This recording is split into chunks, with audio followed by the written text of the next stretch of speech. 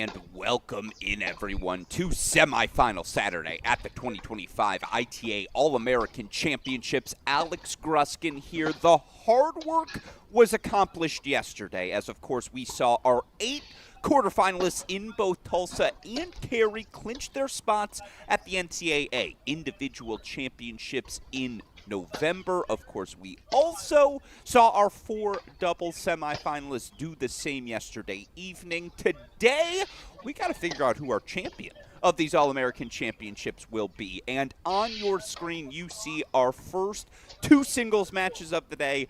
They are getting loose. To the right side of your screen, a match that has its own broadcast here on our Crack Rackets and ITA YouTube channels. Devin Badenhorst, the Baylor Junior, taking on Ohio State Junior Aiden Kim. Again, Chris Halioris going to be on the call for that one. We'll check in on it, of course, when we're on changeovers, but here for our first 30 minutes of the day, again, that match going to have its own broadcast feed over on Chris Halioris' broadcast here on our Crack Rackets and ITA YouTube channels. Our focus is going to be the match to the left of your screen, and I won't lie, I have a little bit of executive power when delegating which match goes to which broadcast each and every day. It was a personal request of mine. Not a request, it was a demand. I need to watch every second, every shot, first ball to last, of our semifinal on the left side of our screen. Why?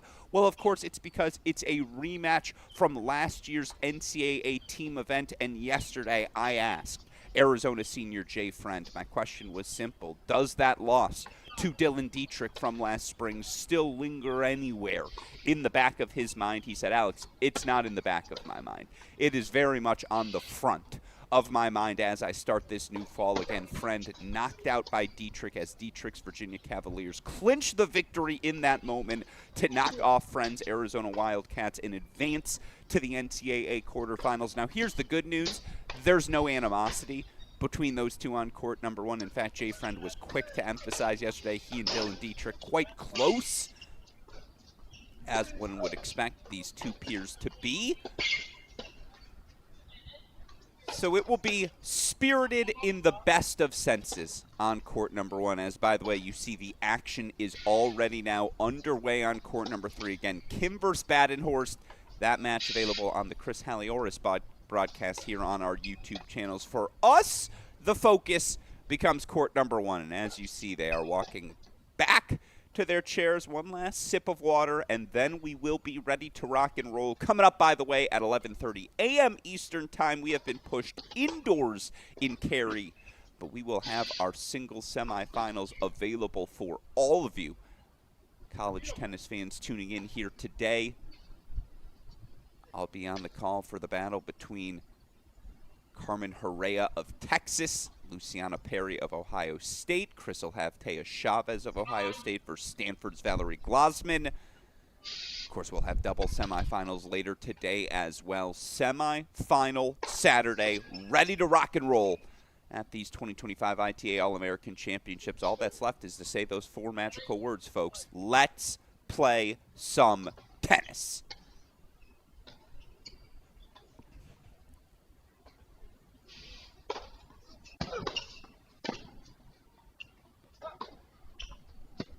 That's the start you expect from the big swinging Dietrich.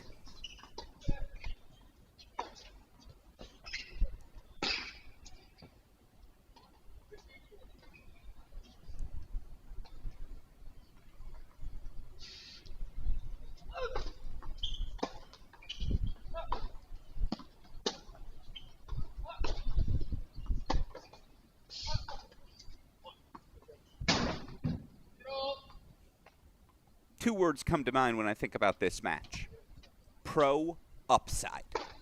There's no doubt, if you're making your list, who might be that next player to emerge from this season's collegiate action to find success at the pro level. These would be 2 names very much on the short list.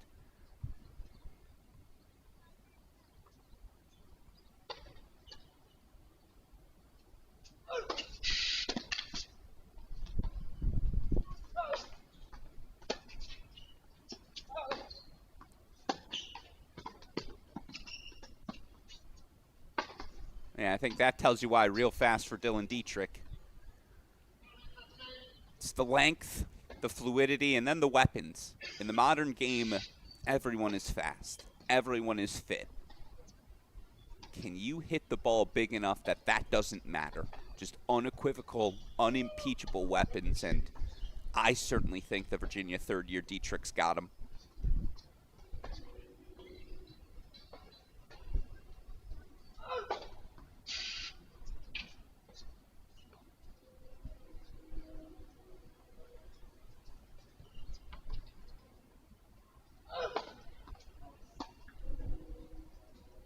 But of course, how you refine those weapons ultimately going to determine anyone's upside. And again, these two facing off in the round of 16 in the NCAA team event last season. Dietrich, a 1-6, 7-6, 7-5 victory to clinch Virginia's 4-2 win over Arizona.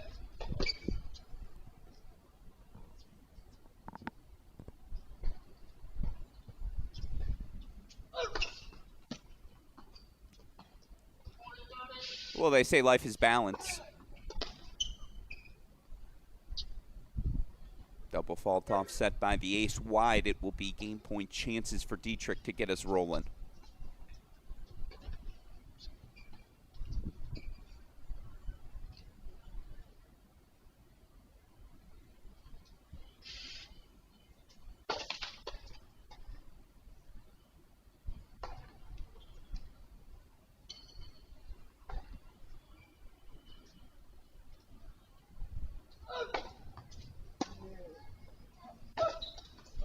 Now I pushed it wide.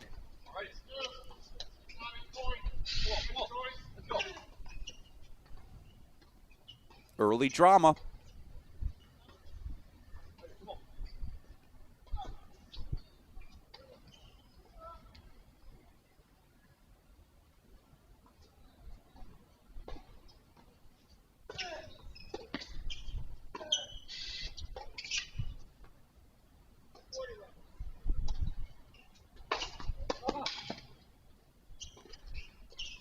The get out of jail free card, the big serve from Dietrich. He holds for 1-love opening set.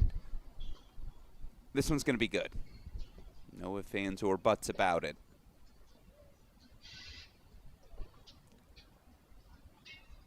Of course, Dylan Dietrich, a 2024-25 ITA Singles All-American. ITA Singles All-American in each of his first 2 seasons on the job for Virginia. Represented Switzerland at the FISU World University Games this past summer. Reached the quarterfinals in both singles and doubles. Of course, a man who walked away with 3 gold medals. The man who will serve now here in our opening set. Not only an ITA Singles All-American, but a first-team academic All-American last season. Jay Friend, the Arizona senior, to serve love 1.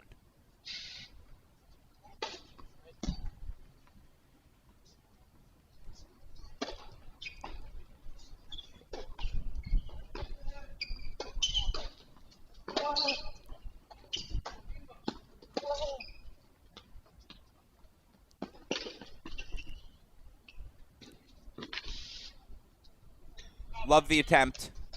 The soft hands from Dietrich. Scoops the half volley.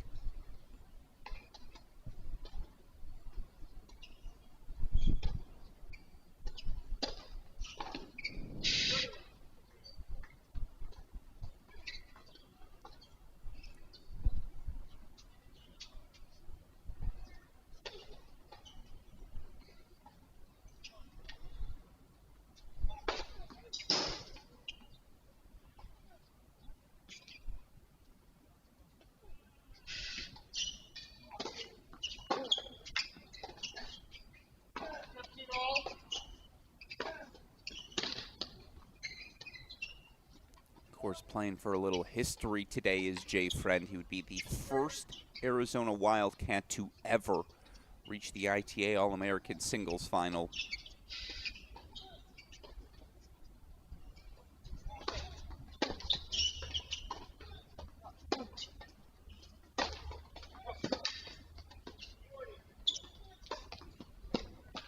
And That's the firepower Friend possesses. Of course, on the other side, rich history for Virginia in this event. I'm old enough to remember 15 years ago. Wow, that was 15 years ago. Back in 2010, freshman Alex Gruskin wins the title. Of course, the next year it was freshman Mitchell Frank. Gruskin and Frank alternating 4 titles between 2010 and 2013.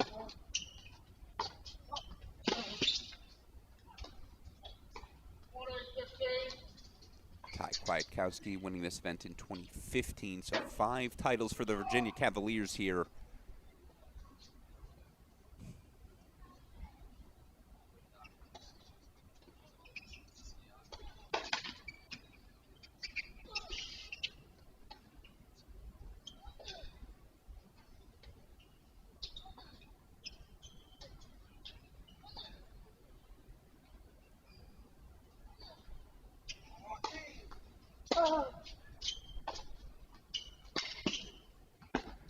I think that's the best ball in Friend's arsenal. When he's stepping into that backhand, able to drive through the court, able to create angle for himself as well. And then all he's got to do is easily knock off the volley. He does.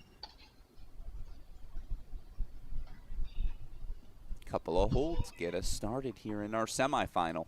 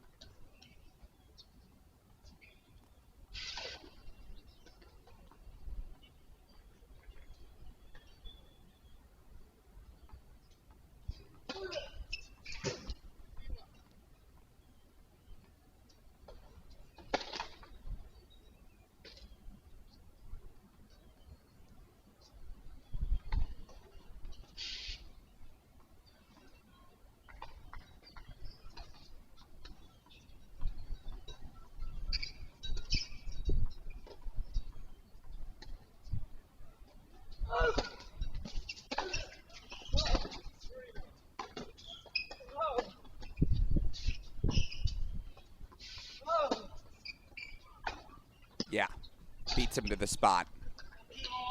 It's high level early.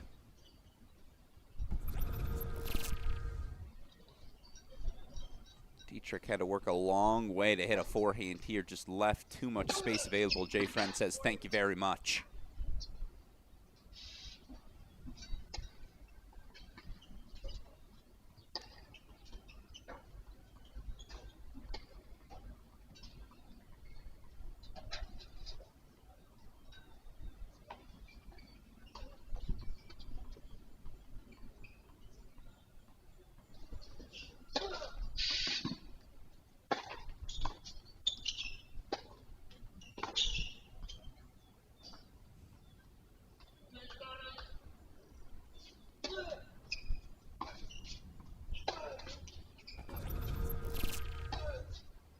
You all tell me, is this good?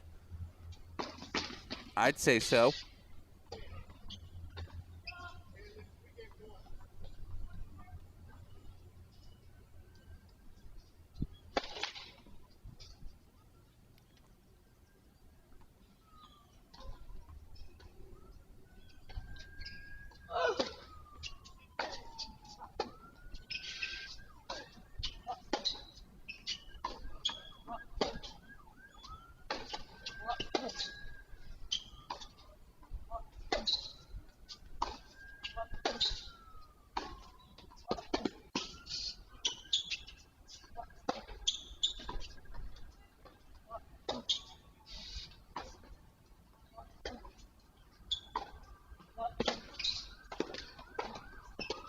Delicious. I mean, find me better tennis happening anywhere in the world right now.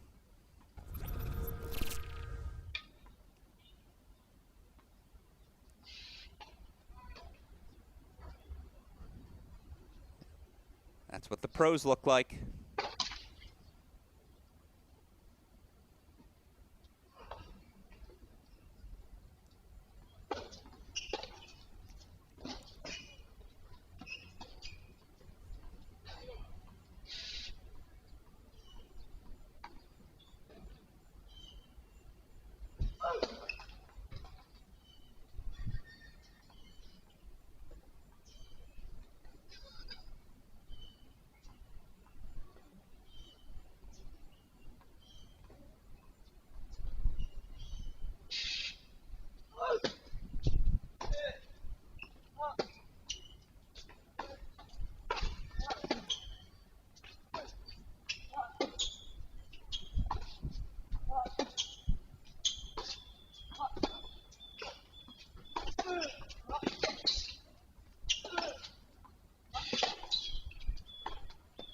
Yeah, just not the side to test. Jay French striking the backhand brilliantly to start. How many backhand winners did he hit in this game? Line, short angle cross, drive cross, volley winner as well. There's just no denying it. He earned that break. 2-1 lead out in front. Meanwhile, just to pop in while we've got the change of ends. Our other semifinal other way. They are on serve, a 2-1 Devin Badenhorst lead. Again, the Baylor junior on the far side taking on Ohio State junior Aiden Kim.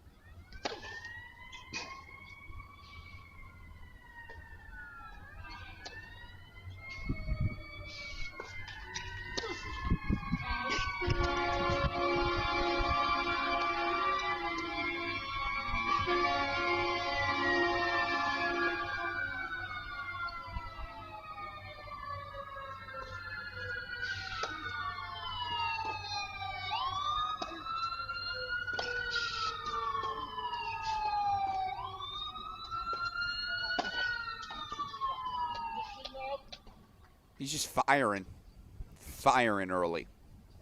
And it speaks to, again, the motivation for this rematch for the senior.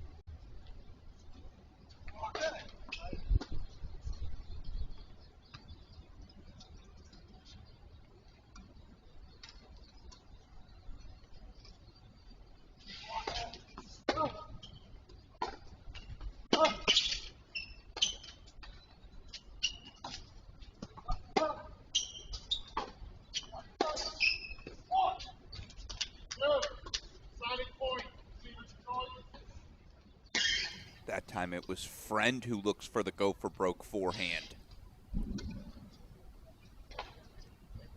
Manages to connect. So, deciding point coming up. What side do you pick if you're Dietrich? Says let's go back to that ad side.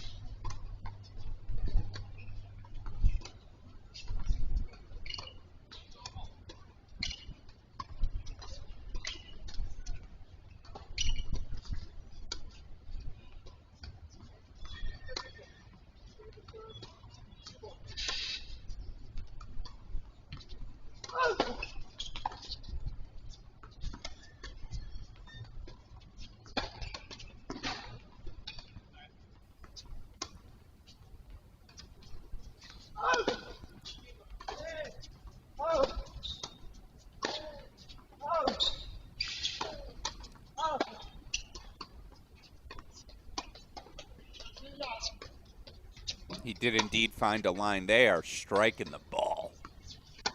It's grown man tennis. As, by the way, they are taking serves right now in carry. I want to show it to you for the first time.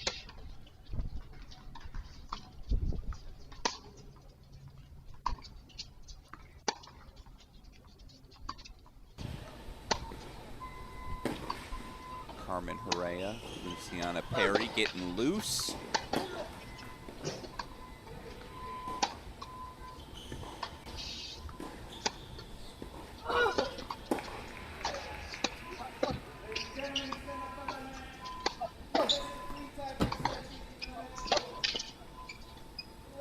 His friend just keeps on swinging freely.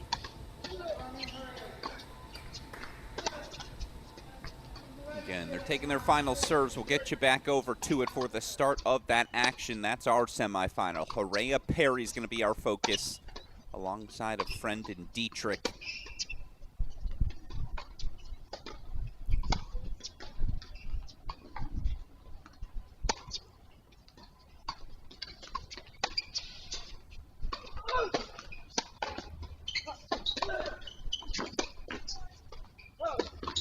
Yeah.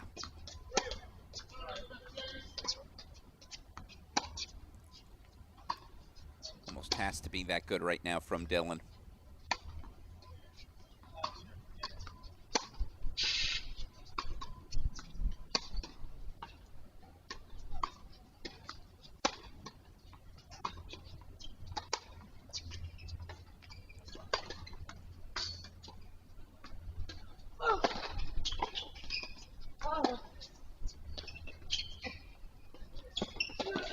Nope. Smart for Friend to pounce.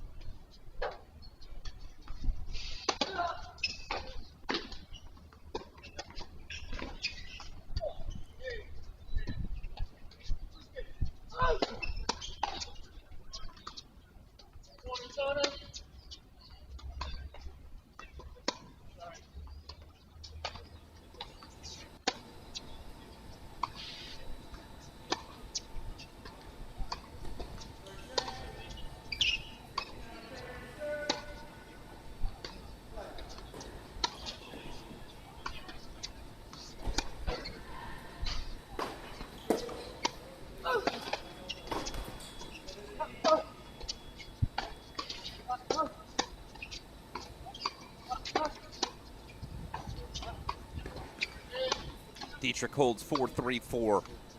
So Friend still out that break on court number 1, our men's semifinal, midway through set number 1. Let's go full screen over to Carey. First point, Carmen Herrera, the Texas sophomore, Bucharest, Romania.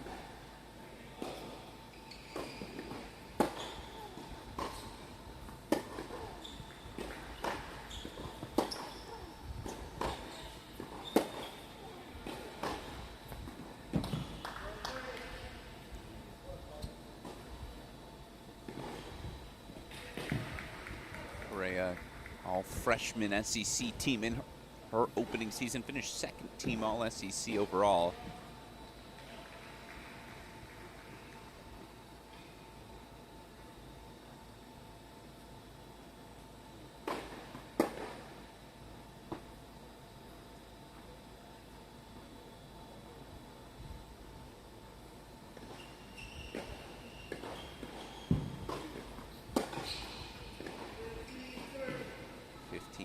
Perry serving again, opening service game. Apologies for no scoreboard. As you can see, we've had to move indoors.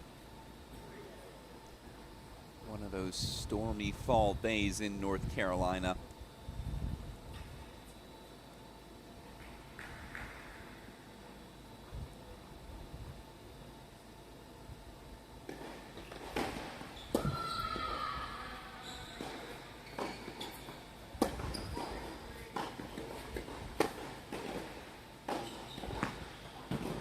Luciana Perry striking the ball brilliantly. The preseason number 5 back to 30 all.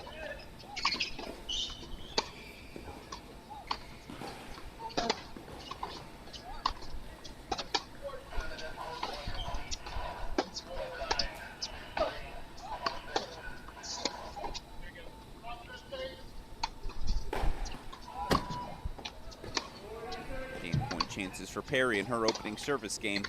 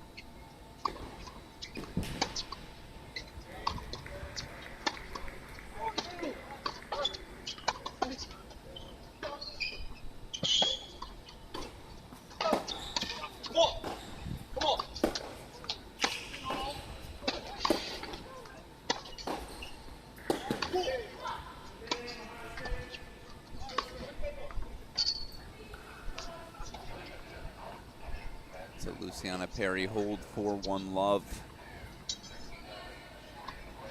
So we're rocking and rolling.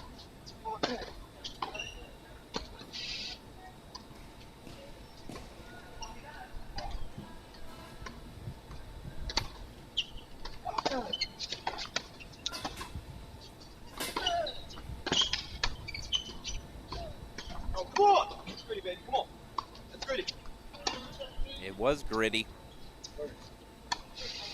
Stick save there does just enough.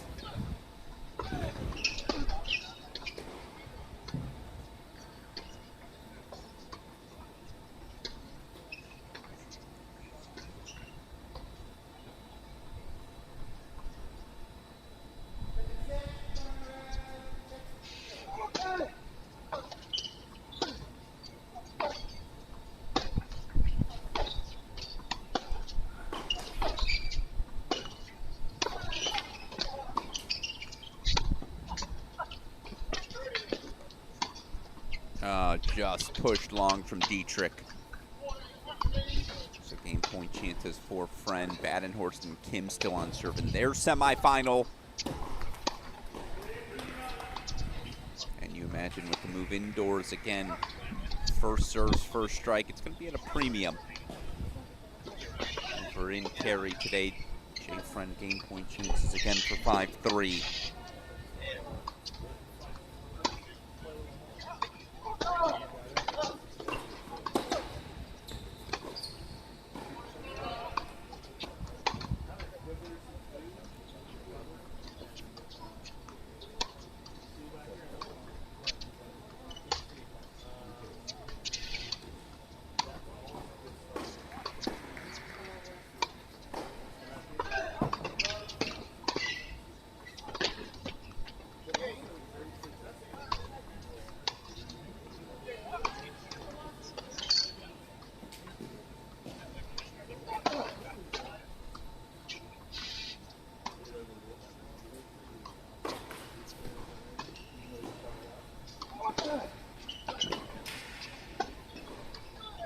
Oh, a couple of loose friend strikes.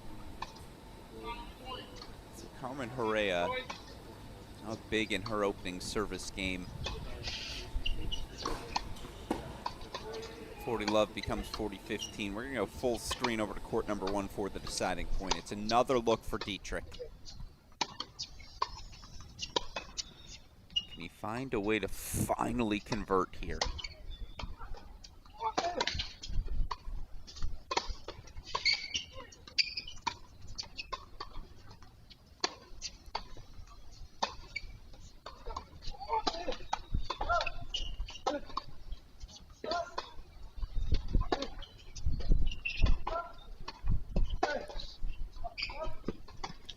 Another bold forehand from Jay Friend.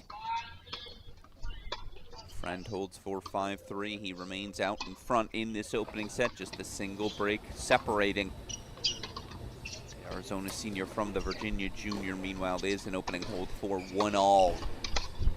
Battle between Perry and Herrera.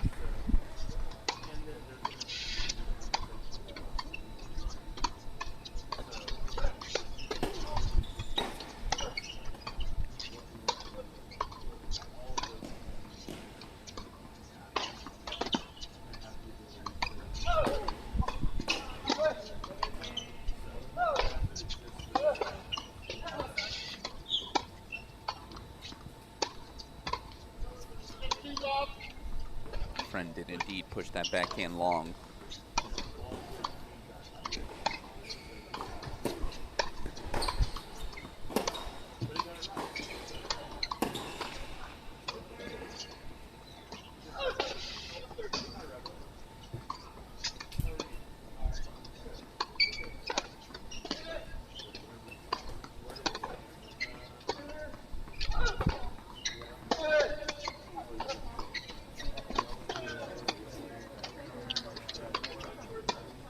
Pushed it a little long. Dietrich going to challenge the call. Electronic line calling available in each of our semifinals here today.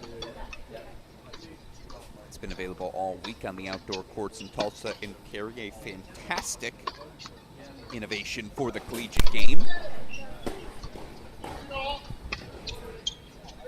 Call confirmed by the ELC for 15-all. Meanwhile, Carmen Herrera's got 4 breakpoint chances. Love 40.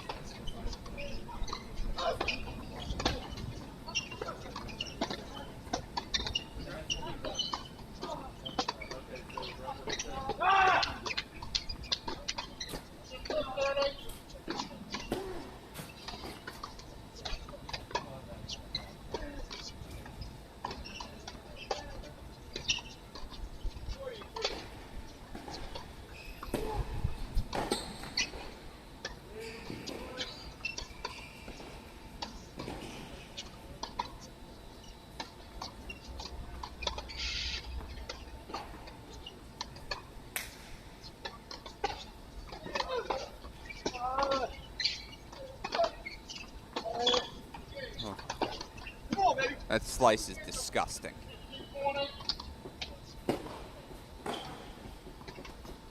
Set point chances for Jay Friend.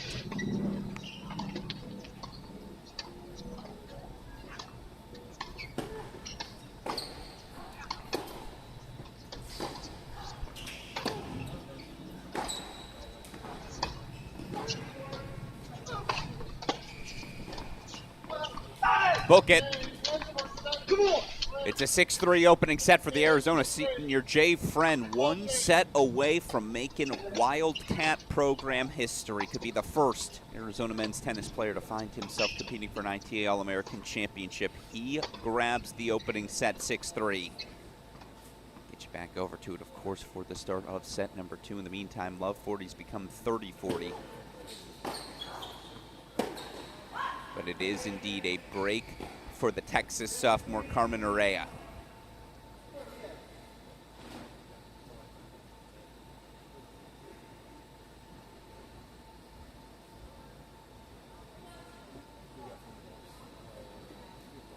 She leads out in front. Of course, our other semifinal, also a break lead. Valerie Glasman, 2 love lead. She's actually got break point chances for 3 love. She takes on a fellow Ohio State junior, Taya Chavez. Again, Chavez and Perry, two of the top 11 preseason players in the country. Just can't say you're shocked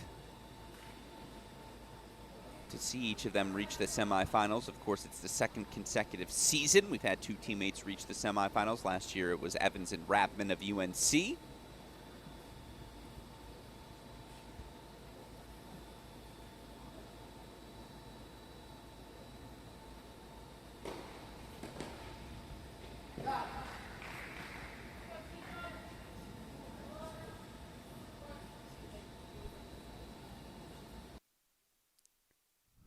Huh. All right, camera wants to freeze on us for the moment. That's okay, that'll happen.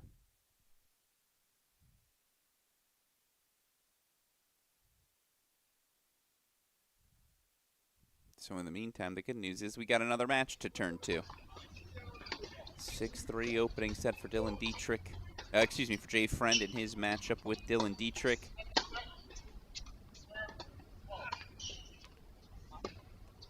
Keep an eye on that camera, of course, as soon as we have it back for you.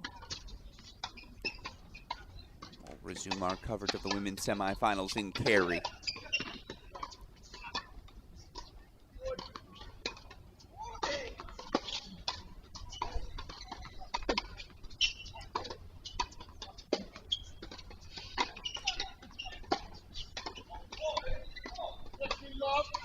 First point to Jay Friend. All right, we've got the action resuming. I apologize, missed the first point there.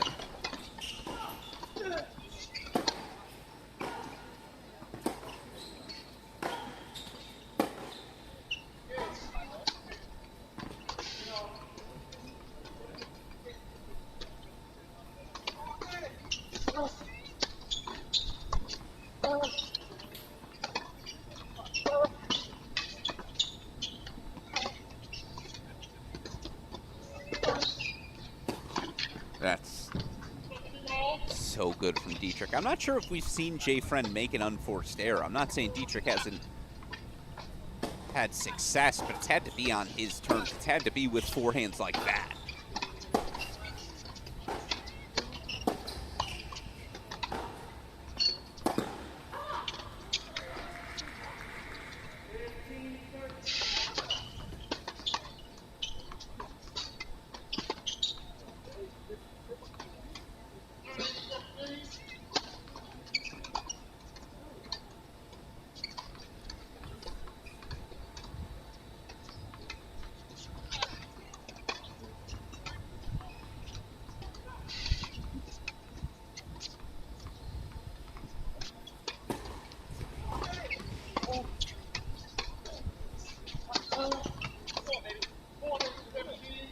Game point chances for Friend in his opening service game, set number 2.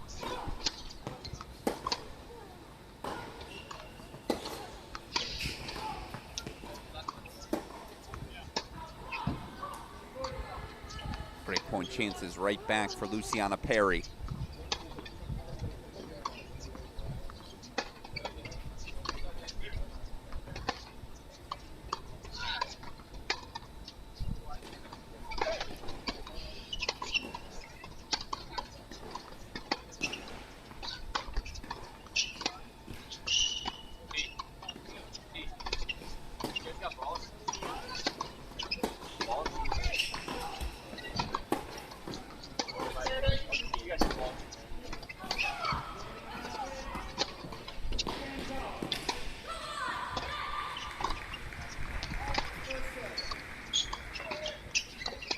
Luciana Perry breaks right back, 2-all.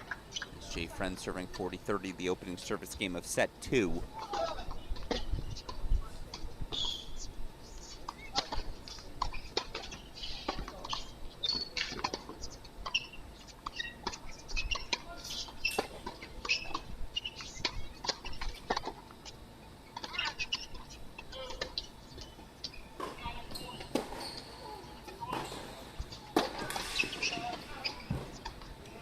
Perry's starting to strike the ball much better.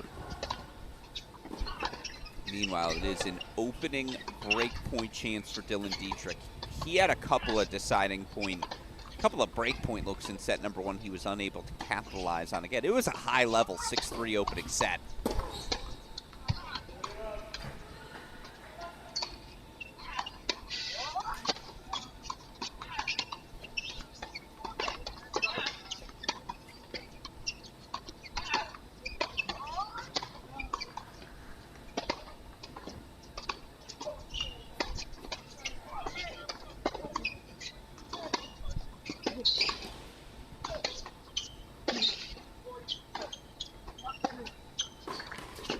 Now we're talking. Welcome to the match, Dylan Dietrich. His first break of serve here in our semifinal. He now out in front, 1-love, and yeah, that's a backhand he's got in his bag, in his toolkit. A brilliant strike. This is why I wanted to have this match on my screen. It's going to be a back-and-forth tussle. Spoiler alert, we're in the ITA All-American semifinals, but these two are really good.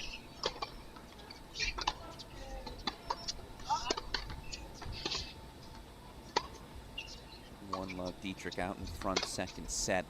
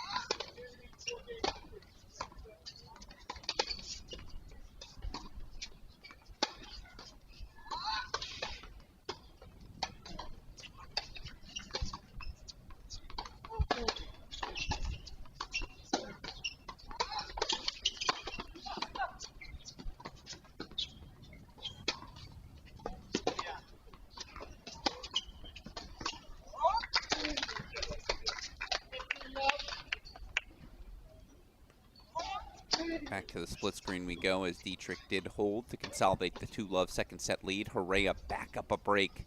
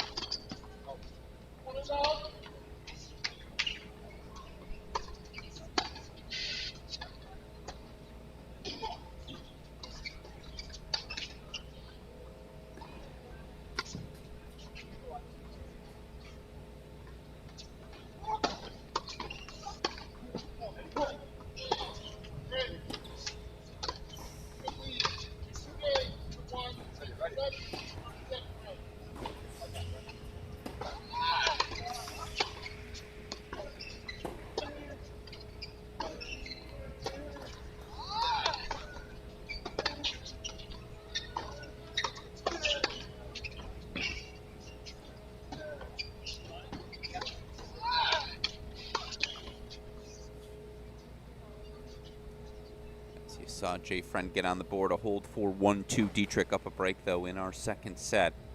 6-3 first set for the Arizona senior Jay Friend. By the way, they were in a battle in our other semifinal. It's a first set tiebreak between Badenhorst and Kim. Chris Halliors on the call for that one.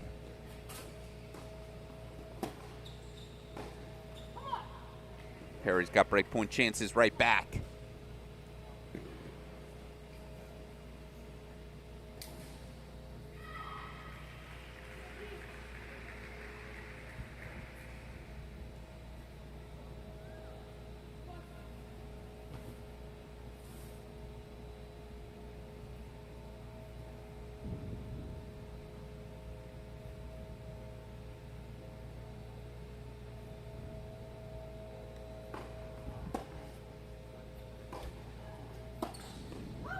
That's gorgeous. Best shot of the day we've seen so far in carry as Luciana Perry thoroughly connects. And it's a break back for 3-all.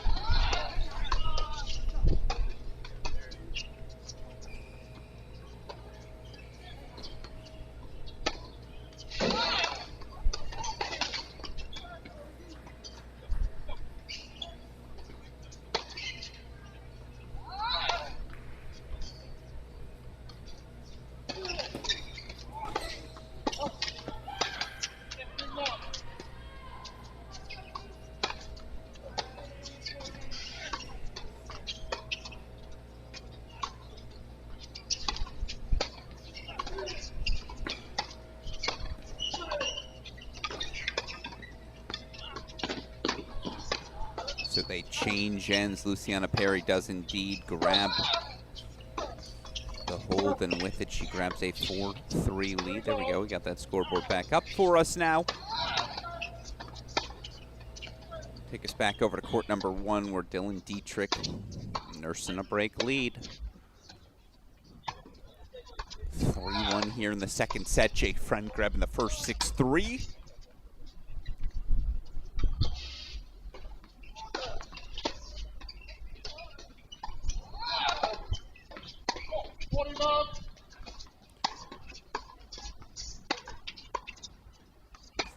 Perry out in front of Herrera. Glasman's got a 4-1 lead on Taya Chavez. They are still in a first set tiebreak with Badenhorst and Kim. So just an update on where things stand in our semifinals. Here, game point chances for 2-3.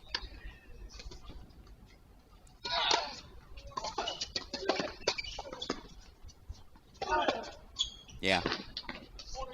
Down love 40. Why not take a whack?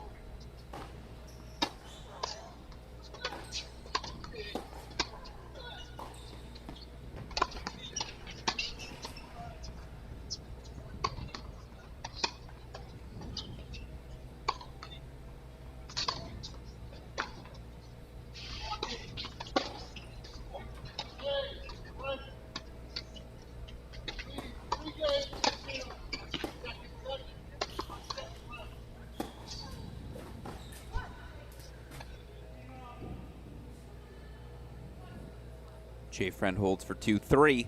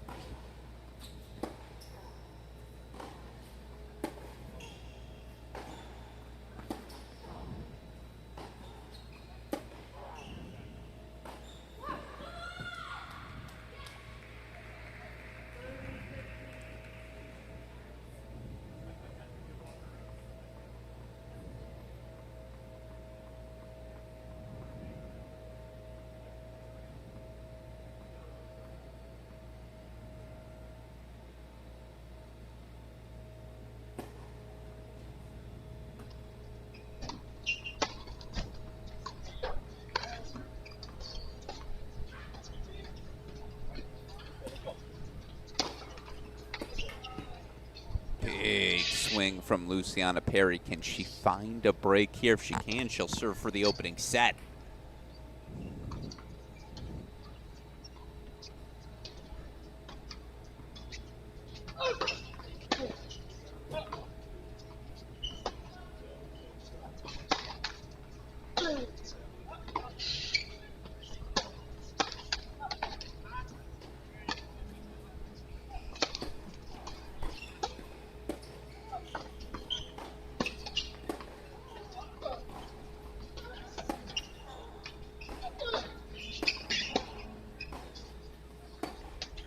Yeah, Friend found a line. That's ridiculous.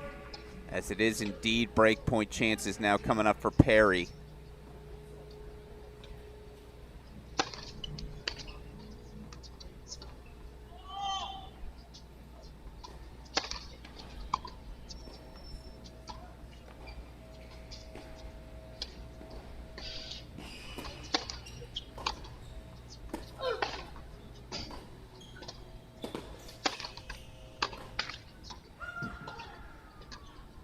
Called wide, Perry will challenge.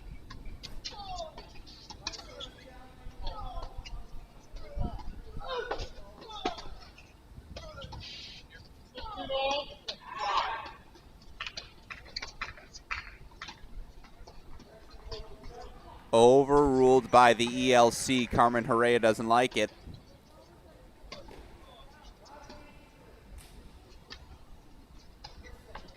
This is why we've got it. Perry breaks. She'll serve for the opening set. As Love 15 becomes a quick 30-15 friend, he's going to watch that film back. He'll want that backhand return. He missed back. That's just too good on that serve from Dietrich, of course.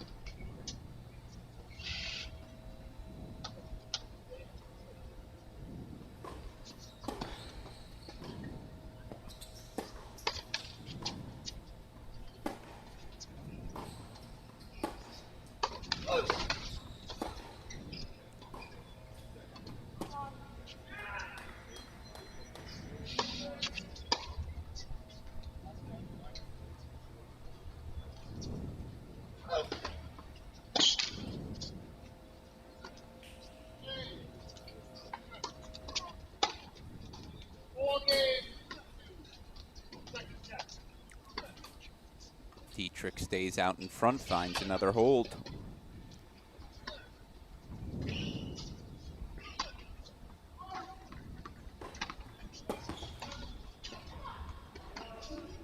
Check 2, 4. Check. How we feeling out there? Present. It's done. Let's go. Now next with check.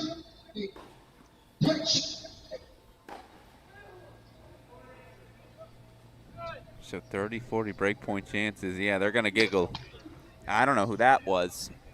Someone's getting someone excited for something.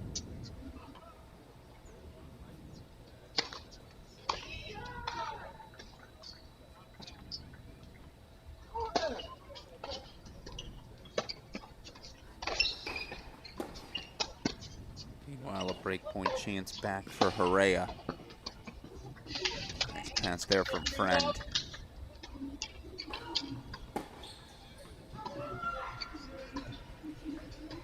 Luciana Perry's got a deciding point, set point chance coming up. Let's go full screen for it.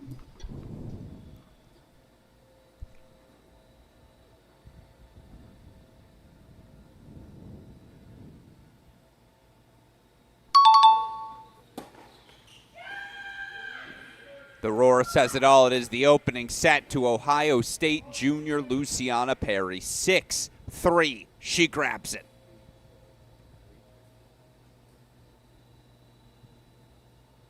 One set away from an ITA All-American singles final. Of course, you look at the history of this women's event. Francesca Di Lorenzo, of course, the only Buckeye to win this title. Captured the singles title back, of course, in 2016. In fact, I believe Di Lorenzo is the only Buckeye to even reach the final of this event. So Luciana Perry and, of course, her teammate Taya Chavez a chance to join some illustrious Buckeye company. 6-3 opening set goes to Luciana Perry. All right, I'm going to make a switch. We only have one manual scoreboard, unfortunately, available to us. Showed you that scoreboard for the first set, obviously, of the match in Cary. Let's bring that scoreboard back here now for the home stretch of set number 2.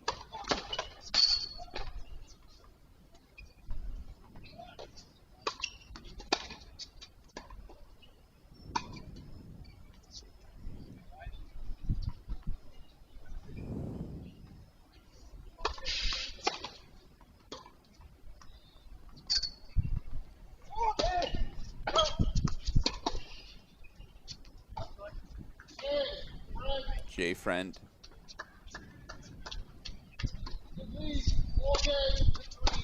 holds 4-3-4. And again, first set went to Jay Friend 6-3. It's Dietrich.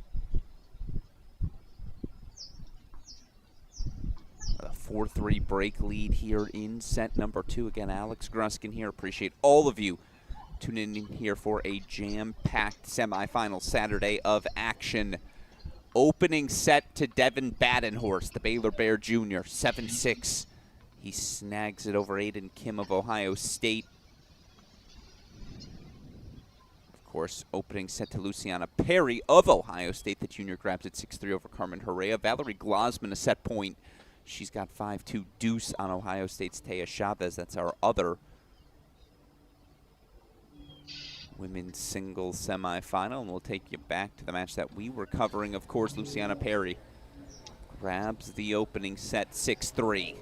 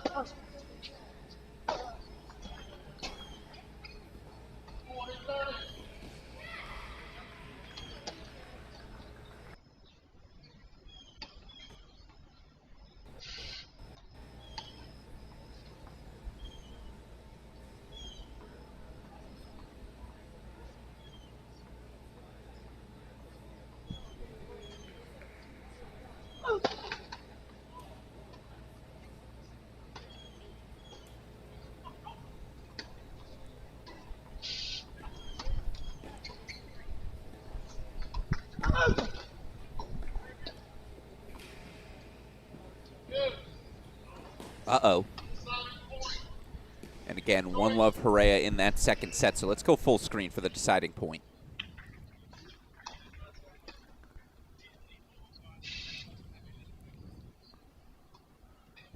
Smart of Jay Friend. I think I'd make that decision too, right? Got to see him make this ad side serve. Interesting. We've seen him change up his location in the starting blocks on this serve a couple of times, Dietrich.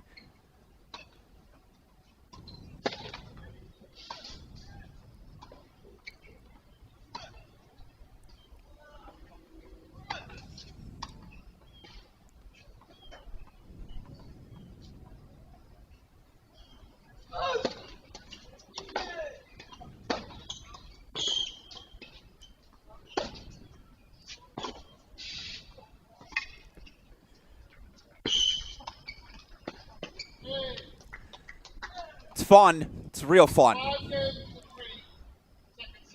We deserve a second set, don't we? Apologies. Click the wrong button in trying to grab the replay. Dietrich, the risky drop shot. You see the smile on the face of assistant coach Tret Huey. Always expect the unexpected when it comes to the Eagle, Dylan Dietrich.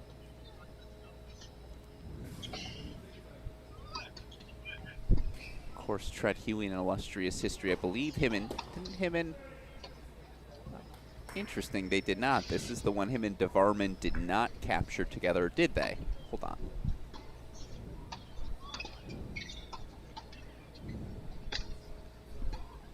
Yeah, my brain still works. DeVarman, Huey, 2007 doubles champions of this event.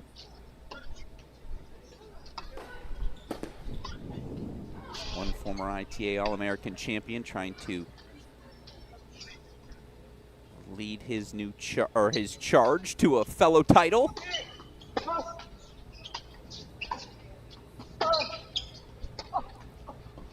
I imagine there's a club where they all hang out. By the way, that's a ridiculous drop volley from Friend. Little half volley scoop.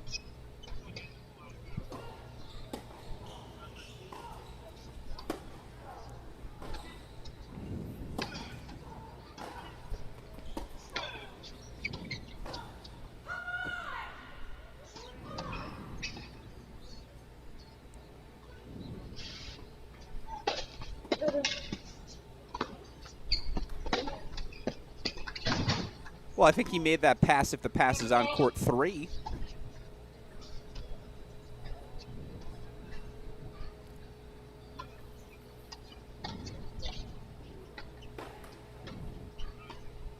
Crunch time in that second set on 1. That's why it's got, oh.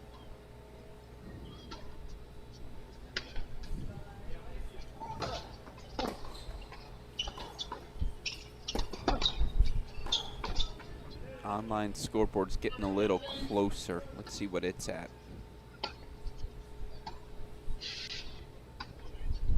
It's a little behind, so we'll keep it on the manual for now.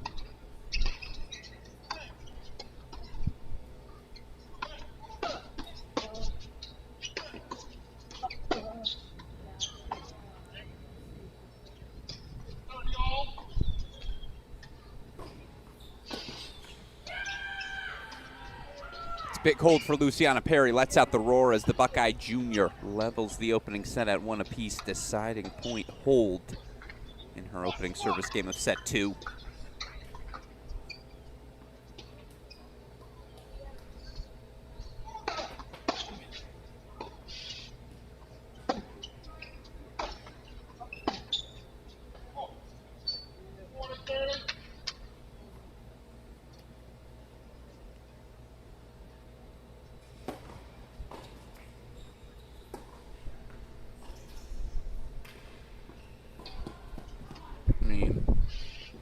Come on now.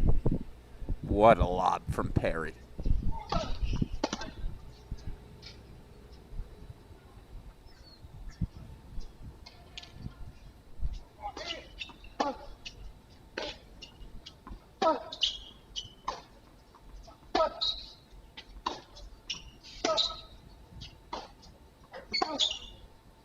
Jay Friend holds for 4-5 still. Dylan Dietrich will have the opportunity to serve to force a decider.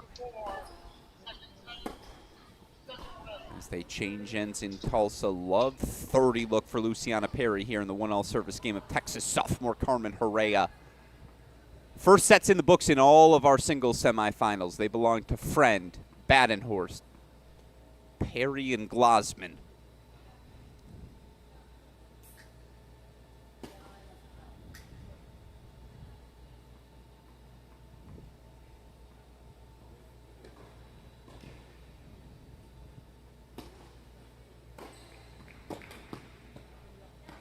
Break point chances for Luciana Perry.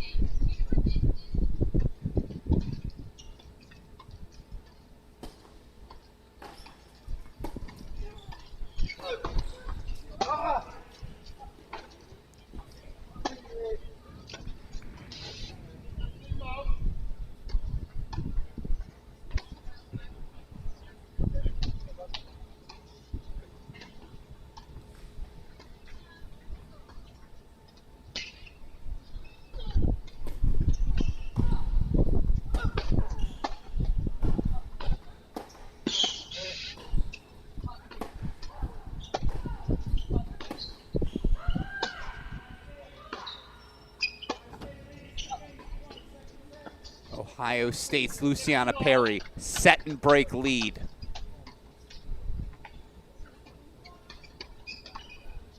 Six, 3, 2, 1, the Buckeye Junior out in front. Let's go full screen here for the Dietrich service game.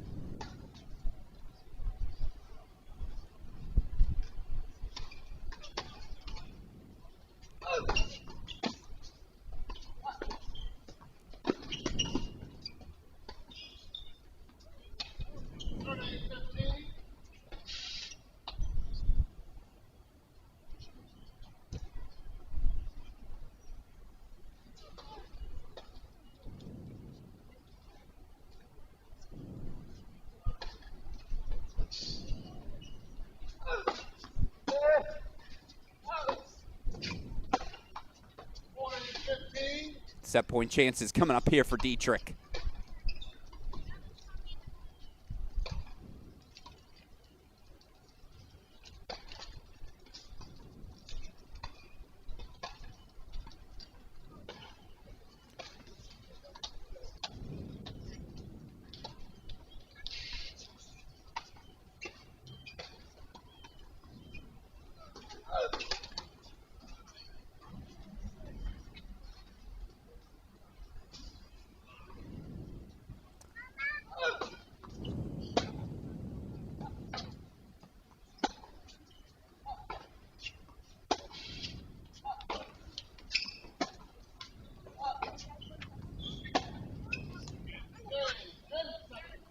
Let's go the distance.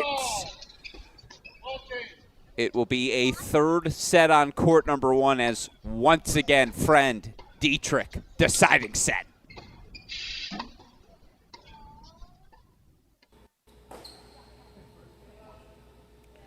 Get you back over to that one for the decider. In the meantime,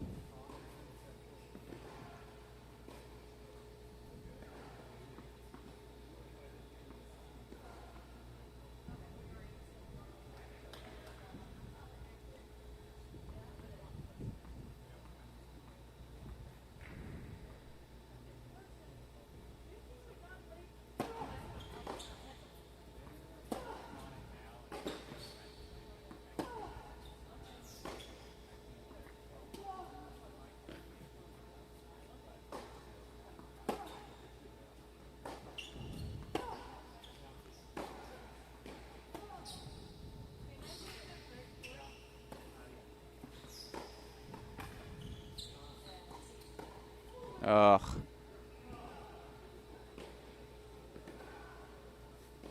Had the volley lined up, just missed it.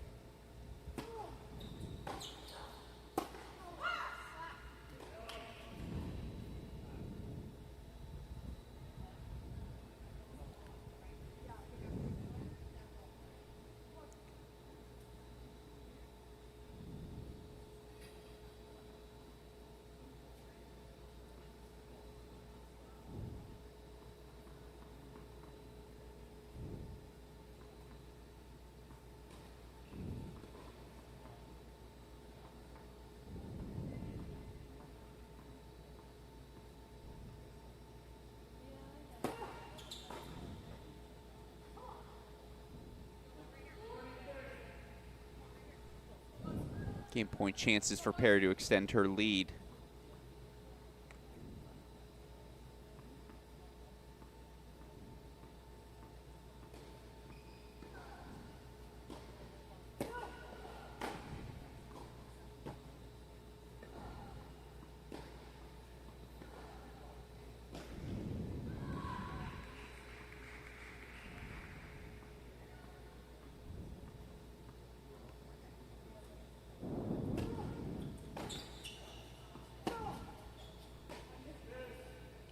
Another deciding point coming up. We're going to stay full screen for it, then we'll get back. Deciding set underway. Jay Friend serving first in our men's singles semifinal.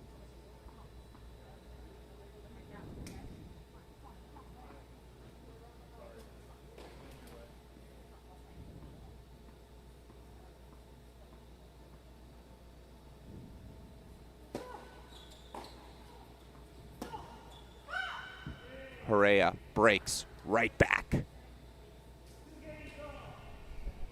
2-all second set as we go back to the split screen.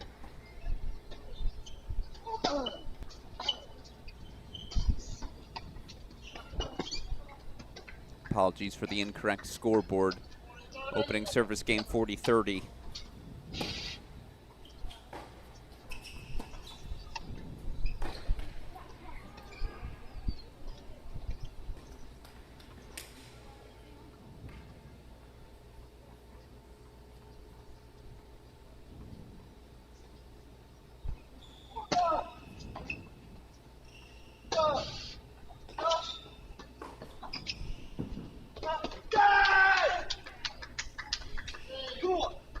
Had to have it to steady the ship. Jay Friend does indeed grab the hold 4-1 Love, so they are off and running in the deciding set. Love 30, Luciana Perry roaring right back.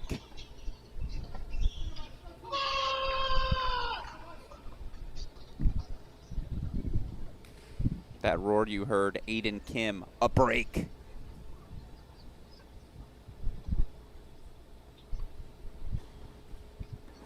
3-1, he leads Badenhorst in his second set.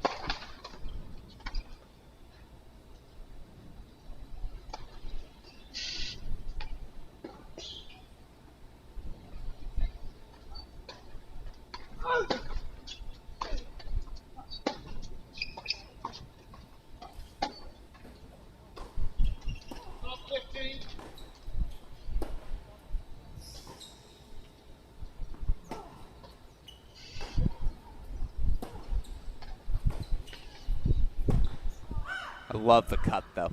Love 40, take a swing.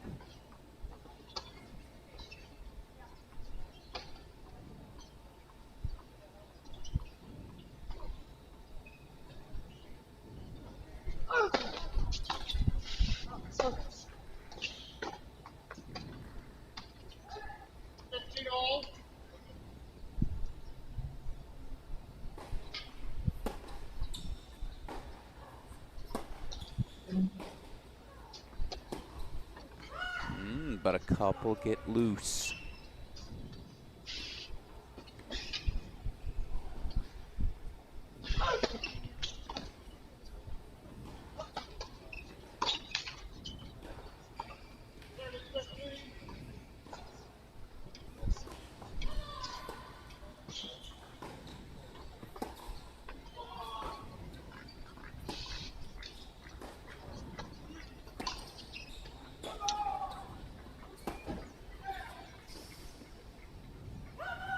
Perry grabs another break. They are trading breaks on court 4. Out in front stays Perry, 6'3", 3'2". Valerie Glasman, a 6'3", 3-love lead over Taya Chavez.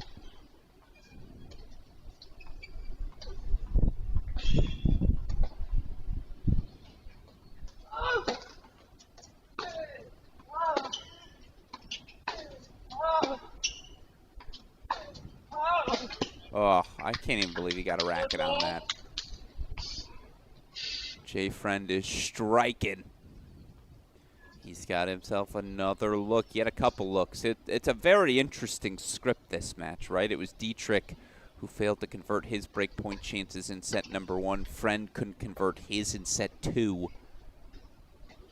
Dietrich serving love 130 all.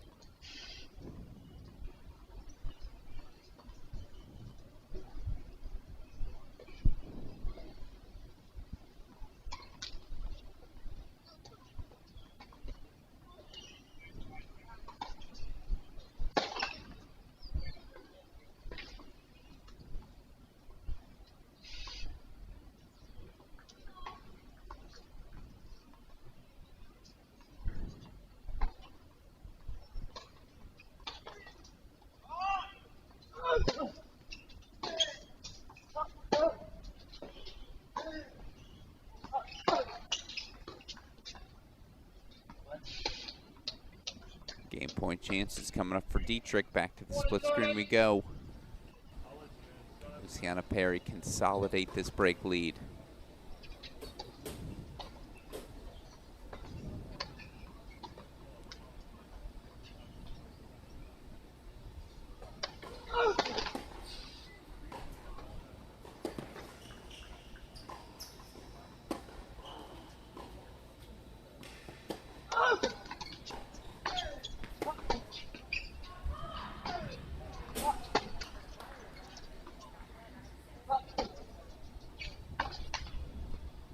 Into the net it goes. That's the backhand Friend was landing routinely in set number 1.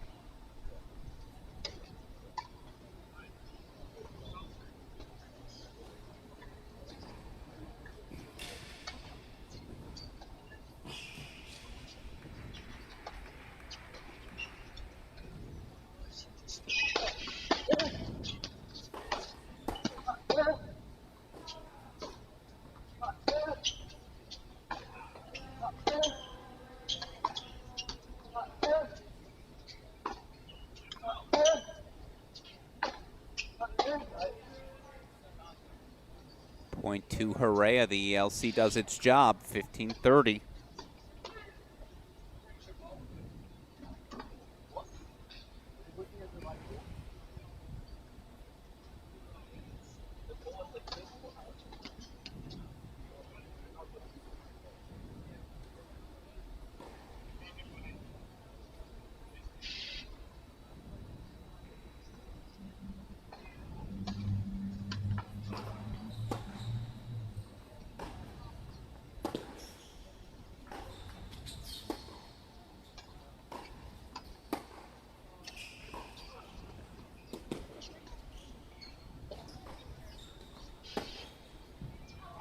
No, she missed it wide, yeah. Court positioning advantage for Perry, who's just slugging away. 30 love for Jay Friend. Again, 1-all deciding set on court number 1.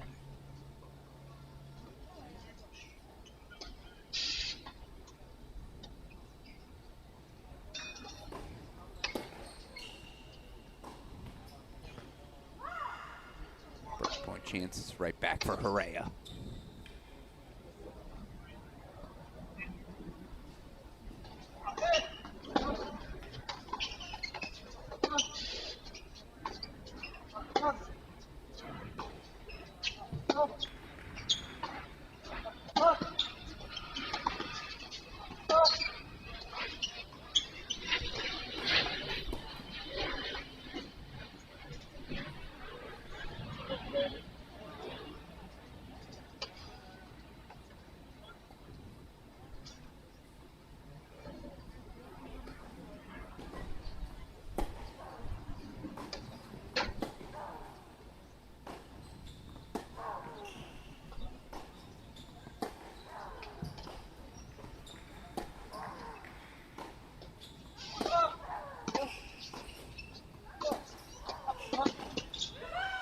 Couple of errors off the racket of Luciana Perry. It's 4 straight breaks. 3-all on court number 4. Meanwhile, Valerie Glasman, 6-3-5 love. Cruising her way towards the final.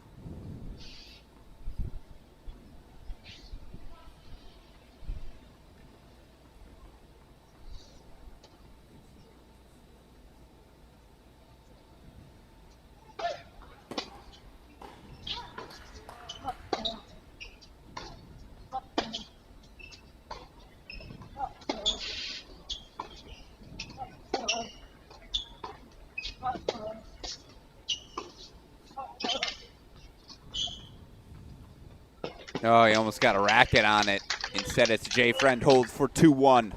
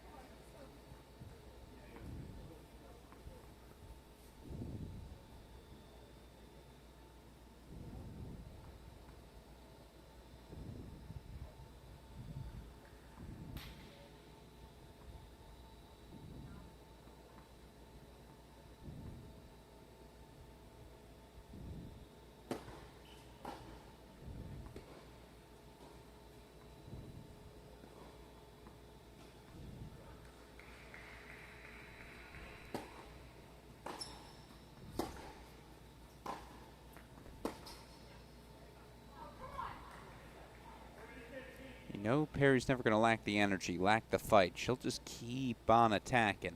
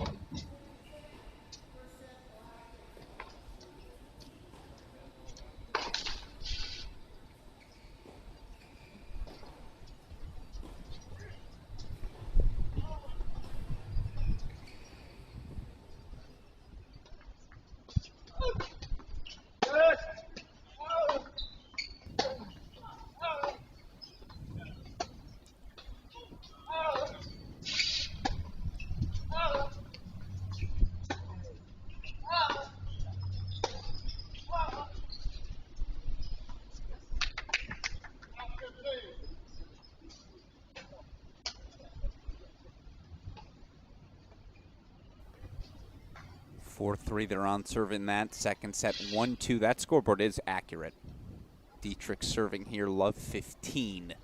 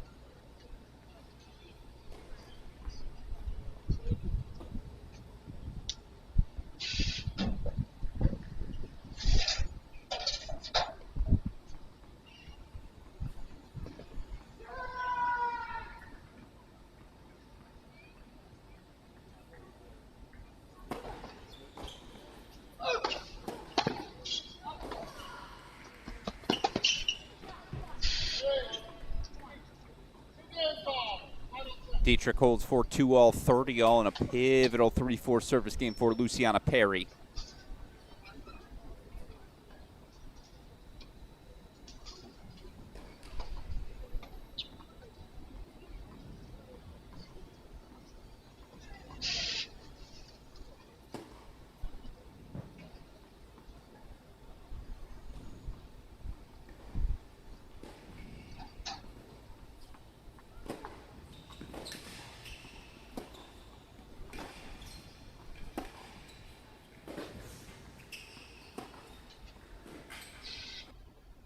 Court positioning says it all, right? As for what it's worth, Luciana Perry is indeed going to win this point.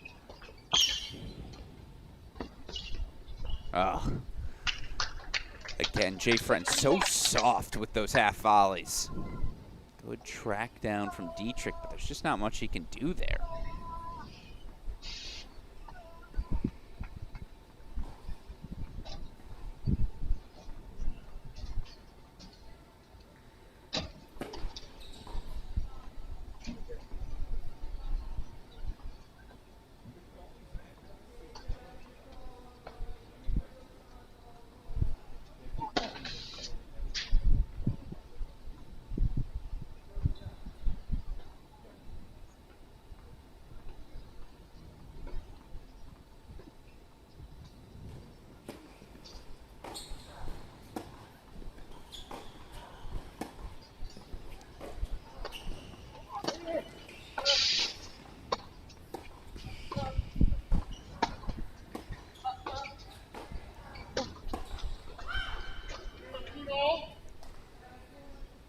Deciding point, a pivotal one. Might we be going the distance in both of our matches?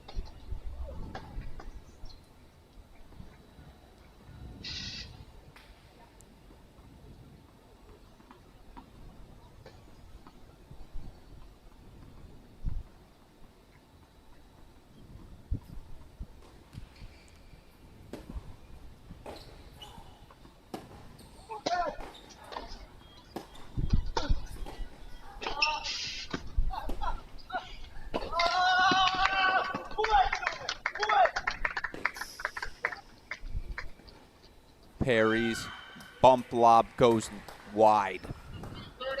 Herrera breaks, she'll serve to force a third.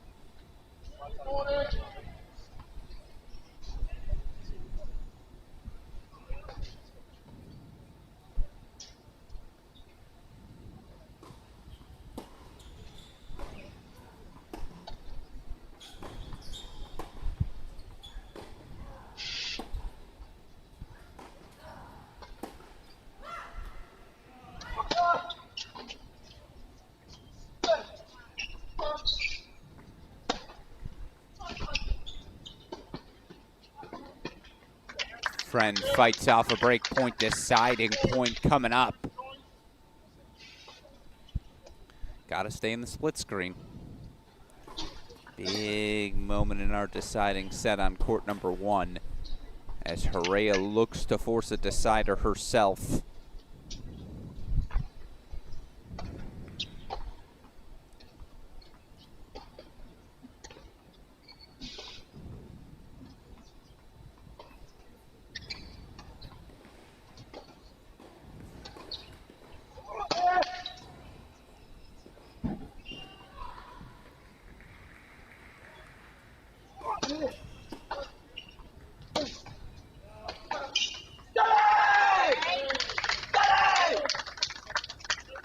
Fights off break points, holds for 3-2. Meanwhile, 30-all in the service game of Herrera. Will go full screen for it.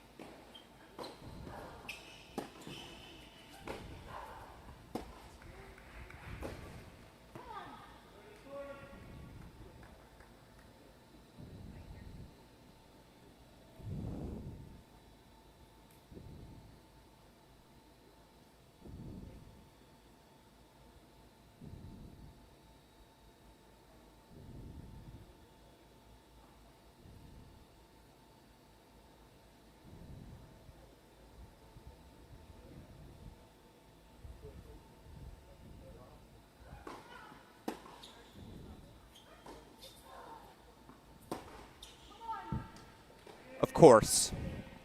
Well, you thought Luciana Perry was going to roll over? Never. Her teammate Taya Chavez from 5-love down. She trails 5-2 in the second set. Perry breaks, stays alive on court number 4 as we change ends here on court number 1. 3-2 on serve in the deciding set. Dylan Dietrich stepping to the line.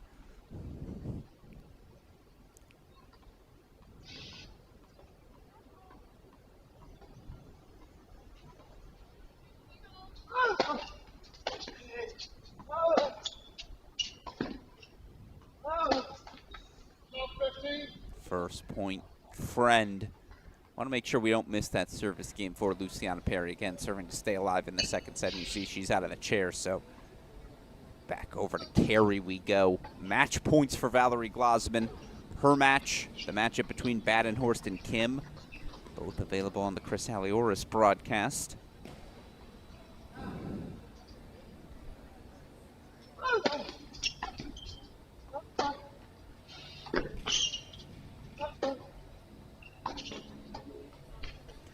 Soft touch from Dietrich, a great close.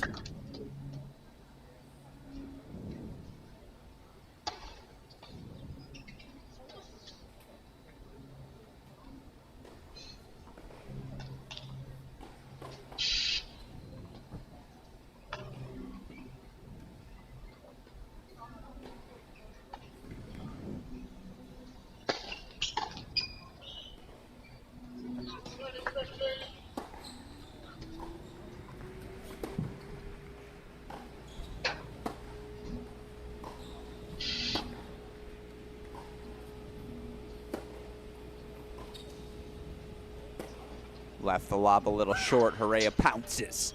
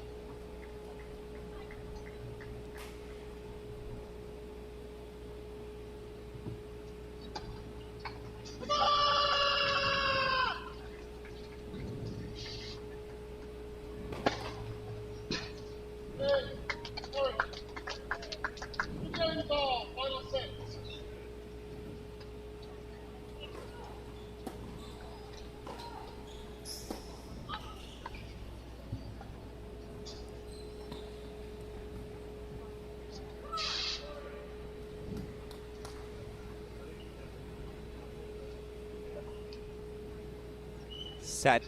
Points. Carmen Herrera.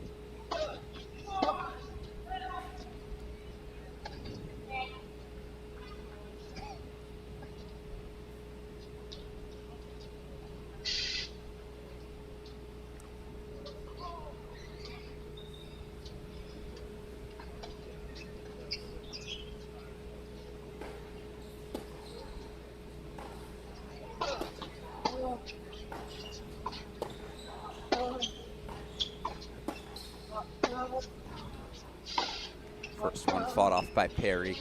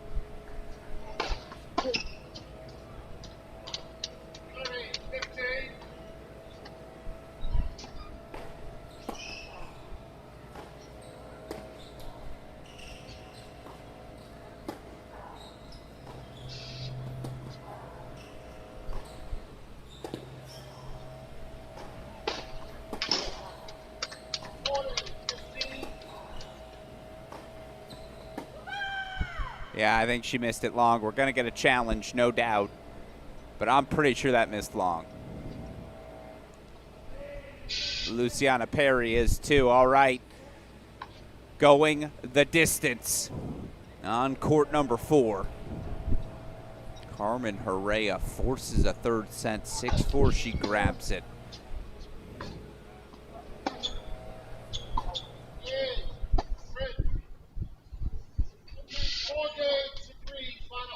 As Jay Friend leads 4-3, we are on serve in the deciding set. All right, we're going to switch over our scoreboard to this one, so we'll have it accurate the rest of the way for you. This is what you expect, right? This is what we deserve as college tennis fans to kick off the 2025 college tennis fall. 3-set battles across the board. Of course, our first finalist through the ITA All-American Singles Final, Valerie Glasman, the Stanford sophomore. Straight set win earlier today. Knocks off Taya Chavez through to tomorrow's championship match.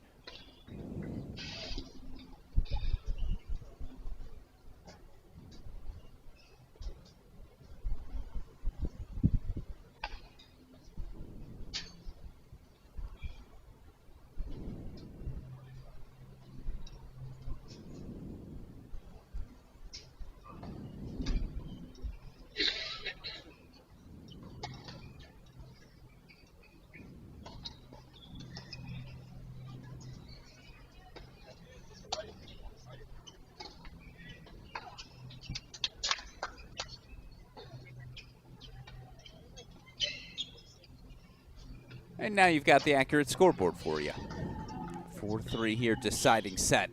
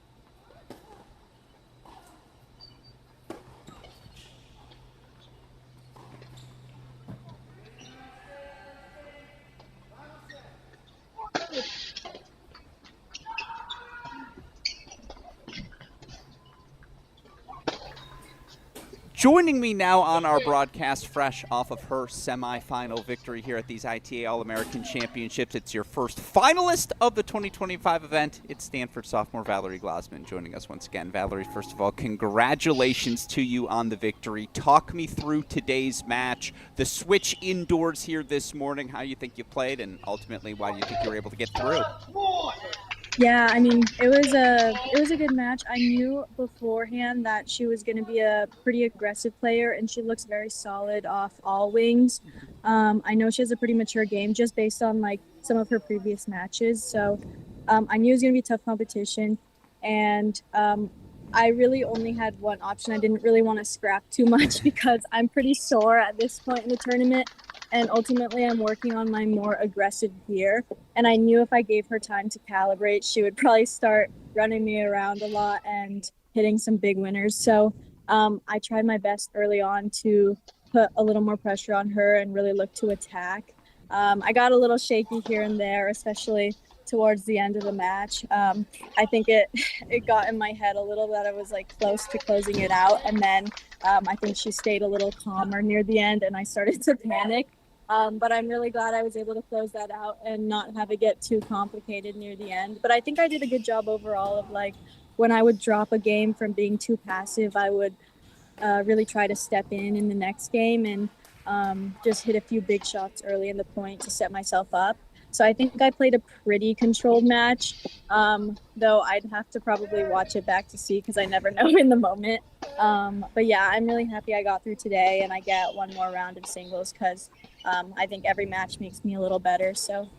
Yeah, no, it was very impressive, and again, to get off the straight sets in any sort of semifinal, I know that's a result we would all be rooting for. How difficult is it to make that switch all week outside to move indoors? I know they have the covered courts now at Stanford, but when's the last time you played a full indoor match?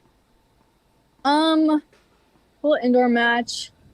I'm not really sure. Maybe indoors last year? Yeah, maybe indoors last year, but I am from Seattle, so we play a lot of indoor tennis at home, so it's not like that's a foreign thing to me. Yeah. I actually like indoor tennis, but I feel like sometimes it tends to favor like really big hitters, and then for me, it kind of depends what gear I decide to use that day. So sometimes if I'm scrapping, it doesn't necessarily favor me. So I knew again, that was more reason to be a little more aggressive in this match. I did practice on these courts though, like one day when my teammates were in qualifying and I was kind of waiting for my first match, I did play a practice match inside. So it's not like it's completely foreign, like I said. But we did have to warm up on the UNC courts this morning. So it was a little weird.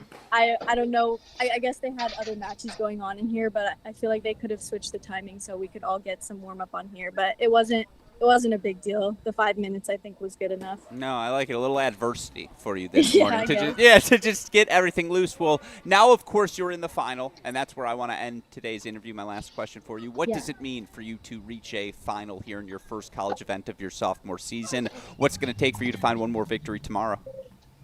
I want to continue to trust my big game, but I mean, it always feels great to get to the finals. I feel like it's a lot tougher in college because there's only maybe 3 tournaments in the fall that you'll end up playing, and it's a lot of tough competition. So yeah, I mean, it's a big deal to me, and I'm really happy that I've been able to get this far. I kind of miss competing in tournaments and getting through the rounds like I did in the juniors. So yeah, I'm very honored to get to the finals here, and I know it's a very prestigious tournament. So yeah, I'm glad I've been fighting my way through, and I just hope that I can continue to trust my game and continue to set some goals and stick to them. Yeah. Well, I love to hear that, and obviously always enjoy watching you on court competing. A straight set winner through to the final, and we'll look to add her name to the list of illustrious champions of this event tomorrow. Valerie Glasman, thank you as always for taking the time to chat, and congratulations on the victory. Thank you.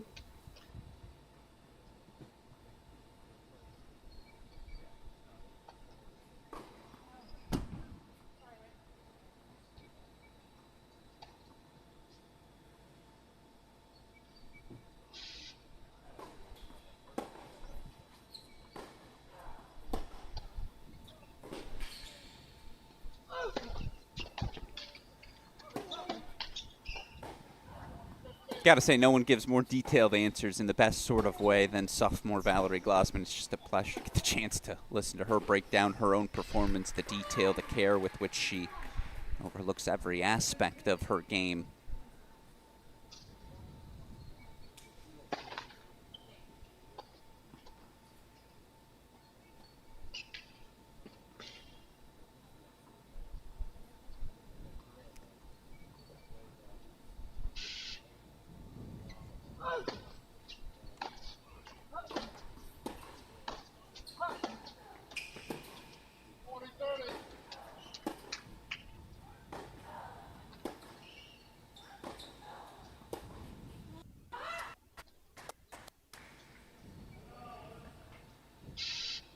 One all deciding set on court 4. Let's go full screen. A little trouble in the Dylan Dietrich 4-5 service game.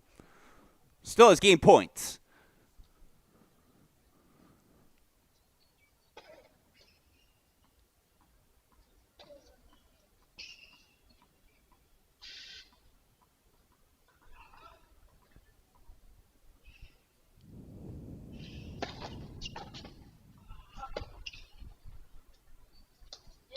Dietrich finds the line. Of course he does. 5-all deciding set. Back to the split screen we go.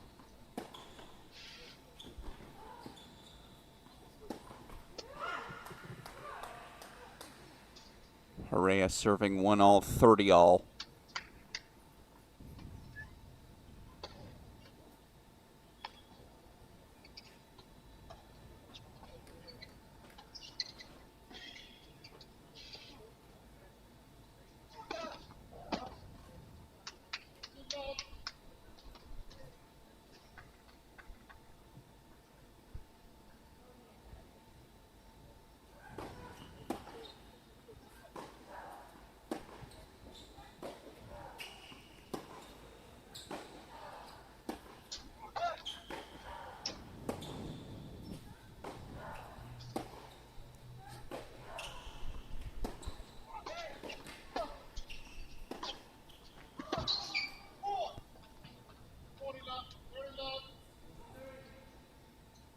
.30 lead for Herrera.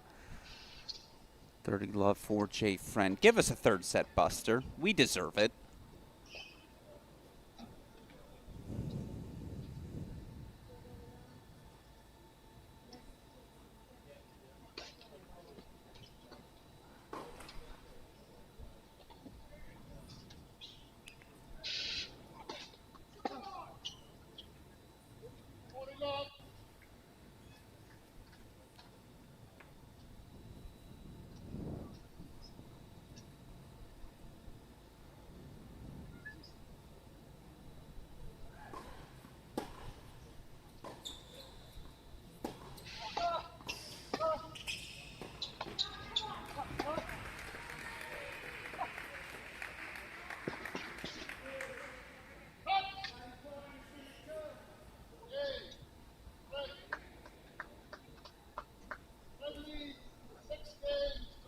It's friendship, because Jay Friend missed it.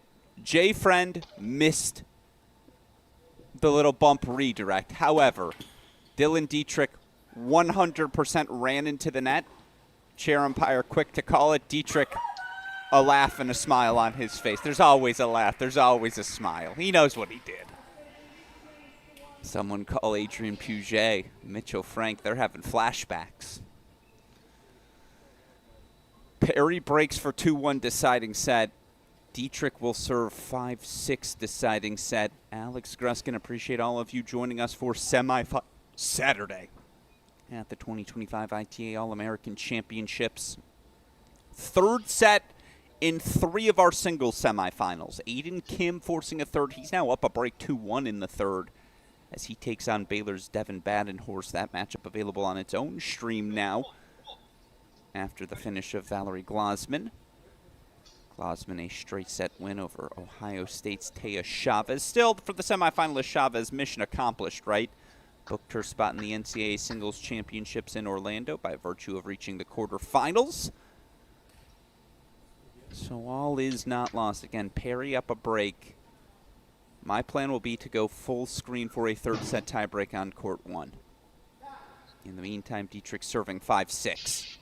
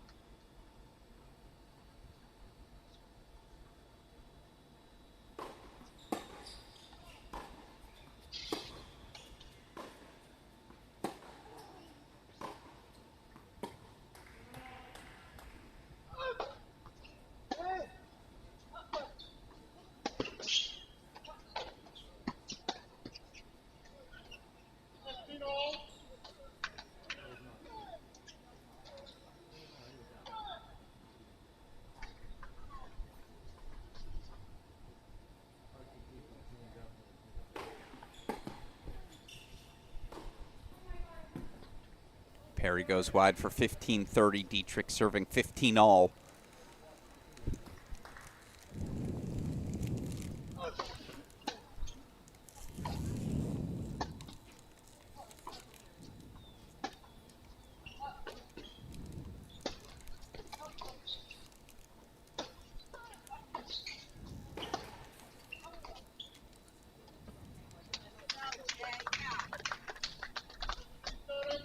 It's a little interesting for Jay Friend.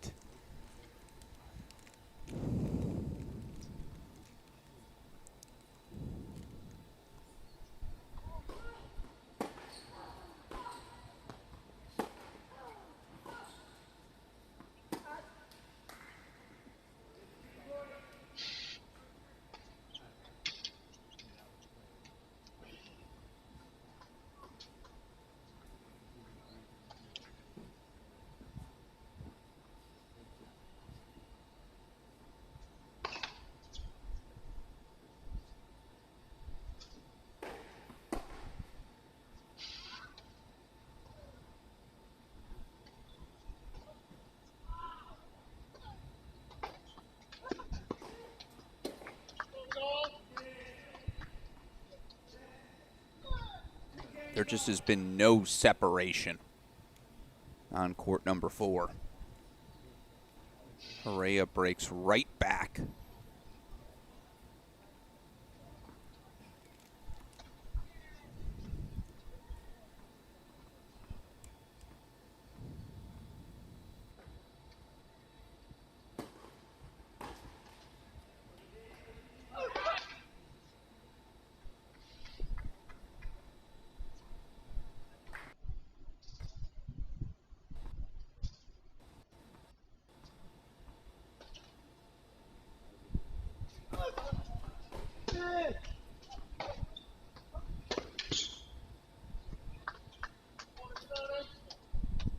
What an answer from Dietrich. Down 15-30, a massive first serve, first forehand combo.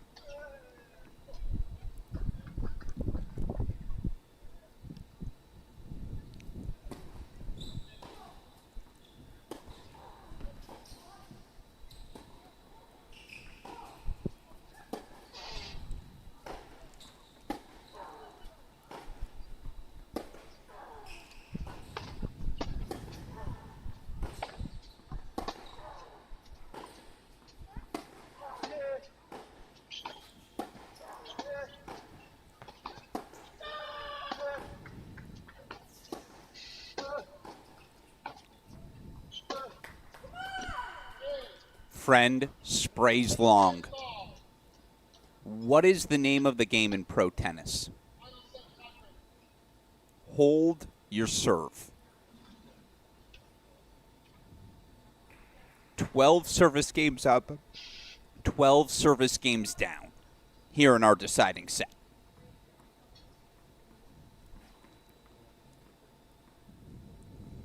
It will be a third set buster for a spot in the final.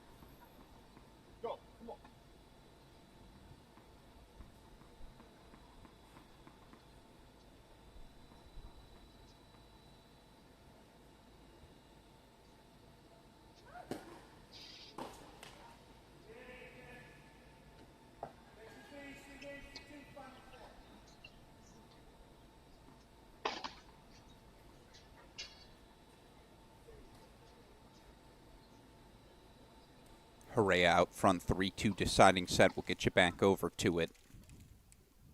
The third set buster. We lock in.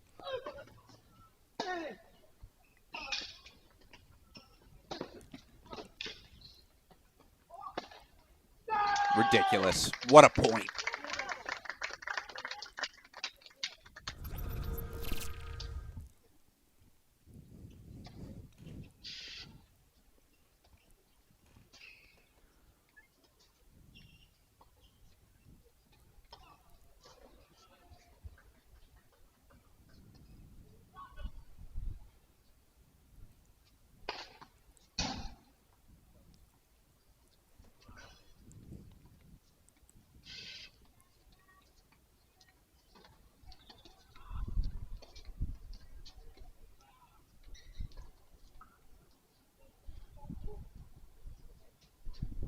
Call confirmed by the ELC. I like the challenge. You got to throw one there. Aye.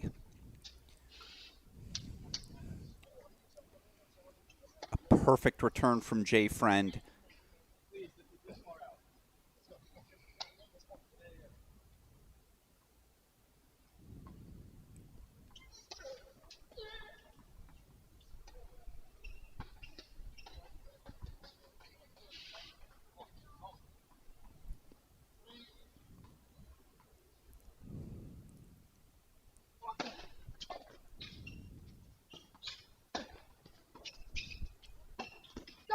Yeah.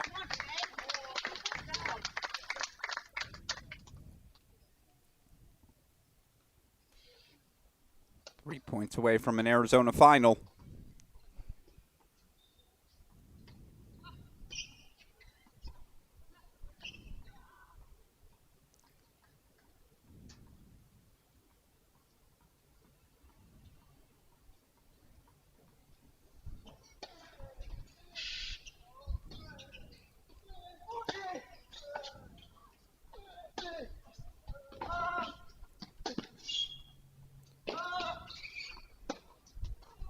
What do you do? What do you even do?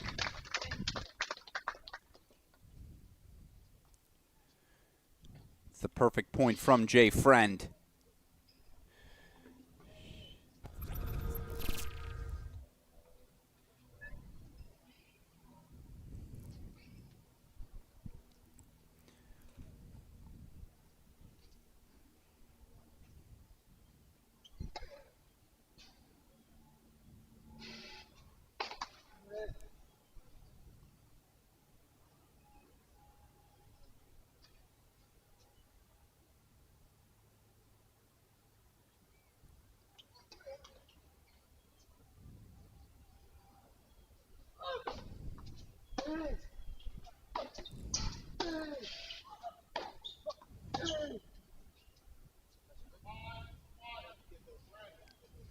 Had to have one.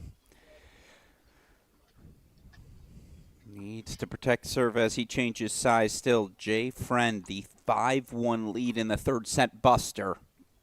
Luciana Perry, game point chances on your screen for 3-all in the third. Big first serve from the Ohio State junior. Holds for 3-all in the deciding set.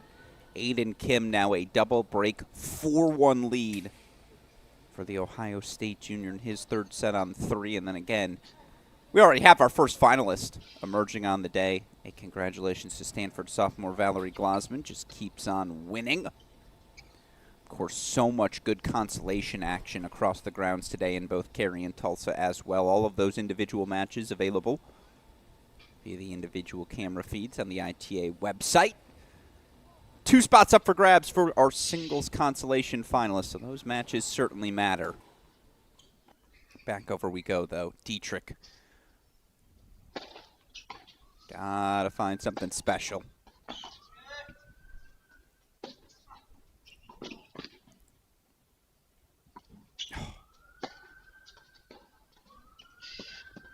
That's special.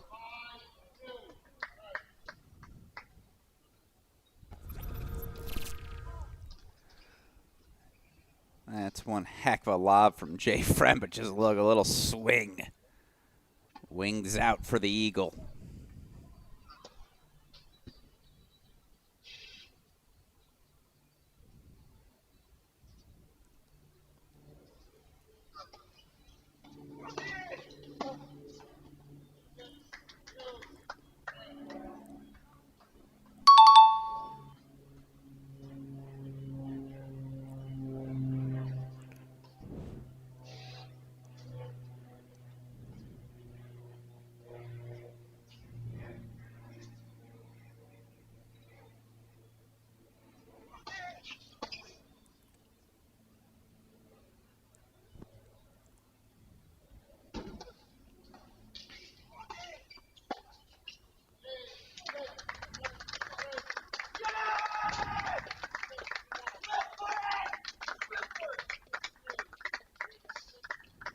Going to be a lot of respect between these two here in the handshake. Again, grew close at the College World Games this past summer.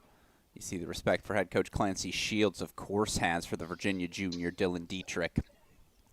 A little bit of solace for Jay Friend. He talked to us yesterday about how difficult it was to drop the match to Dietrich in last year's NCAA round of 16.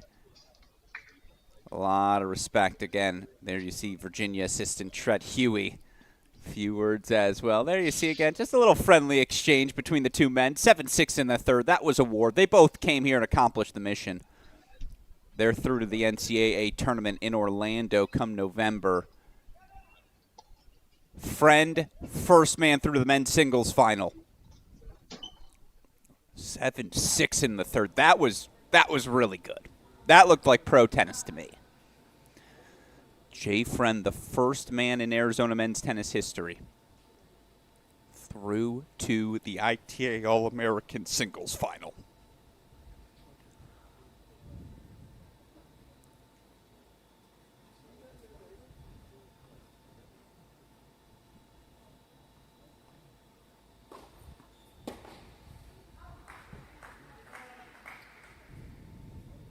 Good news is we only have to do a little bit of adjusting here.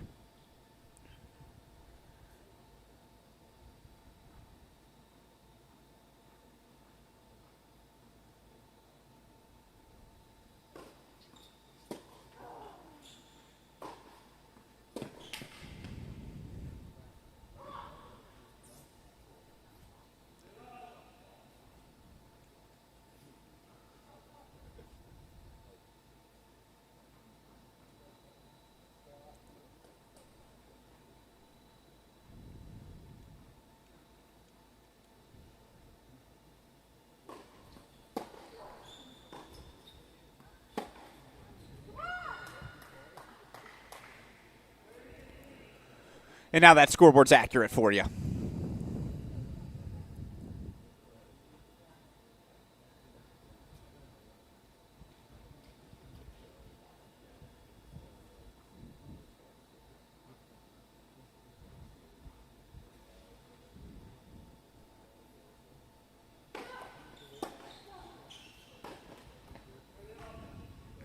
Uh-oh.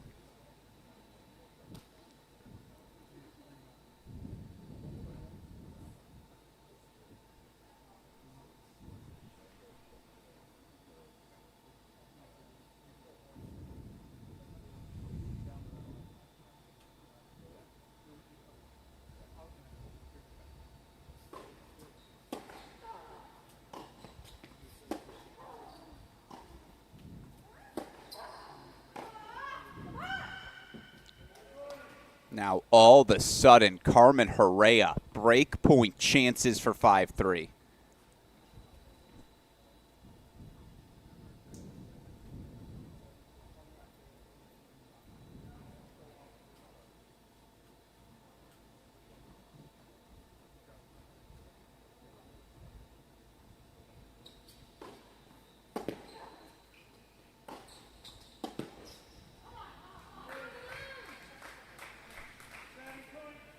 How's this for a big moment?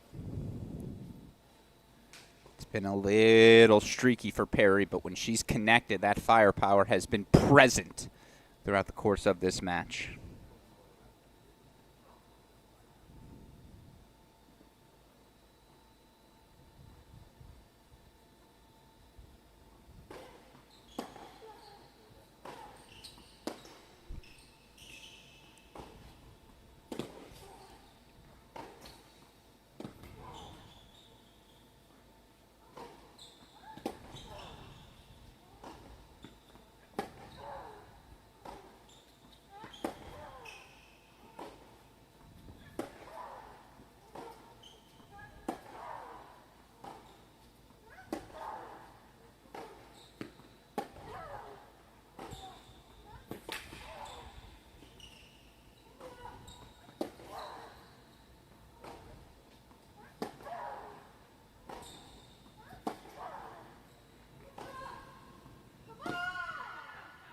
We're going to see an immediate challenge. It was very close.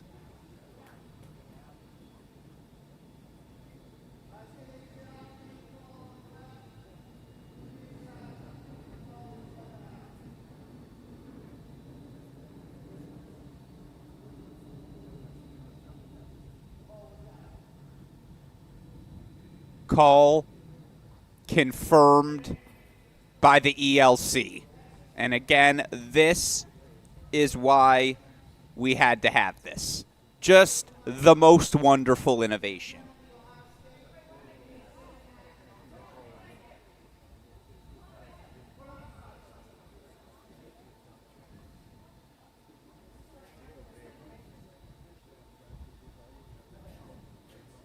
I don't know what the secondary conversation was. I know that it was a call challenged by Perry, and the call was confirmed. I think there was a little confusion after that. But you just got to love that we have the ELC. And the defense from Urea there. Scrapped, clawed, she'll serve for the match.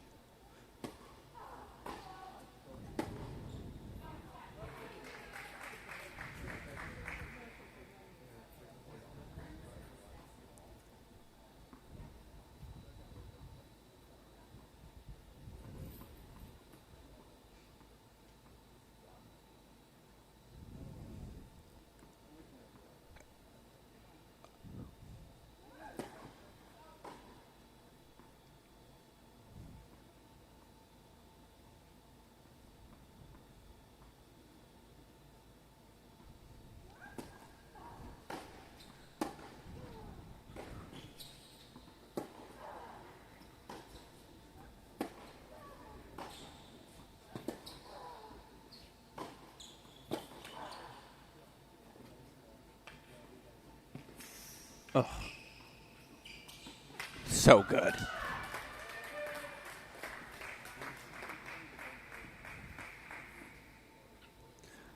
Urea's got the speed, no doubt. But Perry continues to stay on the front foot. She's had her opportunities. Heck, on that deuce point, you just wonder, had she been willing to hit a volley? Had she been able to be on the right side of it?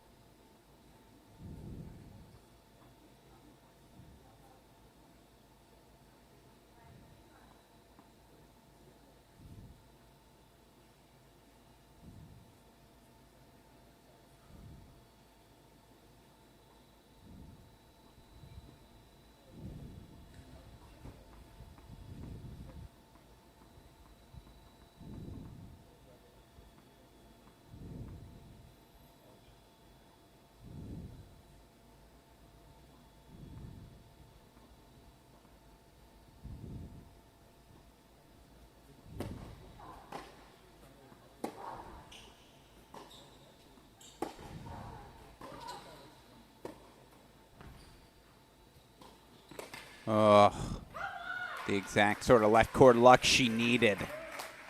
Not going away yet. The junior Luciana Perry's got breakpoint chances to stay alive.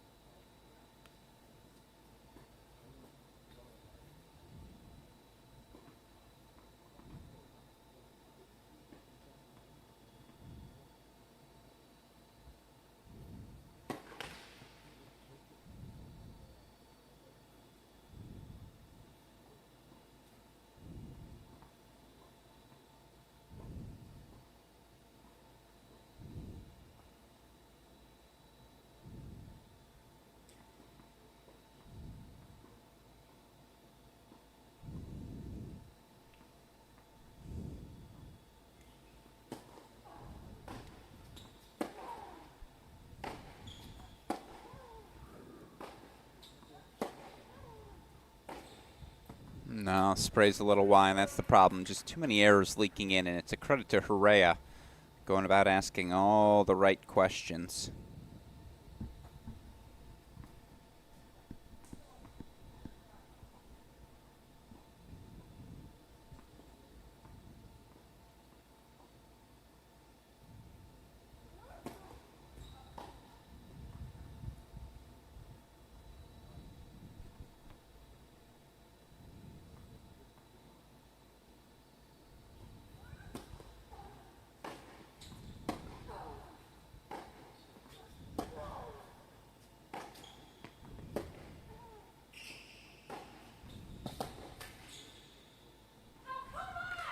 Let's play on. Luciana Perry breaks back for 5-4.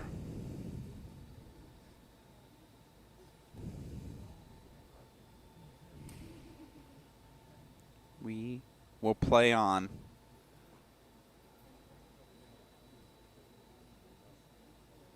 Winner of this, of course, to face Stanford's Valerie Glasman in tomorrow's singles final. Looking at the history of these ITA All-American Singles Championships on the women's side, haven't had a finalist from Texas in my lifetime. You'd have to go all the way back to 1994. That's the last time a Texas Longhorn reached the ITA All-American Women's Singles Final. Kelly Pace winning the 94 title. By the way, that was on the back of Lucy Ludvigova winning the 93 title. Of course, we had a Stanford Cardinal in the final every year from 1987 to 1992. Though the last time we had the Stanford Cardinal in the final, it's been a while. Hillary Bart, all the way back in the 2010 fall, so 15 years.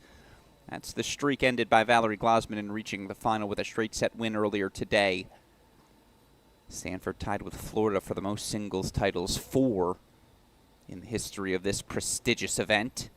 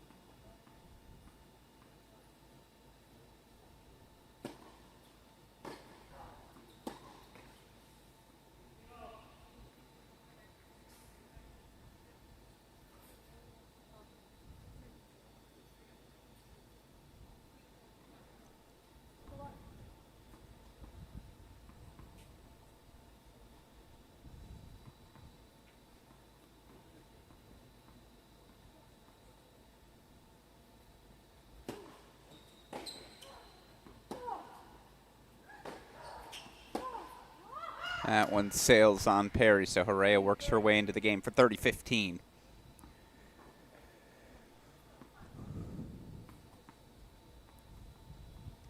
Doubles semifinals starting 2 p.m. Eastern Time here on our Cracked Racquets YouTube channel, outdoors in Cary.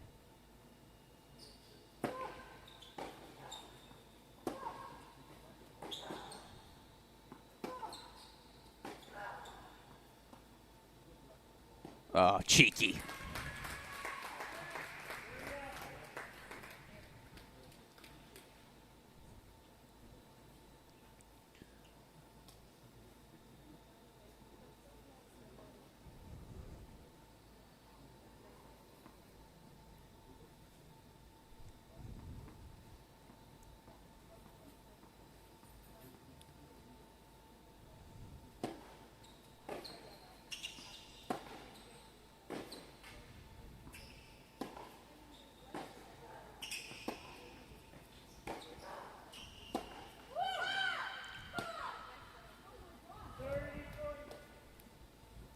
Oh, my apologies. My scoreboard was I don't know what I was seeing. That's hand up on me. These are 2 match points for Hooray, and that explains the celebration.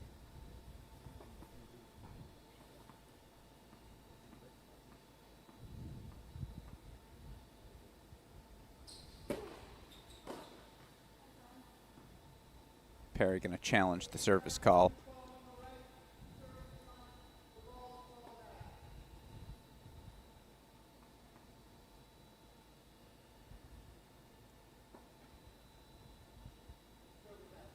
Serve was indeed out.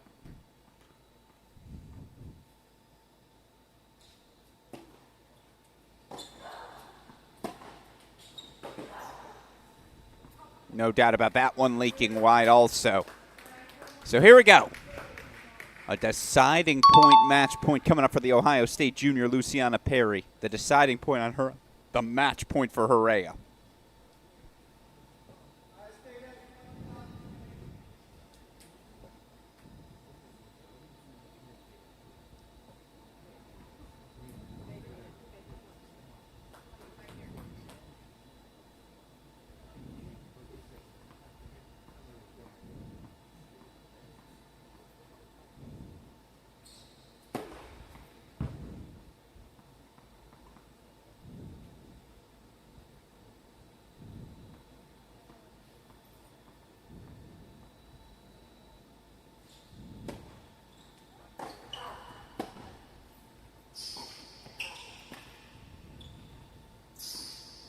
Exceptional.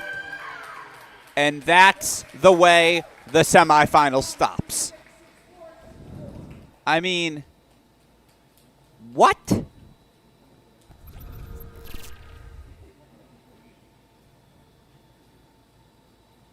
For the first time since 1994, Texas Longhorn will compete for the All-American title. Sophomore Carmen Herrera. Stunning passing shot to finish. I mean, again, the wheels. Let me show you that one more time. Perfect redirect from Perry. She gets forward. Maybe a little too much air under the volley, certainly, but yeah, Howard Jaffe on his feet to celebrate. There's not much left you can do but celebrate. Carmen Herrera wrapping up our semifinal coverage of singles action here on this stream as Herrera 3-6, 6-4, 6-4, the sophomore, going to take on her fellow sophomore Valerie Glasman in tomorrow's singles final. It will be Stanford, Texas. ITA All-American final spot on the line. By the way, right now, over on our other broadcast feed, Aiden Kim is serving for a spot in the final. He leads 5-4 deciding set against Devin Badenhorst of Baylor. Chris Heliors on the call for that one. So we're going to step away for the moment. Believe we will be joined by both Jay Friend and Carmen Herrera here on our broadcast feed over the next 20 minutes. Of course, starting at the top of the hour, doubles action, outdoors and carry. On this feed, it'll be the top-seeded duo of Brantmeyer, Hamilton, taking on Royson Gillaney, Gloriana Nahum of Oklahoma. Again, that action and, of course, Championship Sunday thoughts coming up as our coverage rolls on. Don't go anywhere, folks. You're watching Semifinal Saturday exclusively here on the ITA and Cracked Racquets YouTube channels.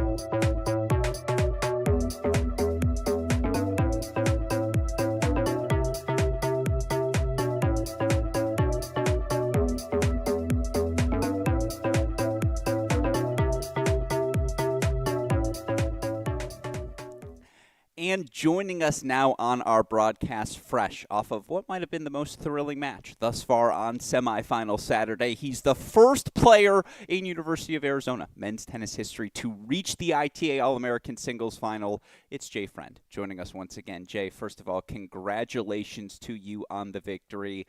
Talk me through that match. We'll talk about, obviously, the environment surrounding it again in a second, but just 7-6 in the third, no breaks of serve in the deciding set.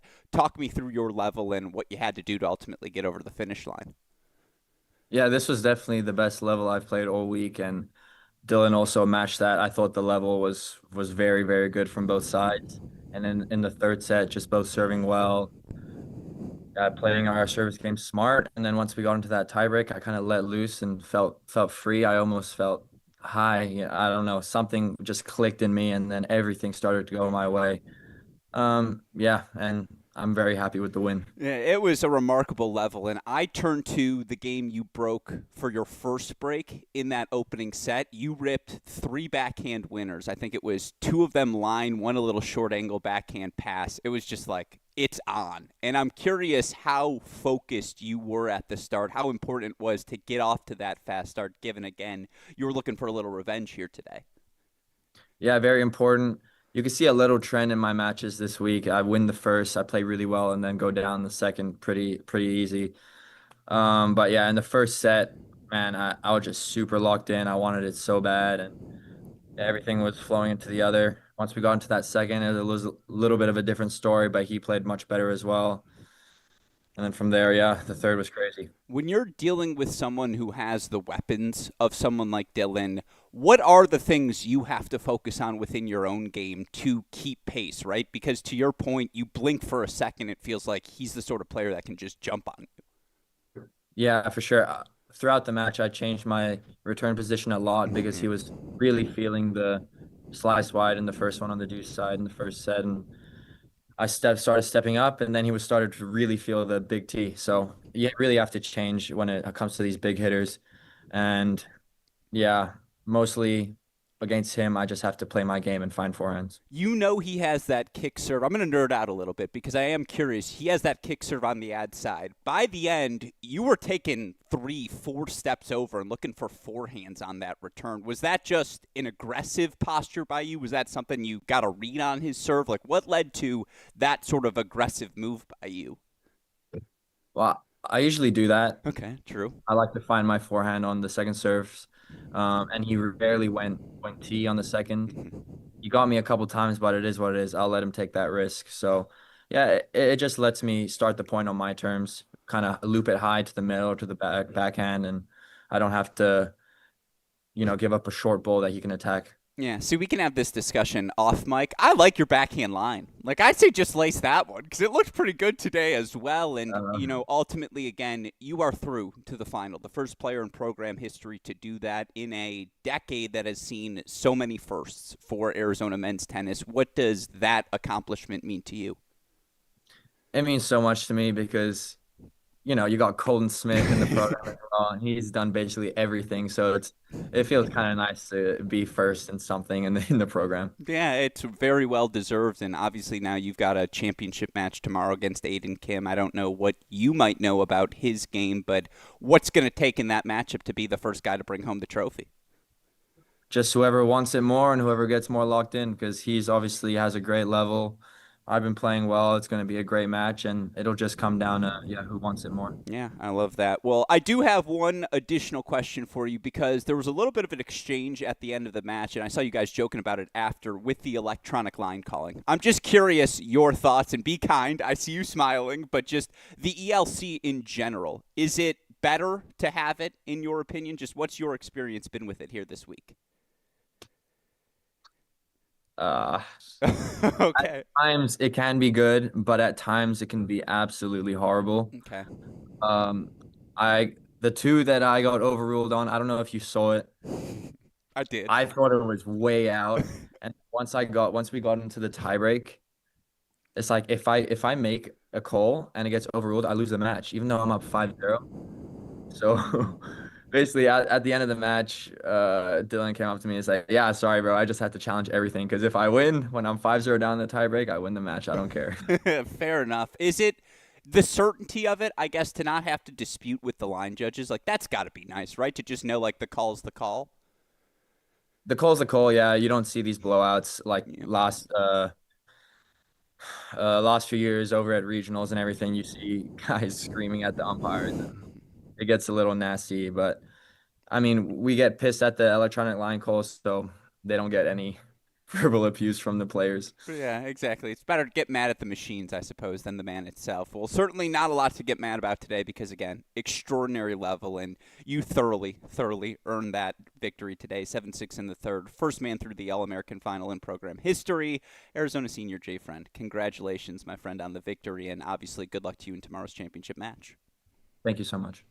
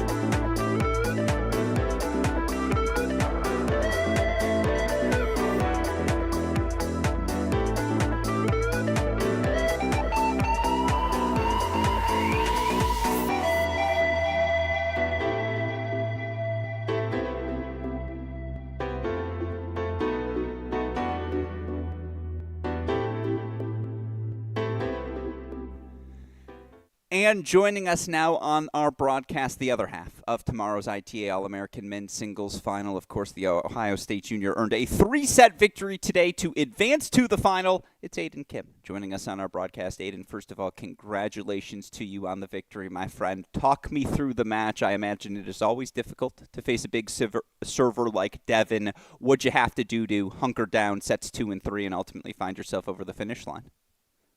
Yeah, I mean, all 3 sets were such a war. I mean, you always have to stay locked in on your service games because it's always tough to like scrap out some return points. And he's super long, so I can't really hit too many winners off of him. And he was playing really well and returning great. I couldn't really find that many spots, so I had to fight like every single point pretty much. So found some lucky deuces, and that's how it goes. Yeah, no, it was a job well done by you. And, in that deciding set, you're able to get off to an early break lead. What goes through your mind in those service games? You kind of alluded to it there, but is it spot serving against a big guy like Devin? Is it just trying to find your particular plays? What does the focus have to be that allows you to execute on serve as well as you did in that decider? I mean, being up a break in the third, it's like, you feel like a little bit more attention Sure. to get those points in. But I was talking with my coach throughout the whole entire match on like what to serve and what to play, and just kind of mixing everything up and seeing what on big points what worked and what didn't. But there wasn't really like a simple solution. No, it's a I wish there was, otherwise there wouldn't be 3 sets. yeah, no, it's a credit to you again that you were able to find so many different spots. And, today, obviously, semifinal Saturday, typically that's a very big moment in any event. For this event, yesterday, with it being qualifying Friday, with you having to play 2 matches as well, I imagine the pressure was ratcheted up. Did it feel a little easier in today's semifinal, knowing that the mission had been accomplished here this week? Like, what's been the mindset this week for you as we kick off this new college tennis fall? Honestly, the mission isn't finished. The mission that wasn't never finished. So I feel like the tension was always the same, and there's always been one goal. Whether qualifying for the NCAAs or not, I mean, the goal was always to come to this tournament and win it. For the record, that's a good answer, my friend. I like that. And, for you this week, how helpful has it been that at times, and there was a particular moment, doubles, I want to say round of 16, where I think 4 Ohio State doubles teams were playing simultaneously. You essentially have your whole team with you here this week. How helpful is that, and what's the buzz, as obviously it is a very talented roster you guys bring together this year in Columbus? Yeah, no, it was great. I mean, we had like 9 guys coming to All-Americans, and then we had 7 guys in the main draw, singles, and then eight in doubles. So it's good to have all these guys like kind of perform out here. We've been training for past couple weeks, and it's kind of good to see a couple guys like kind of blooming. Yeah. How was your first full Ohio State summer? Obviously, I know you made the announcement that you were going there last year, but I know what those Ty Tucker summers are like. I hear rumors about the training that goes on in Columbus. What was that like for you? How obviously did that help in preparation for this week? I mean, just, whether it's the summer or whether it's the fall or the spring, the training is always the same. So, it was good to spend more time in the summer with him. And always having the guys around, which has been super impactful, and getting the conditioning right, and it's good to see all these guys come out and see that our training's working. Yeah. Were you guys able to throw Cash and Tracy up on the big screen in Tucker in the tennis center and watch that match for the semis? Yeah, that's so cool. Oh, where's my invite? Must have gotten lost in the mail. I want to come out for that. Come on now. That was a fun moment, obviously, for this summer. Now, obviously, a great moment for you to start this fall. And I'm curious what you know about your opponent in tomorrow's final. Obviously, a familiar face to all of us in college tennis in Jay Friend. What's that matchup like for you? What's it going to take for you to ultimately get over the finish line, bring home the trophy? I mean, honestly, he's a fighter, and there's going to be no easy points.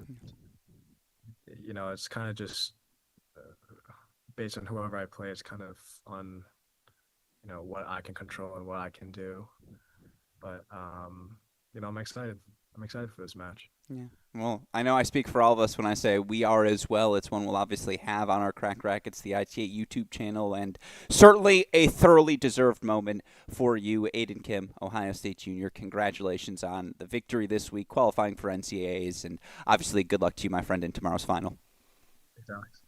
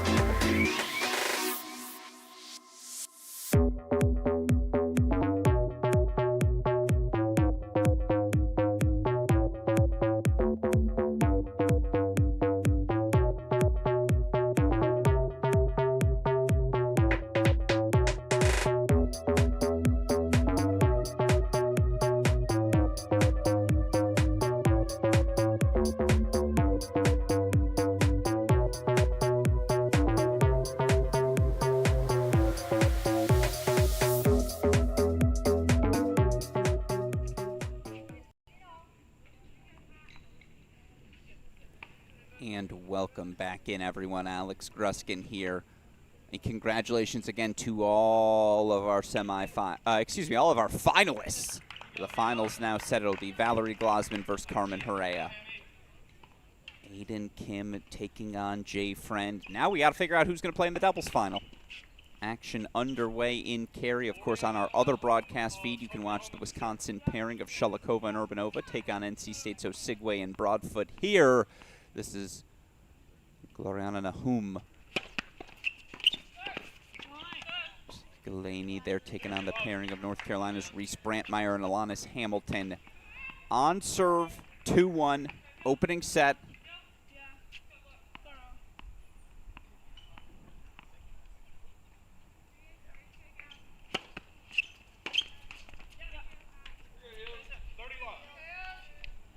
Love Glow serving here on the near side.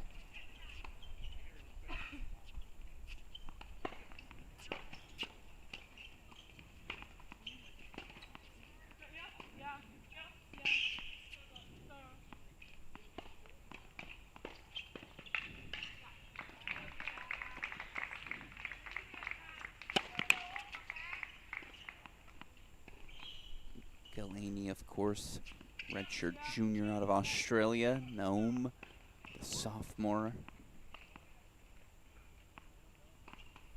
out of Benin.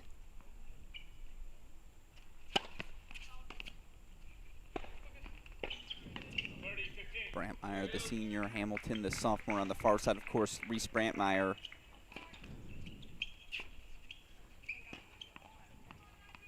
Only player on the women's side to qualify in both singles and doubles this week. Thus far, still have some consolation matches to play. Oh. Yeah, well, that's why they're the preseason #1 team in the country. I mean, that's just textbook. It's elite doubles.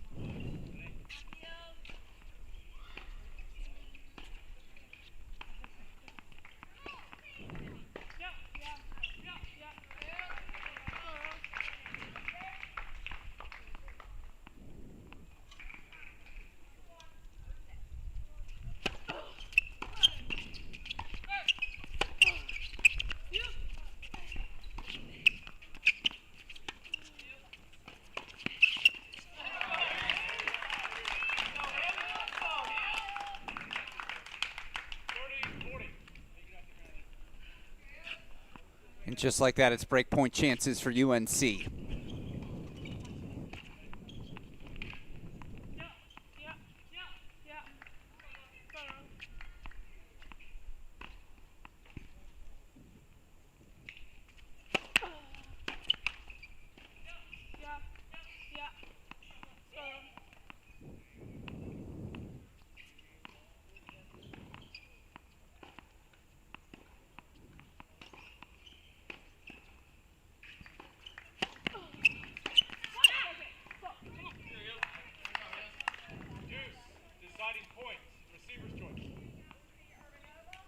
Do you go Brantmeyer or Hamilton? I imagine they're going to Brantmeyer.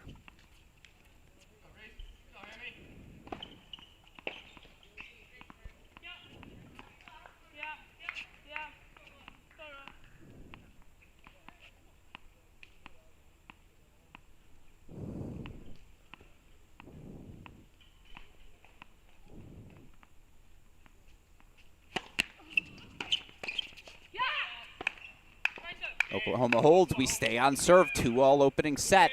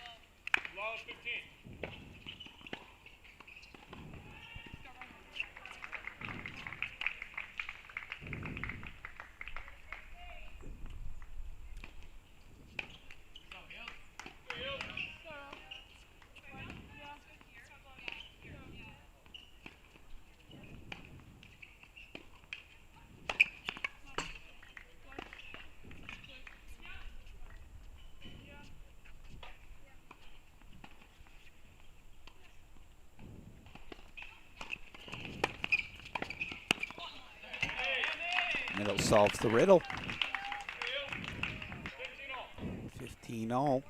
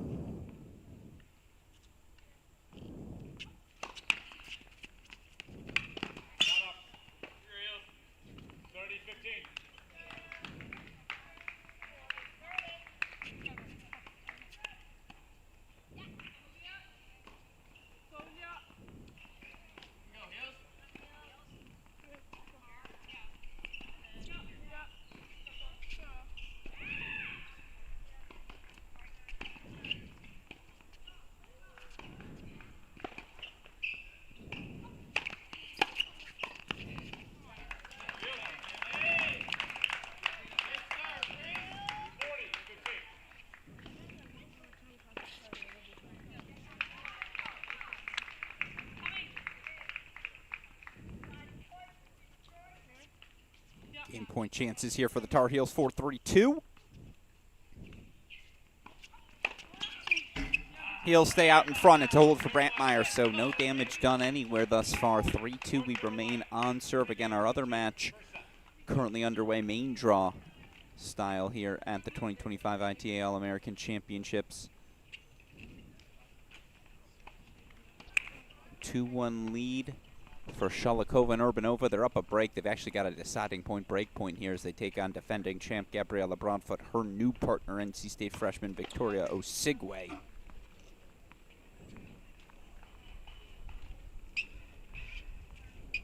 Hold here while we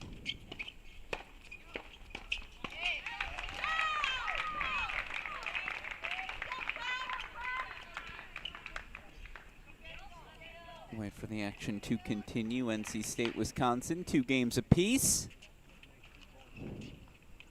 And they're onto the chair in our match, so back we go full screen. Again, a 3-2 North Carolina lead.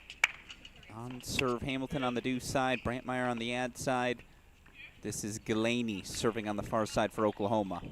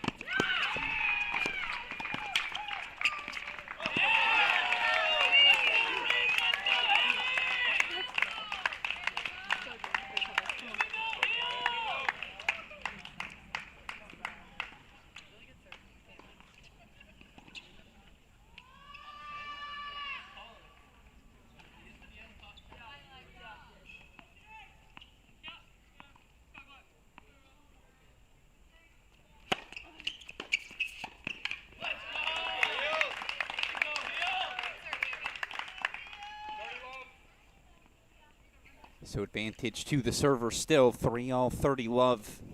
Hamilton, Brantmeyer leading.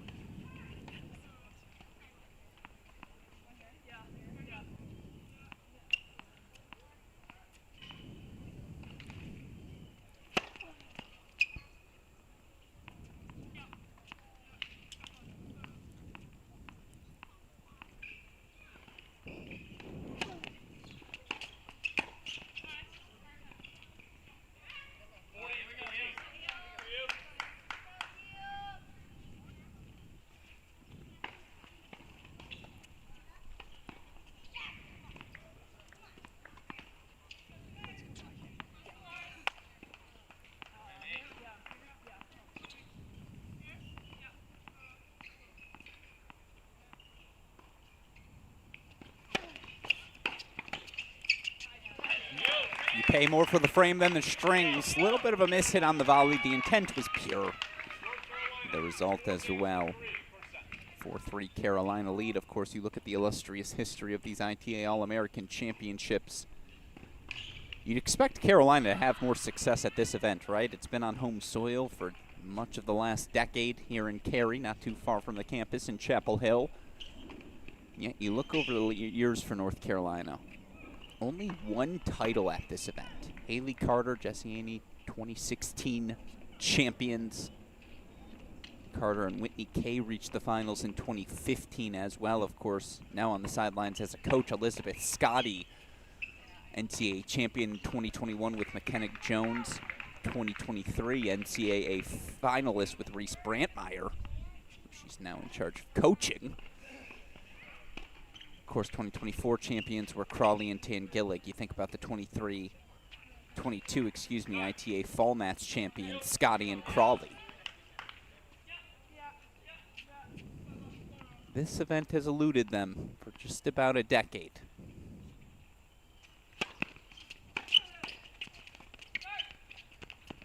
But maybe, just maybe, the preseason #1s can get Carolina back on the board. Meanwhile, on the Oklahoma side of the equation, all you got to do is go back 2 seasons. Donna Guzman, Alina Shaherbanina, 2023 champions of this event.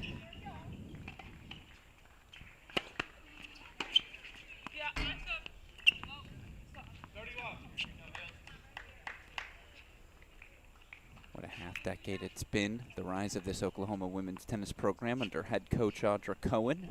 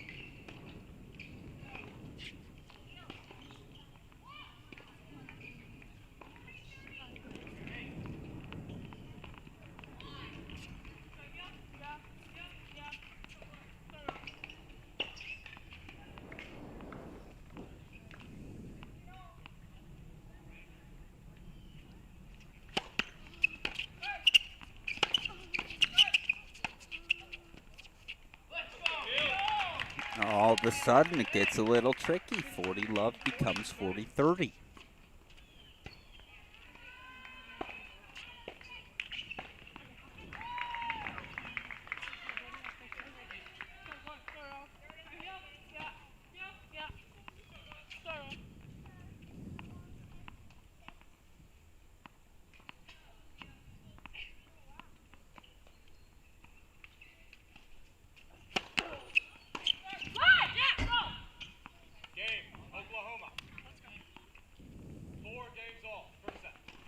Sooners hold for 4-all. Business end here of set number 1.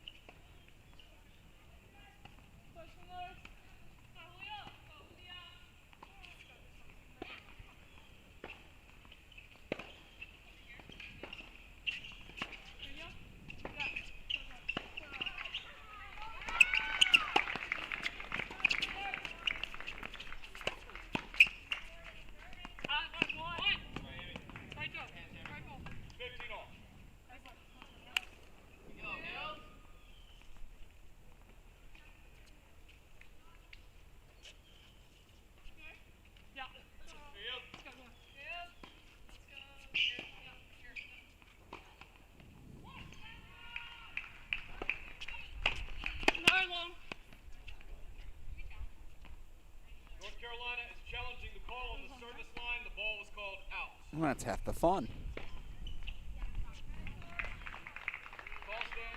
Call stands, call confirmed. Again, it's the new era.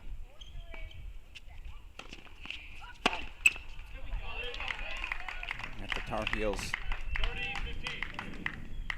North Carolina has 2 challenges remaining this set. Take advantage of a missed second serve return, 30-15, as they try to stay out in front here in our opening set.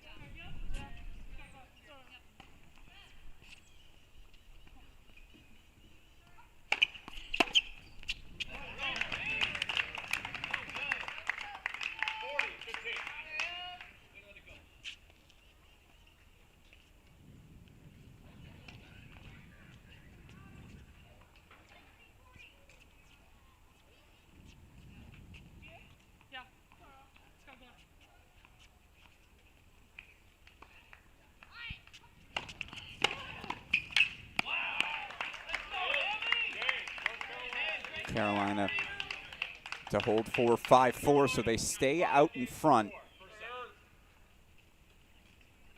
There we go, scoreboard back responding. 5-4 out in front opening set. Meanwhile, 4-3 on serve court 15. Can't get back to it, although I think we're going to catch them in a changeover. Again, it's our other semifinal. No, we do not catch them in a changeover. Osigwe, Broadfoot here on the near side against Gabby Broadfoot, partnering with Maddie Zampardo last year to capture this ITA All-American doubles title. NC State's captured the title in 2 of the last 3 seasons.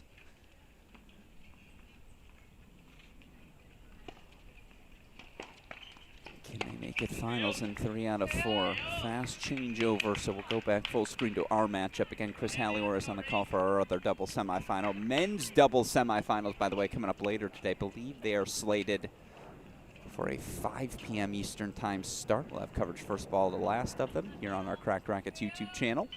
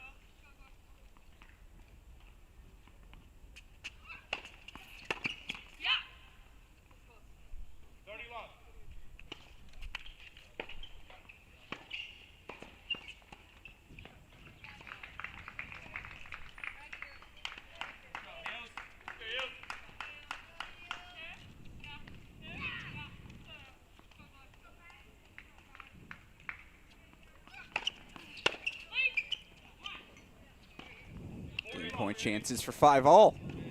What is a routine service game and what feels like a routine set.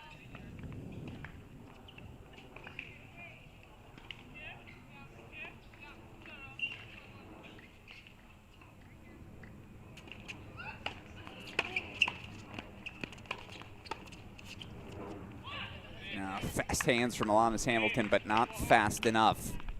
Sooners hold for 5-all. It's textbook doubles. Easy analysis on my side of things. You make a first serve, you crack a first volley, you're probably going to win the point.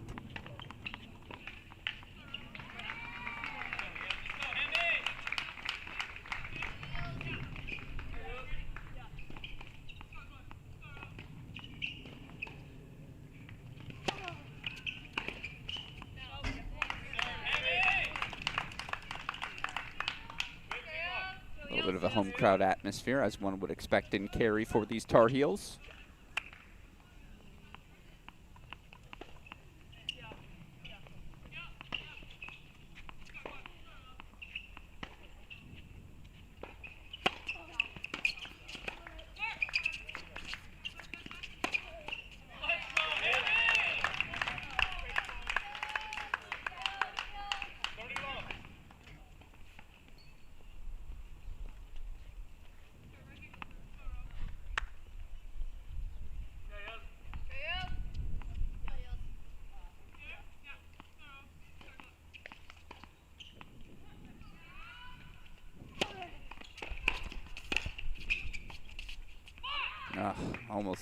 Almost.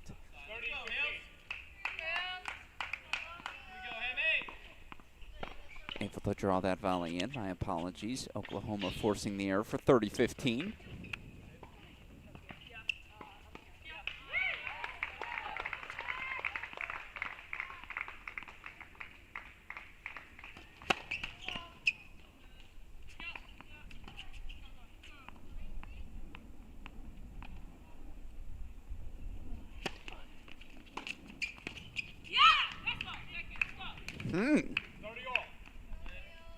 It's a little tricky in the service game of the sophomore.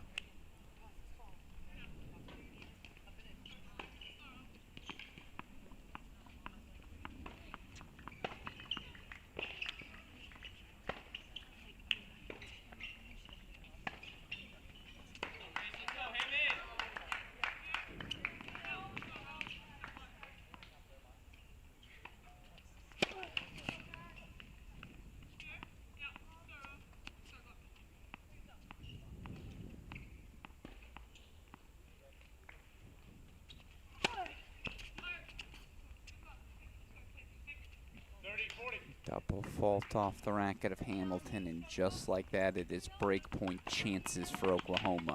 They just know how to linger.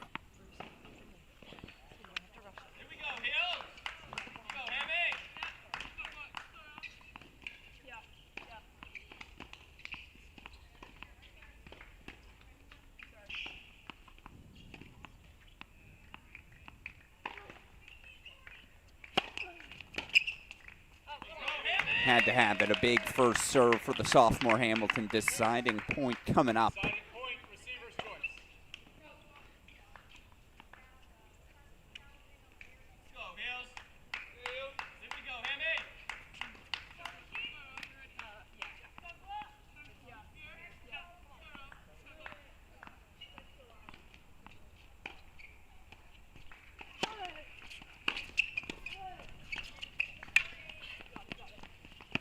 No way.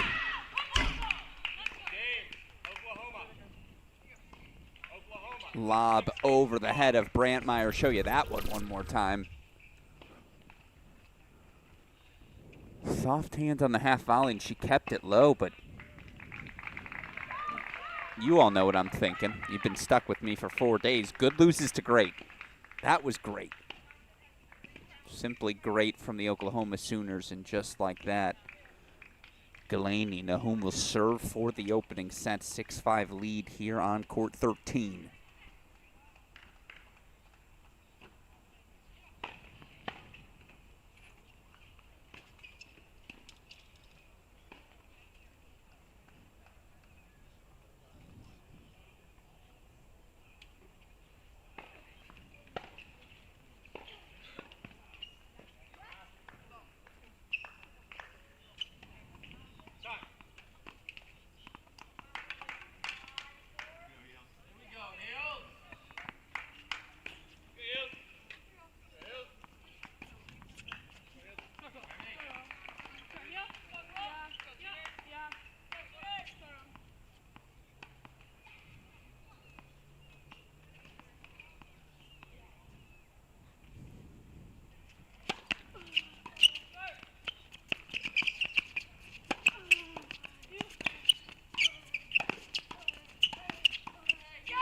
Back forward come the heels.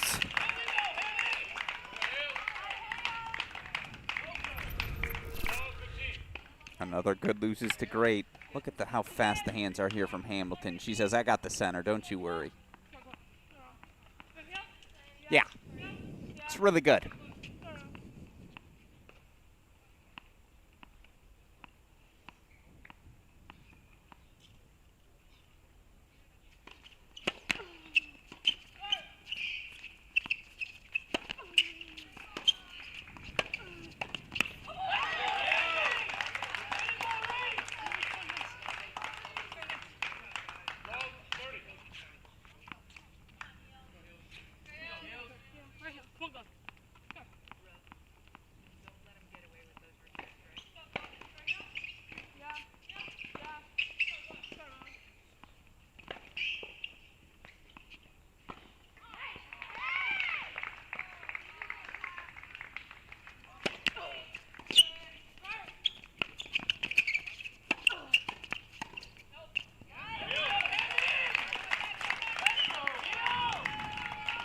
The old lob and chase. And the soft hands again on display from Brandmeier. Come on, that's textbook.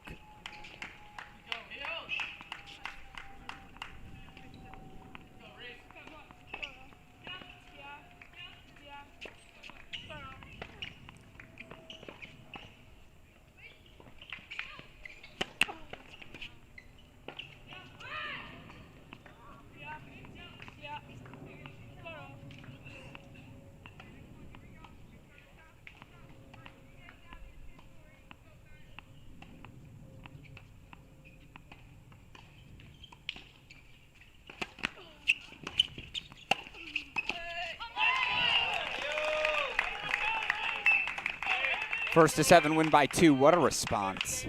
And that was just crisp, get forward, first volley, pressure on, 2-up execution.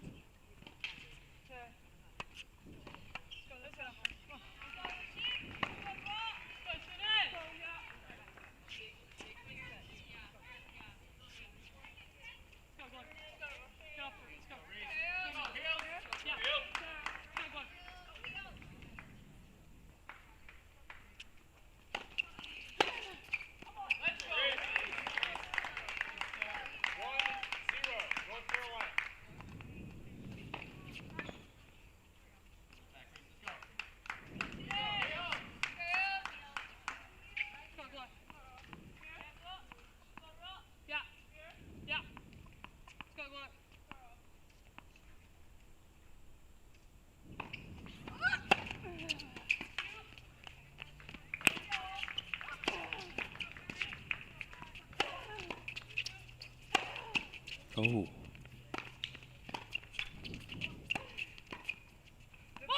No way. First of all,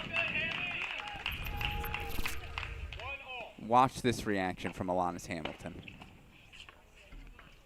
I mean, she may have lost the point, but it's been clinical. This is what you expect from a national semifinal, 1-all.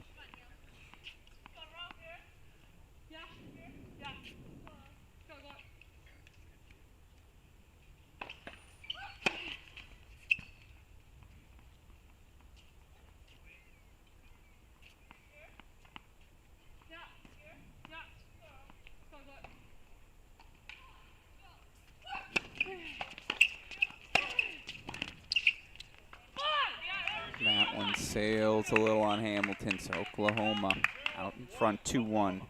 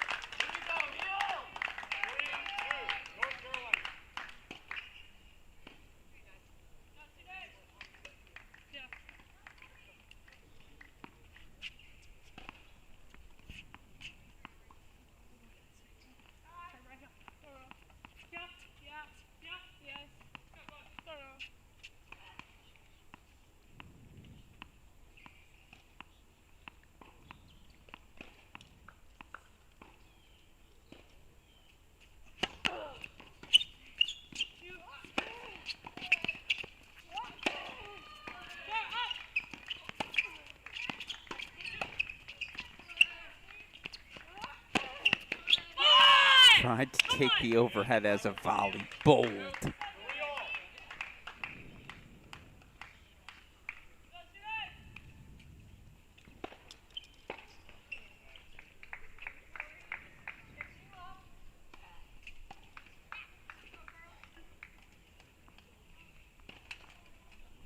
Three all as they make the turn. Meanwhile, it was a 6-4 opening set for the Wisconsin pairing of Shalikova and Urbanova.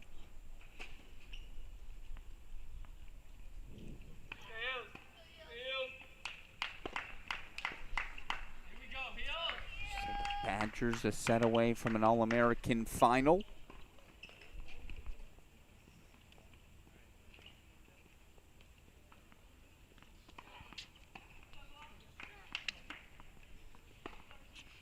Be the first doubles final at the All-Americans in program history. Meantime, here we go.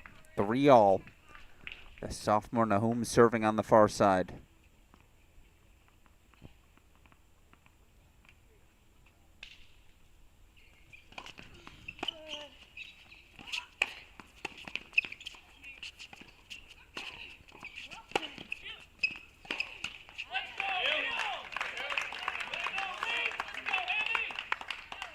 She's got to play. Stick with it. Bump lob working for her right now.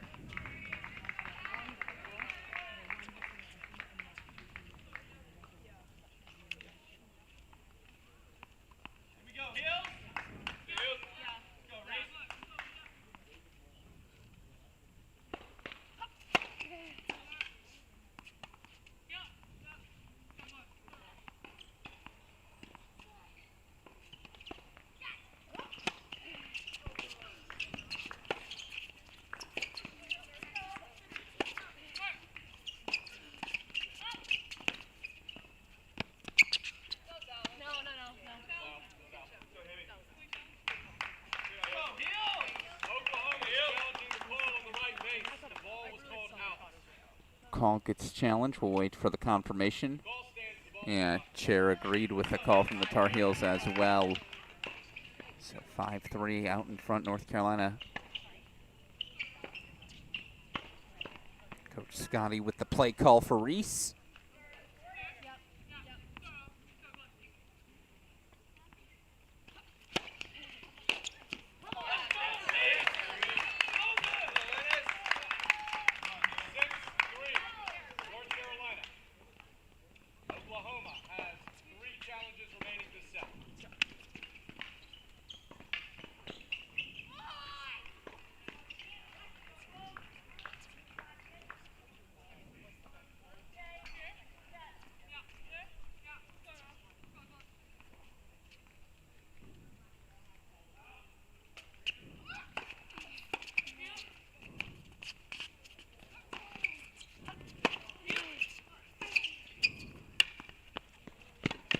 Oh, I mean, heroic effort from Reese Brantmeyer. Oh yes, we have a replay of it. Show it to you as she crosses. I mean, look at this. It was a little of a mishit. Brantmeyer hadn't moved a single step before the ball was struck, and Coach Scotty loves it. I'm going to show you that one more time. Watch Coach Scotty during the course of this point. Look at her reaction when the ball gets over the head of Hamilton. And then she's ready to celebrate as well. Again, the wheels from the senior All-American. First set belongs to the Tar Heels. Alex Gruskin here. Congratulations again to our qualifiers at these ITA All-Americans. Through to the NCAA tournament in singles. Quarterfinalists, Tatum Evans, Emma Charney, Irina Ballas, Reese Brantmeyer. Of course, semifinalist Taya Chavez, Luciana Perry advancing as well. Very much looking forward to the battle of sophomores in our women's singles final tomorrow. Texas's Carmen Herrera taking on Stanford's Valerie Glasman. Of course, all four of the teams you see on your screen qualifying for the NCAA doubles competition in November by reaching the semifinals. Nice poach from Victorio Sigway. Of course, on the men's side, qualifying for these NCAA championships. The quarterfinalists: DK Suresh, Ozan Barish, Matt Forbes, Sebastian Gorsny. Semifinalists: Dylan Dietrich, Devin Badenhorst through as well. And then blockbuster final tomorrow, senior Jay Friend of Arizona taking on Ohio State junior Aiden Kim. Those are two of your top 10 players in the preseason rankings. Wouldn't have it any other way. As we go back full screen, set number 2, ready to rock and roll.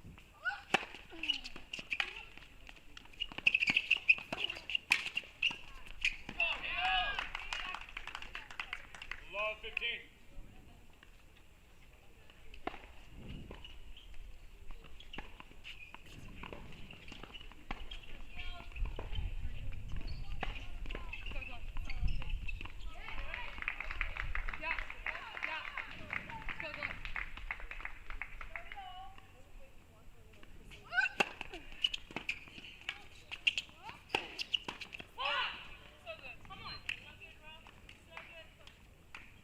It was good. 15 all.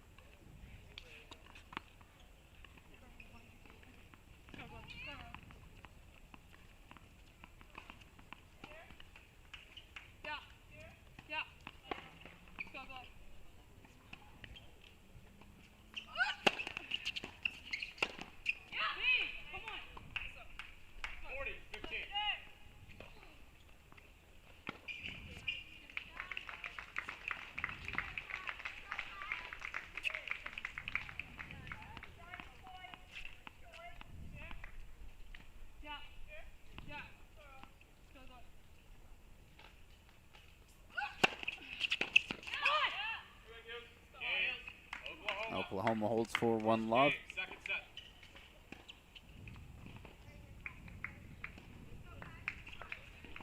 Pressure back on as we continue. Alex Gruskin here. Appreciate all of you who have joined our coverage of the ceremonial start to every college tennis season, the 2025 ITA All-American Championships. Of course, on court elsewhere here in Cary, pivotal consolation quarterfinal matches. Remember, your consolation finalists booked their spot in Orlando as well.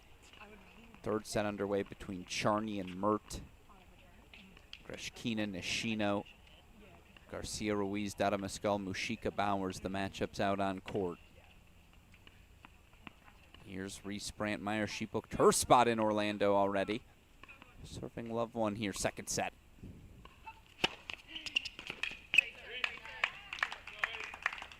15 love.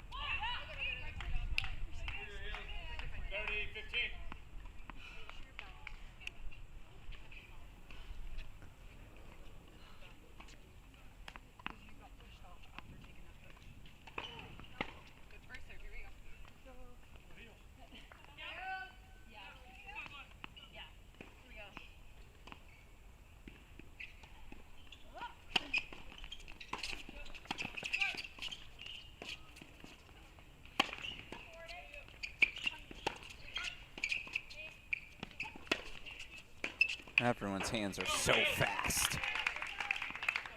They're scooping half volleys off of overheads. Very high level in our semifinal.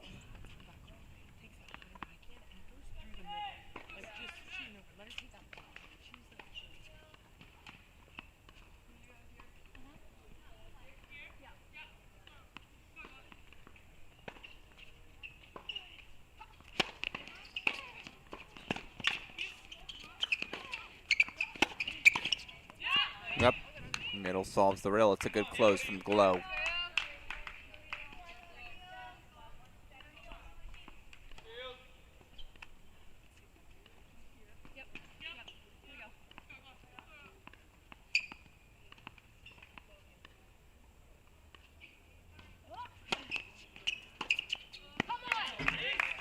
And yet it's a Carolina hold 4-1 all. Brantmeyer gets the Tar Heels on the board here in set number 2.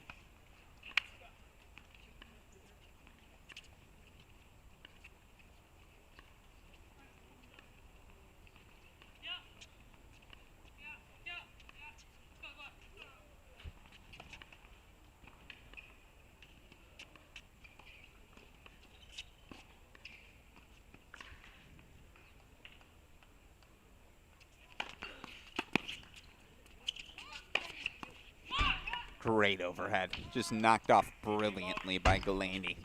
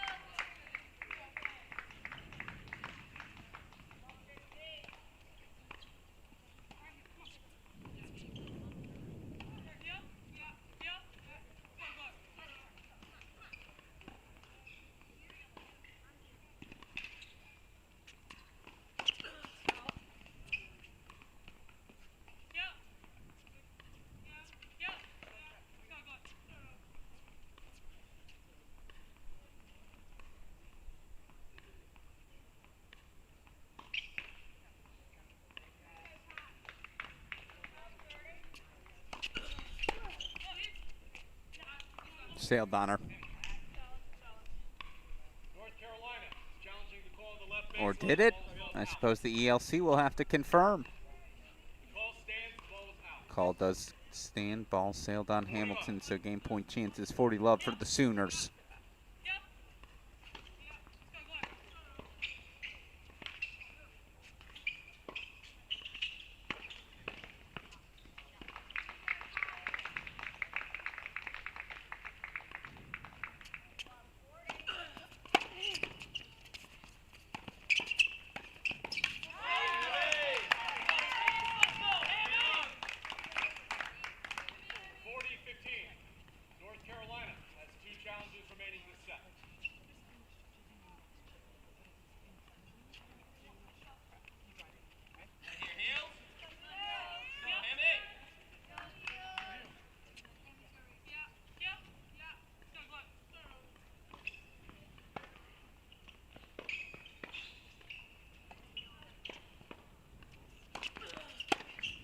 Oh, well, she's chipped so many of them, you're almost not ready for her to drive through. 40-30.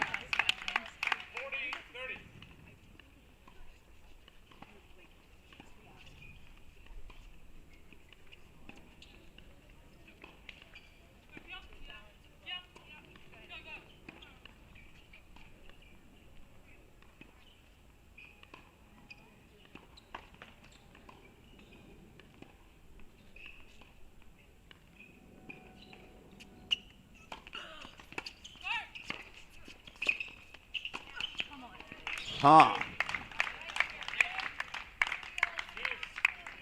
Deciding point, receiver's choice.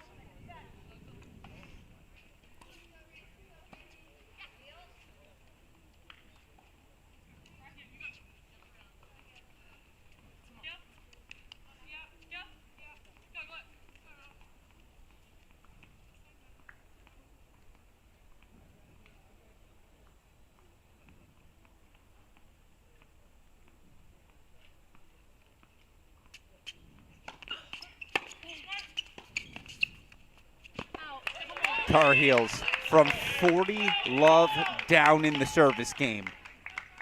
They break for 2-1, the preseason #1 duo. They've got their set and break lead now. Out in front here in our semifinal. Again, show you the score line, or show you at least a look at our others. Score line 6-4, 2-all there.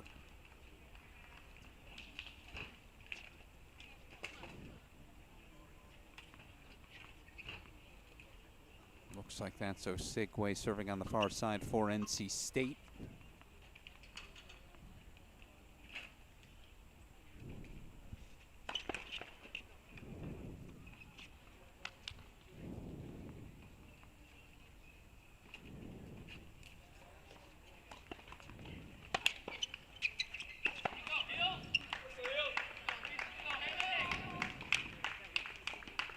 All 15 all in that court 15 match. Again, if you want to watch that one in its entirety, you can do so over on the Chris Halioris broadcast.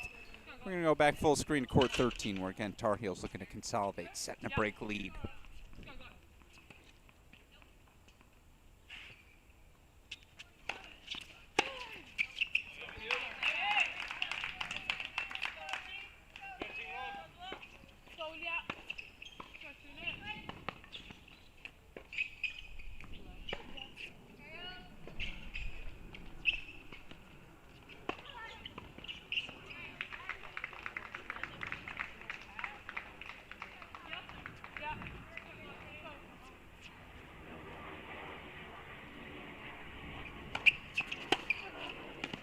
That one misses wide as well, so 30 love for the Heels.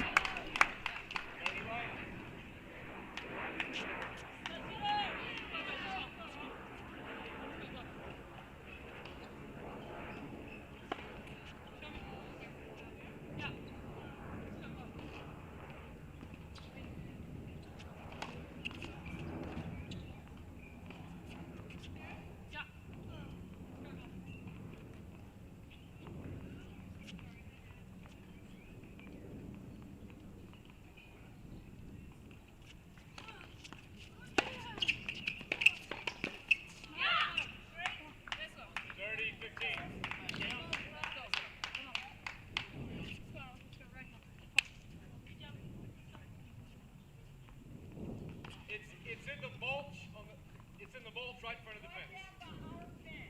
Thank you.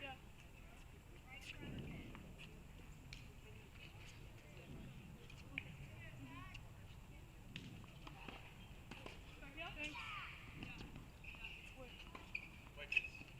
Thank you.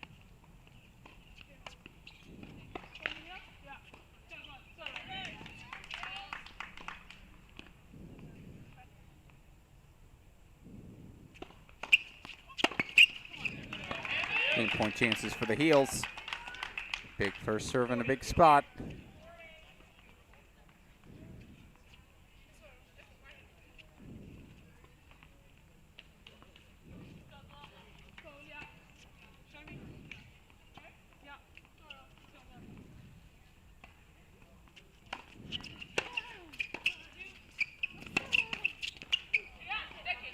They'll take it.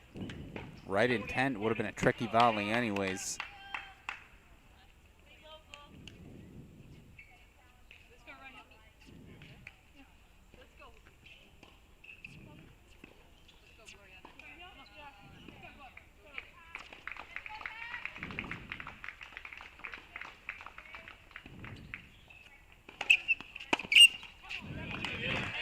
But the Tar Heels do hold. Lead extended here in the second set, 3-1 North Carolina lead.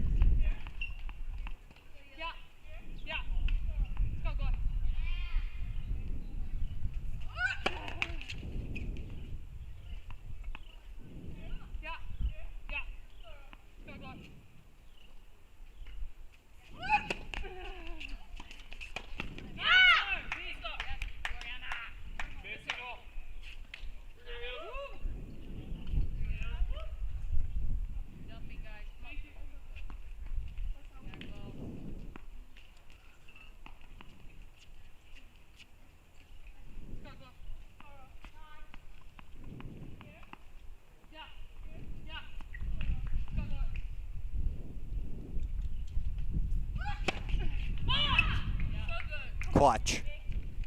30-15. Clutch serving from the redshirt junior.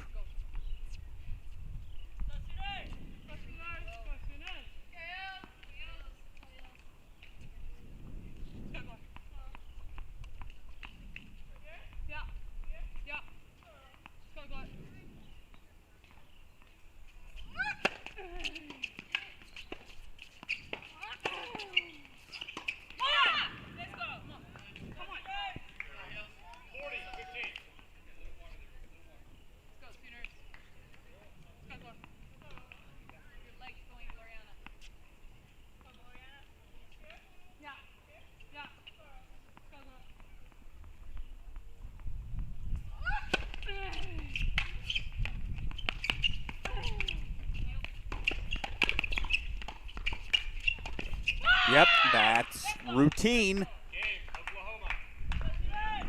Nice response from the Sooners still. Tar Heels up a set and a break. Brantmeyer will serve after the change of ends. Meanwhile,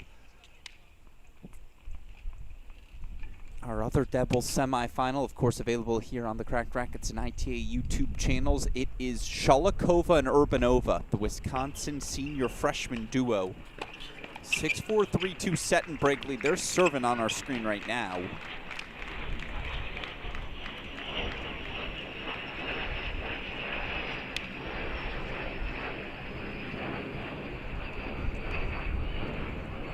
Cut from Broadfoot. There you see NC State head coach Simon Earnshaw. All of his teams, dating back to his days at Armstrong, pride themselves on the doubles prowess that these two in their first month together, Broadfoot, Osigwe, can find themselves in a semifinal. I think it speaks to his ability to coach him up on the doubles court. Chris Hallihorse on the call for that one. We'll lock back in on 13. Brantmeyer serving, set in 3-2.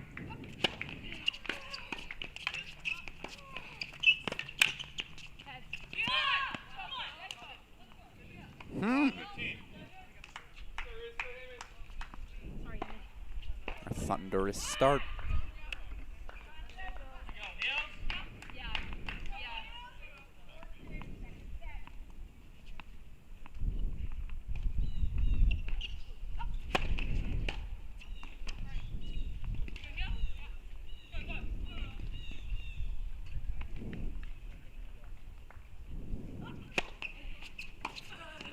Yeah, uh-oh. Love, 30.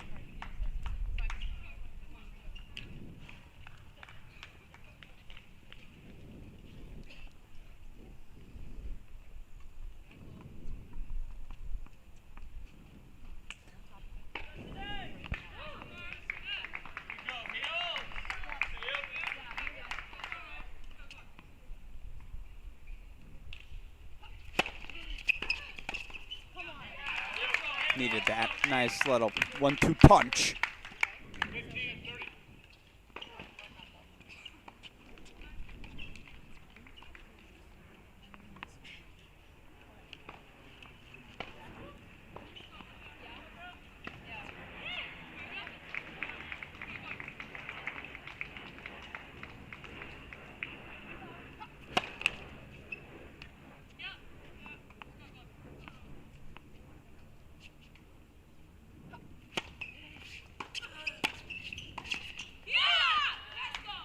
Break point chances for Oklahoma.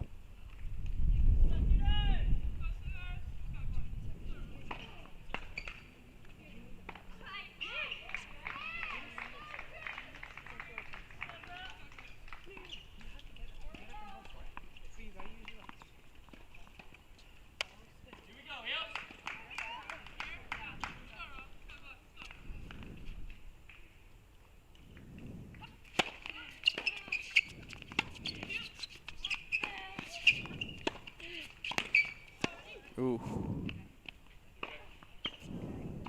Game, Oklahoma. Wasn't personal again, just business. Sooners break back, an aggressive posturing from Gilani Nahum. High level.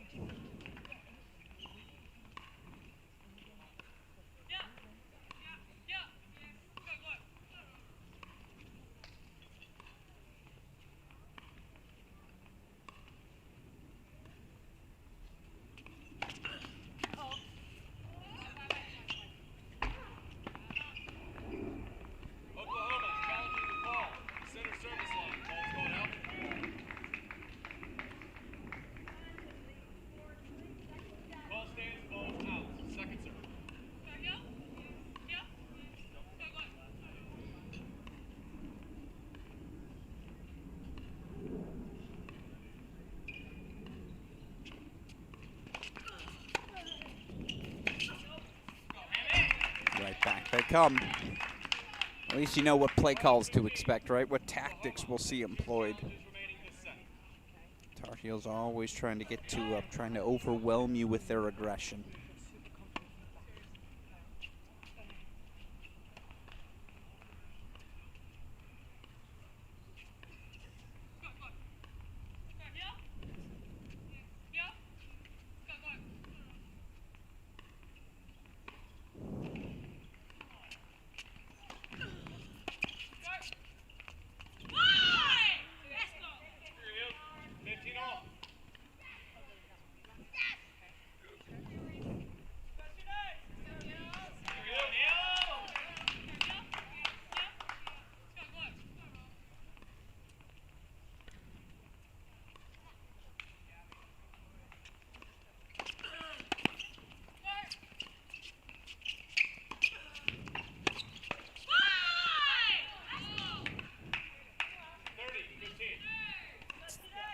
The energy in every match, team event, individual, doesn't matter. When these Oklahoma Sooners are,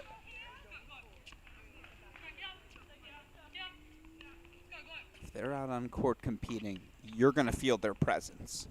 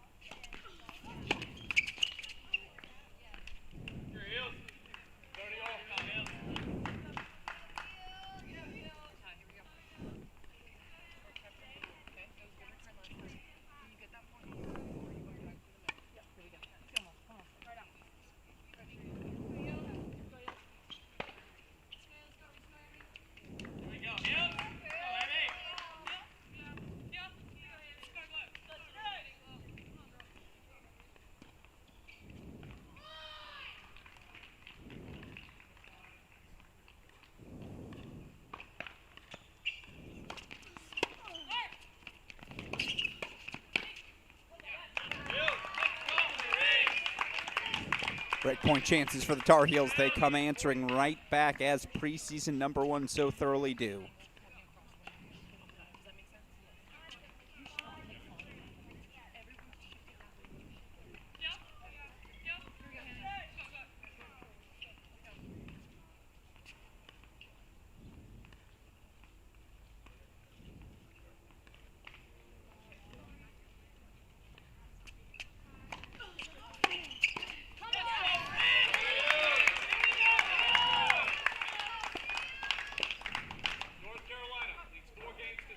And so the Tar Heels stay out in front. We trade breaks. It's actually 3 straight. Here on court number 13.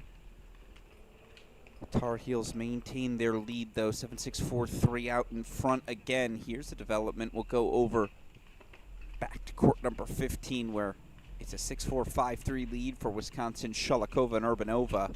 Osigwe serving on the far side. This is Shulikova on the deuce, the top 220 newcomer. Urbanova on the ad side returning.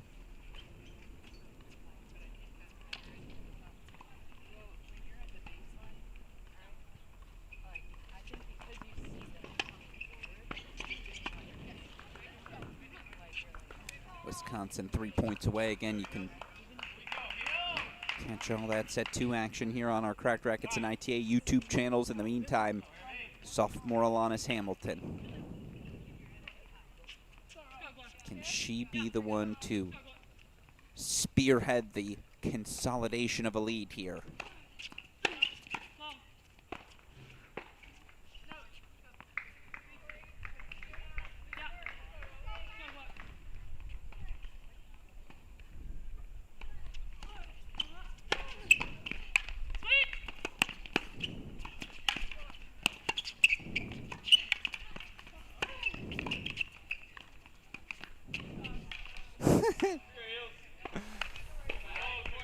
It's good. It's really good to get a great lob. And our just not able to do quite enough with it. Again, good half volley from Hamilton. She tried swinging.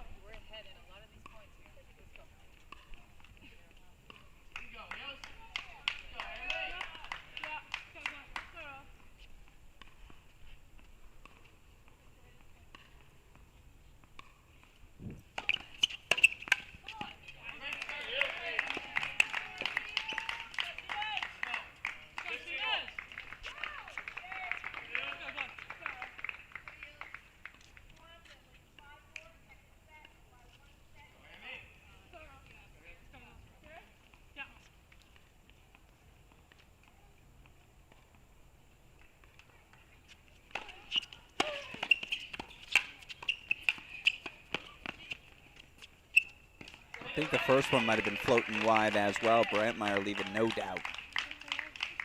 Yeah, shoulder high volley, when you're as good at it as she is, you might as well take a cut.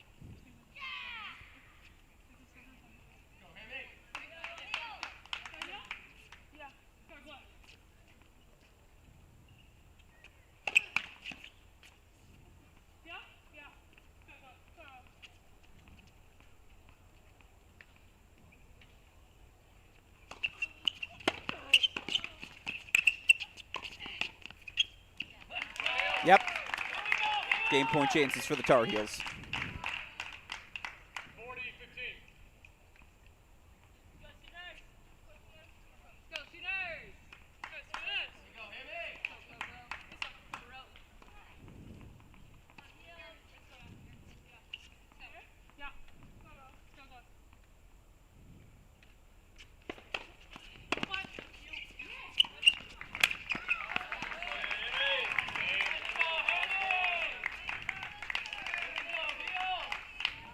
They're a game away. 5 games to 3. Second set.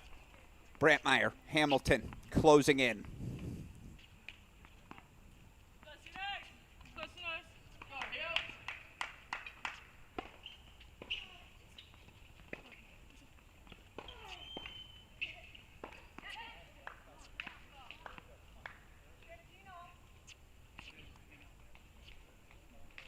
Go right here.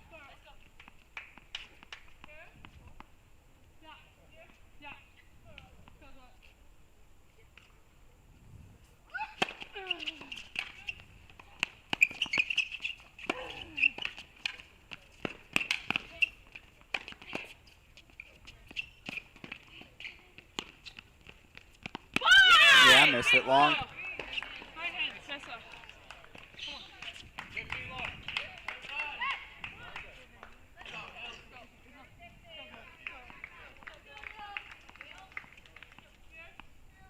Yeah.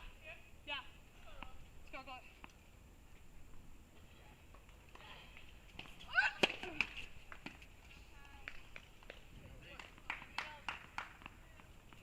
Yeah.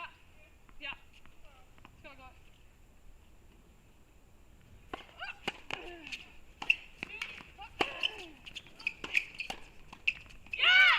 Hamilton's hands are always up. She's always ready, always anticipating something, but again, when it's coming in that fast at you, nothing you can do. I love the aggression of this Oklahoma team. They've matched the pace, matched the intensity of your preseason #1 duo, just about shot for shot.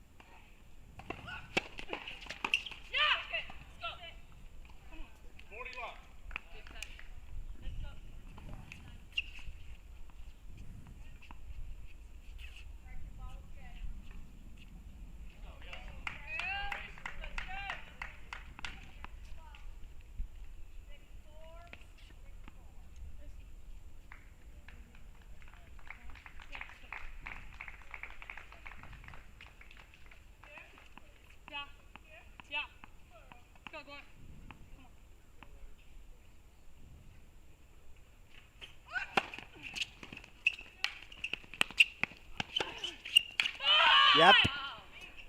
Gripped, ripped, hold. North Carolina.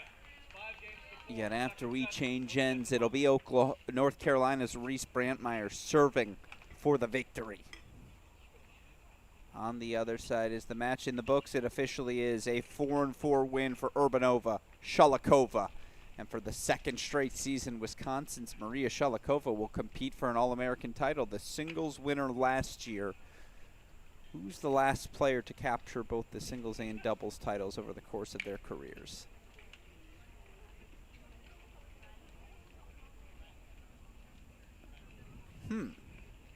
Good question.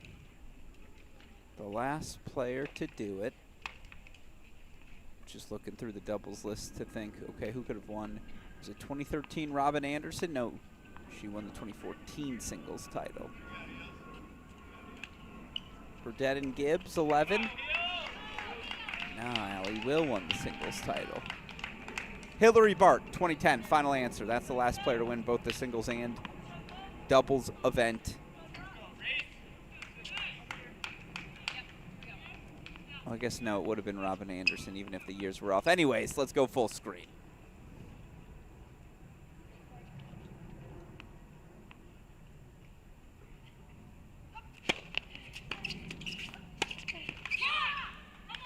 First point Sooners.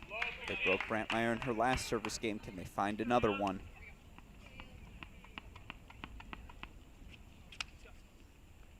Just to clarify, Robin Anderson. Again, 2013 singles, 2013 doubles, 2014 singles.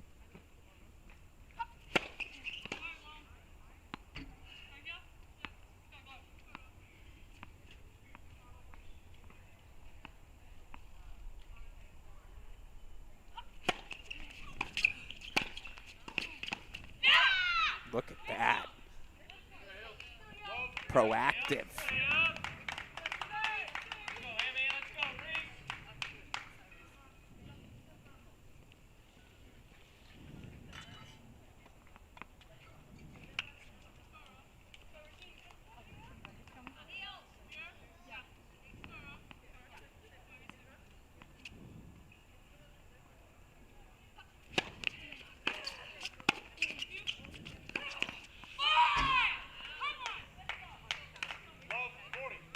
Incredible.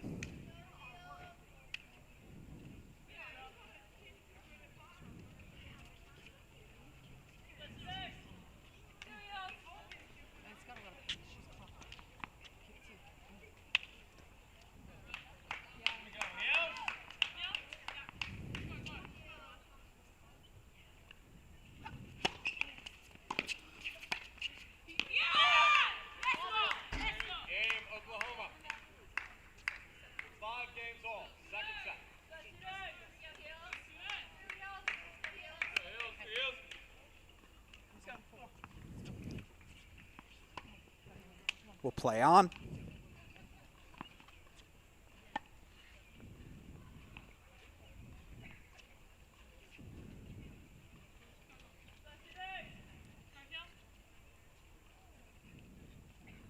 Five all overall.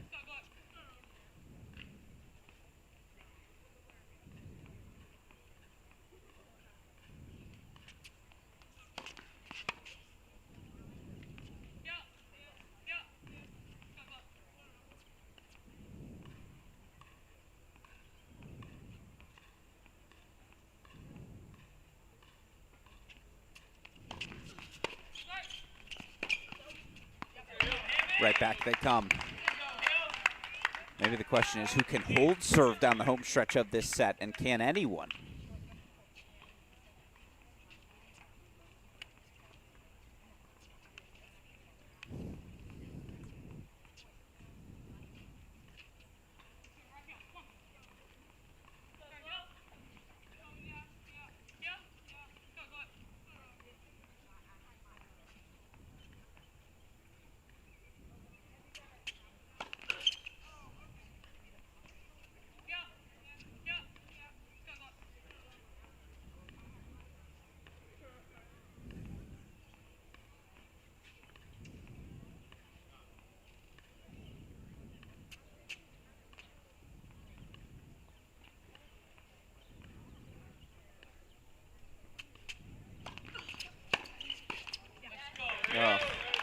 Grandmeyer kept it so low. Delaney was in the right position, just didn't quite get underneath the volley enough. Maybe a half step closer to the net, but she was pretty close.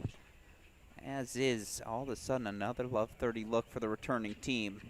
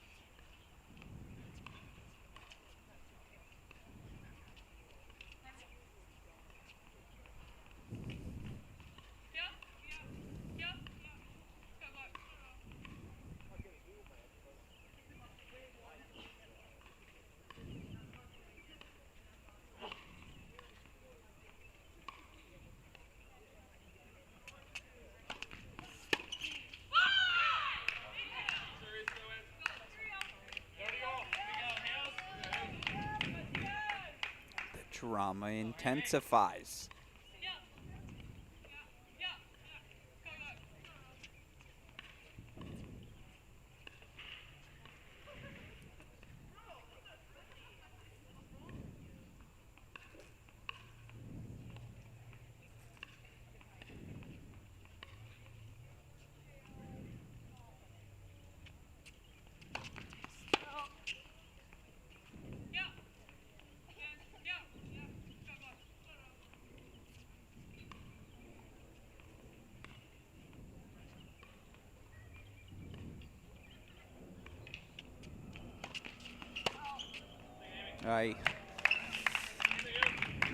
Loose second serve from the sophomore, and all of a sudden it's 2 more breakpoint chances here for Meyer and Hamilton. Real conversation between former doubles partners. What's the play call here on the return?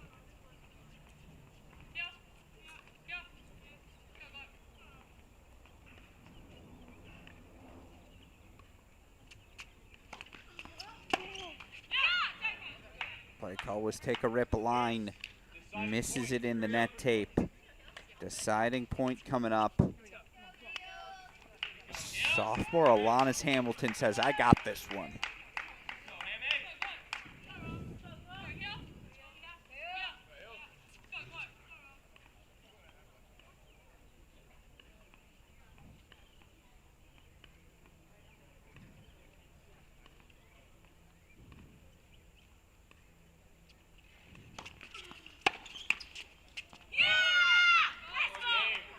The home court bounce, not to the home state North Carolina Tar Heels. No, it's the Sooners.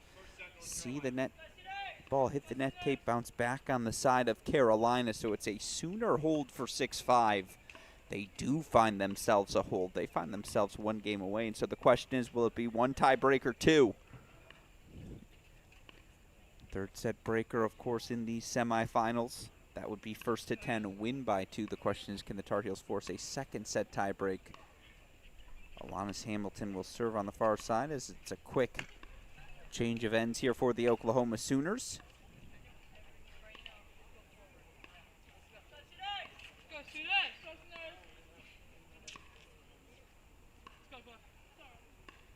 Head coach Audra Cohen working her way over to watch her redshirt junior, her sophomore here in the semifinal. Of course, senior Julia Garcia-Ruiz eliminated in the consolation quarterfinals. Garcia-Ruiz falling to App State's Savannah Dada-Mescal, the breakout star of these ITA All-American Championships.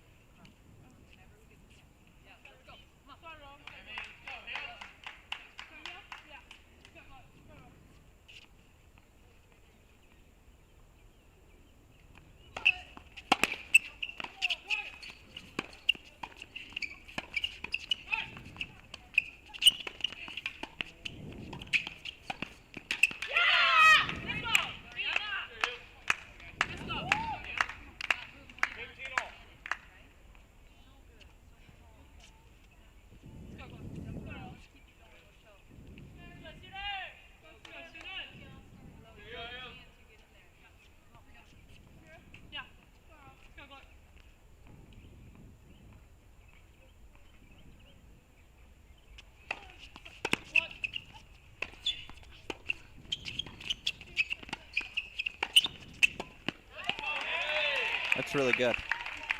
Gets forward as well. That volley just running away from Noam.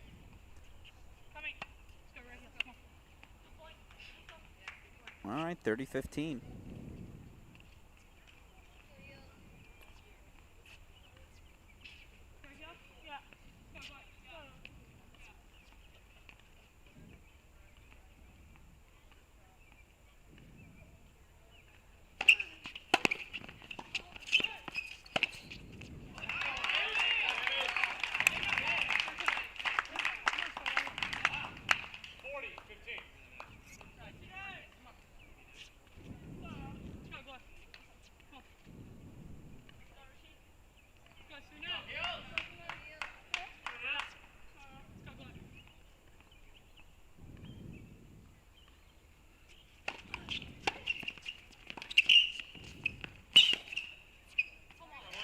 It'll be either 1 or 2 tie breaks.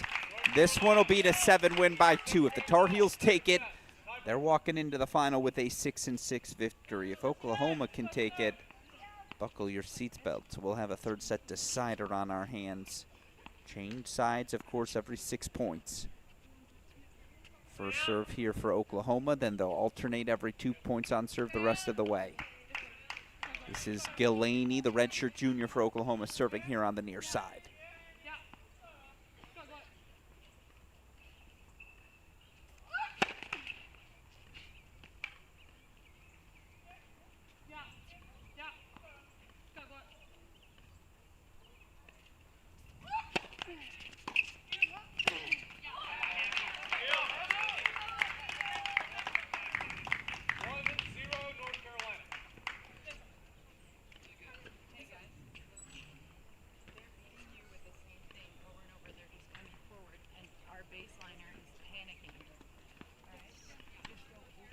Well, there you might have overheard head coach Audra Cohen expressing, hey, we know what they're going to do. You know their play. You know they're getting forward.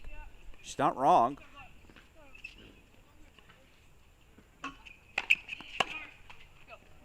Going to about disrupting that rhythm, a lot easier said than done, certainly.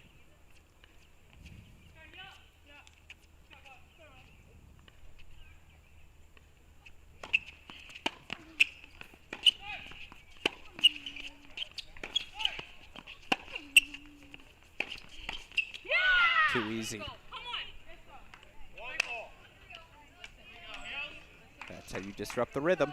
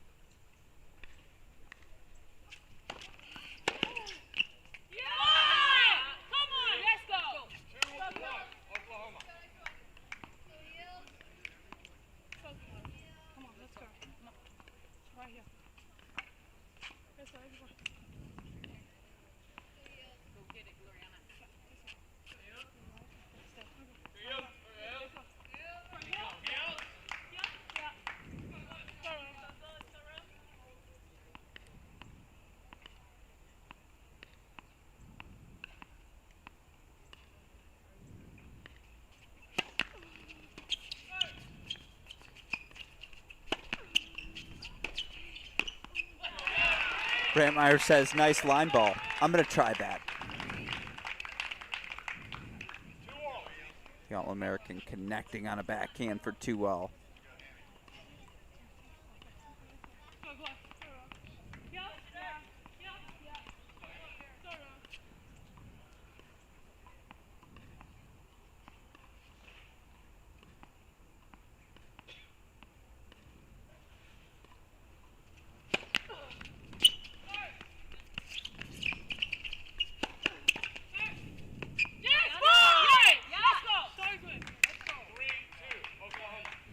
Change sides after this one. Finally, a point goes to the server. Oklahoma taking a 3-2 lead.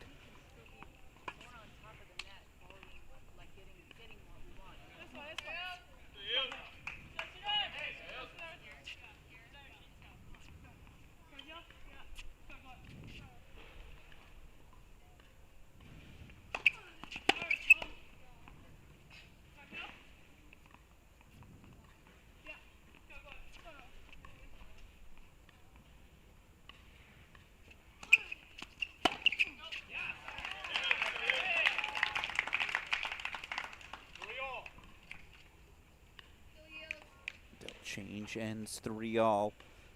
Winner of this to face Urbanova of Wisconsin.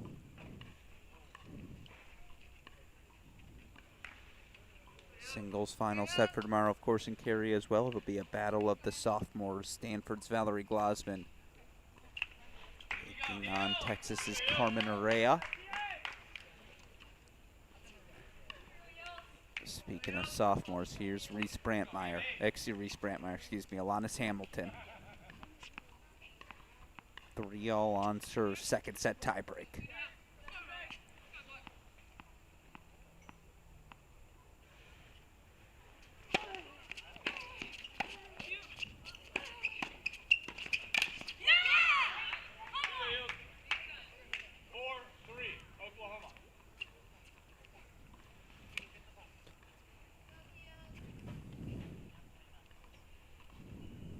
Middle solves the riddle.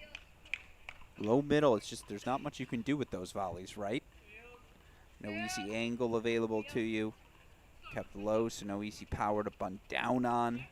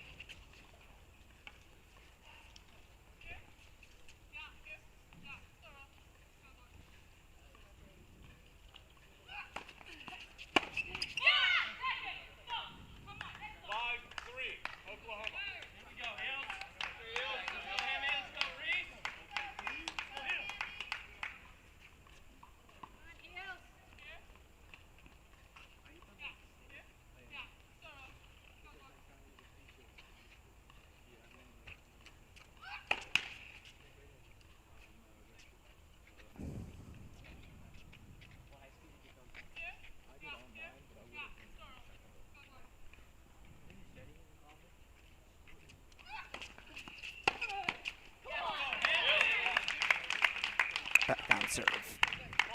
That's been her play when she's driving through it. She's going line. And now the chess match begins. As much Brantmeyer, Hamilton, Nahum Gilani as it is Scotty versus Cohen.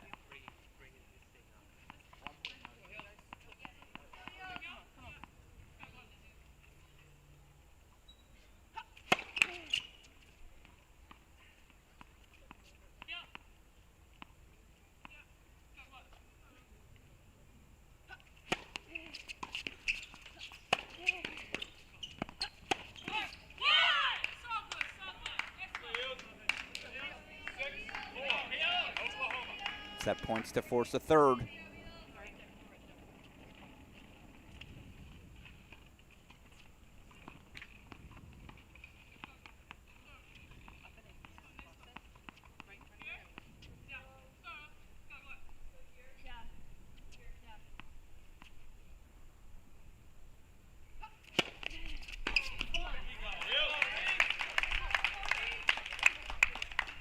Easy rolled in first serve. Tar Heels say not yet. They fight off the first set point still. Here's another for the Sooners.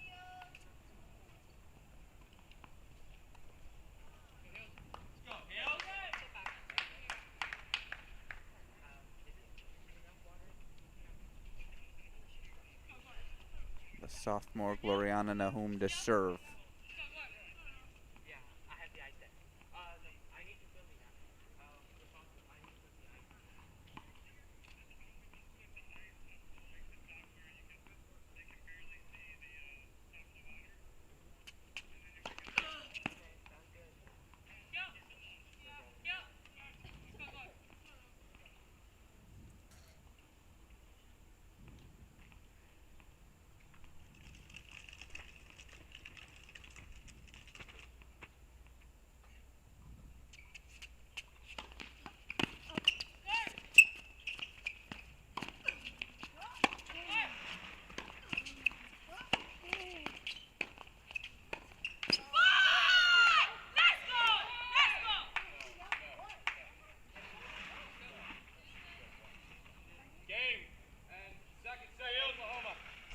Not sure what the conversation was there from Elizabeth Scotty. But the Hamilton volley goes wide. How is this for a scoreboard. Ooh, a limping Julia Garcia Ruiz. Certainly a couple of singles matches for her at the end of what was an extraordinarily long week of play. You understand the gimpiness as she's going to go grab something for her teammates. This is my sort of semifinal scoreline. 7-6, 6-7, third set breaker to decide things. It'll be first to 10, win by 2. Coming up, 4:30 p.m. Eastern time start for our men's doubles semifinal number 1. Top seed Benito Sanchez Martinez. Peter Jovanovic going to take on the Florida pairing of Tenapet Narundorn and Henry Jefferson. Coming up after that, 5 p.m. Eastern time start for my doubles semifinal. It'll be Paul and Shaspe Landon Ardilla of Princeton taking on DK Suresh, Andrew Delgado of Wake Forest. One more set of matches to come again. 4:30 start on the Chris Halley Obersteed, 5 p.m. start on ours. Of course, we still have this one. And if we get an hour-long third set tiebreak, wouldn't that be special?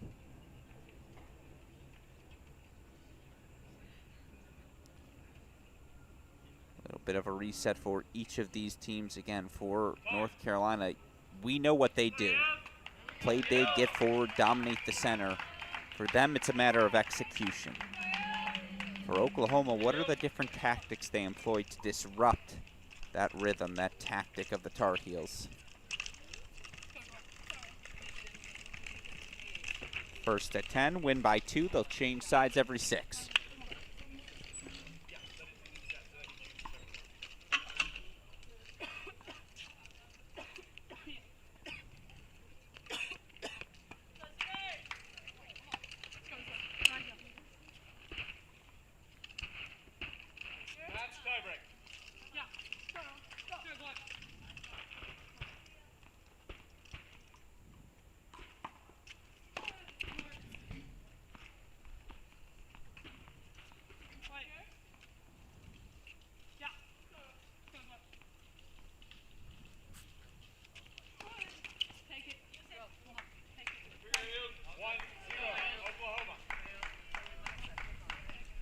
To start, One Love Sooners.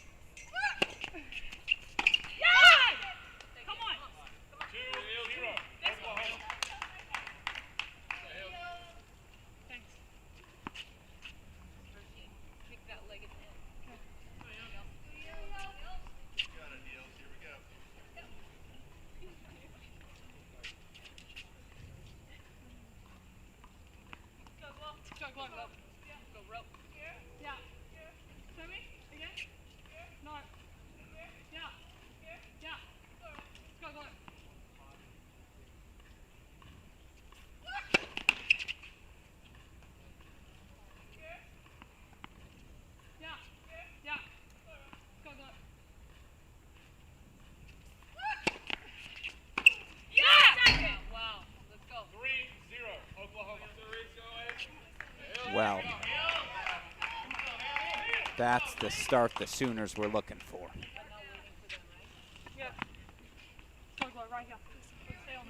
A bunch of free points off the racket of the Tar Heels. 3 Love Sooners.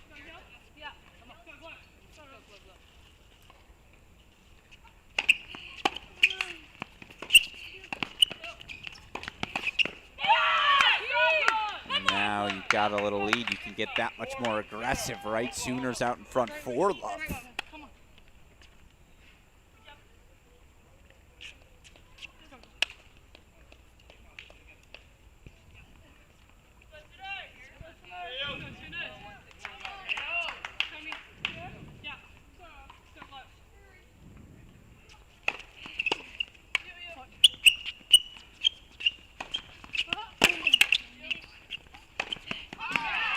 That one will feel good. Finished with authority by Brantmeyer. Tar Heels on the board here in the Buster.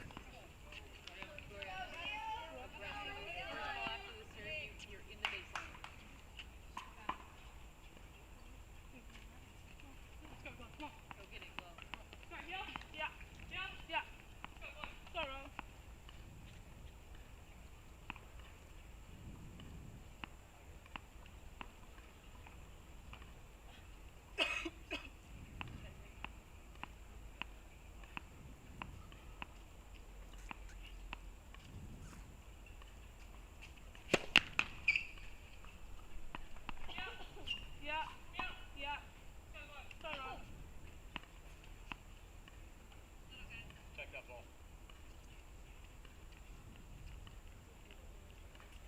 Here we go, Hills. Let's go, Hills. Show me again. Yeah. Come on.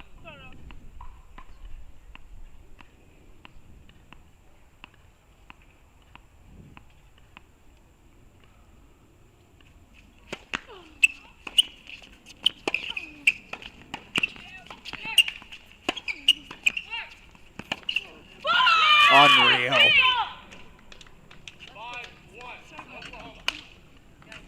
As they change ends, show you that one more time. First of all, every volley was snapped well. I thought that was going to be a winner from Hamilton. Fast hands from Galaney to extend things. Then again, Glow, just a heat check of a backhand line. 5-1 Sooners out in front as we make the turn. Will become the second team in program history to reach the ITA All-American Women's Doubles Final. Of course, they would also be the second team in the last 3 seasons, as Guzman, Sheherbanina capturing this title back in 2023. 5-1's a lead. It's not the finish line. First to 10 win by 2. Can this top-ranked Tar Heel duo find a way to respond?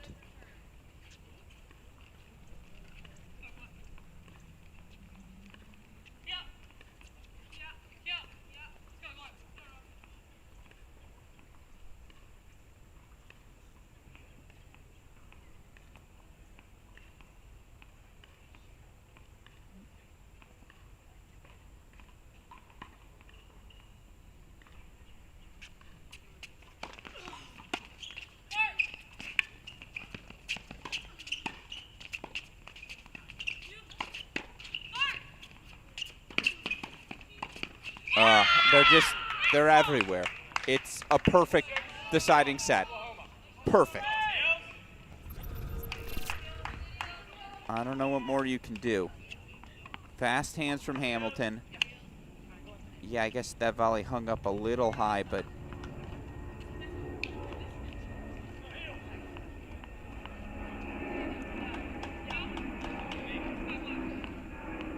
that's a ridiculous level.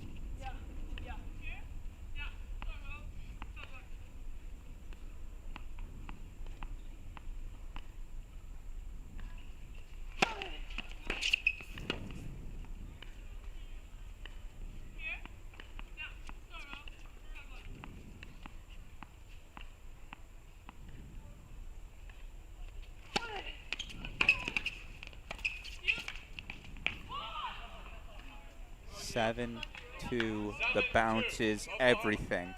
It's going the way of the Sooners. Here we go, Hills. Let's go, Reese.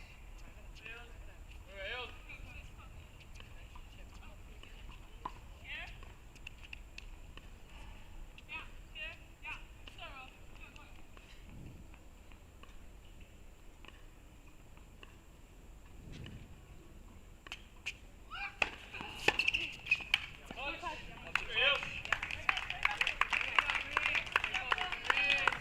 definitely caught a piece of the glow racket.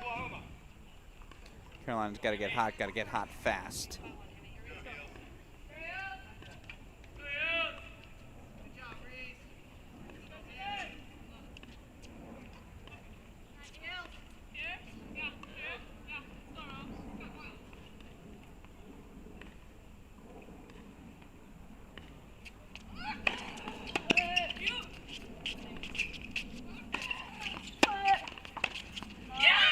They just keep pressing.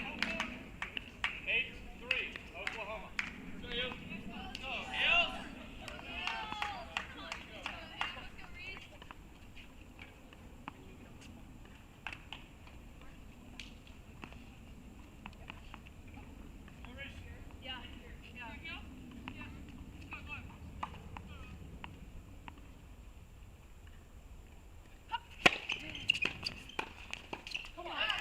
Had to have it, they get it. Got to have almost everything the rest of the way. Again, 8-4, they trail your preseason #1 ranked team, your USTA U.S. Open wildcard collegiate champions, Reese Brantmeyer, Alanis Hamilton, they're in trouble. The team of Nahum and Gillaney, exceptional in the tiebreak. Lacing returns, pressing forward, winning quick exchanges at the net. They've got an 8-4 lead here.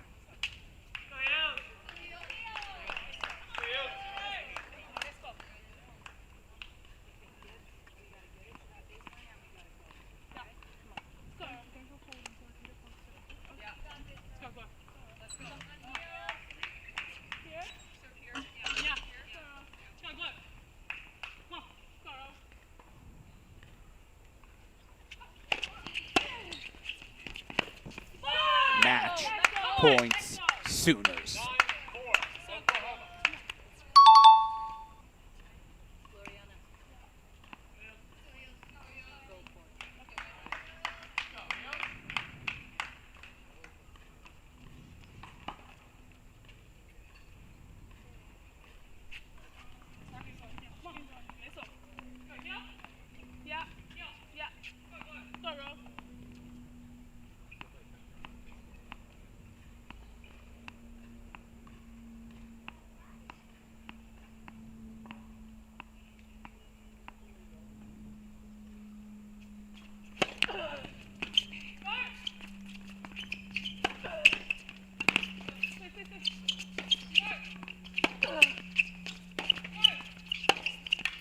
It's a joke.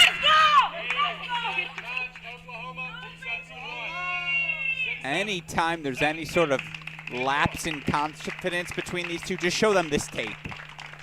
I mean, that is as flawless as a deciding tiebreak can look.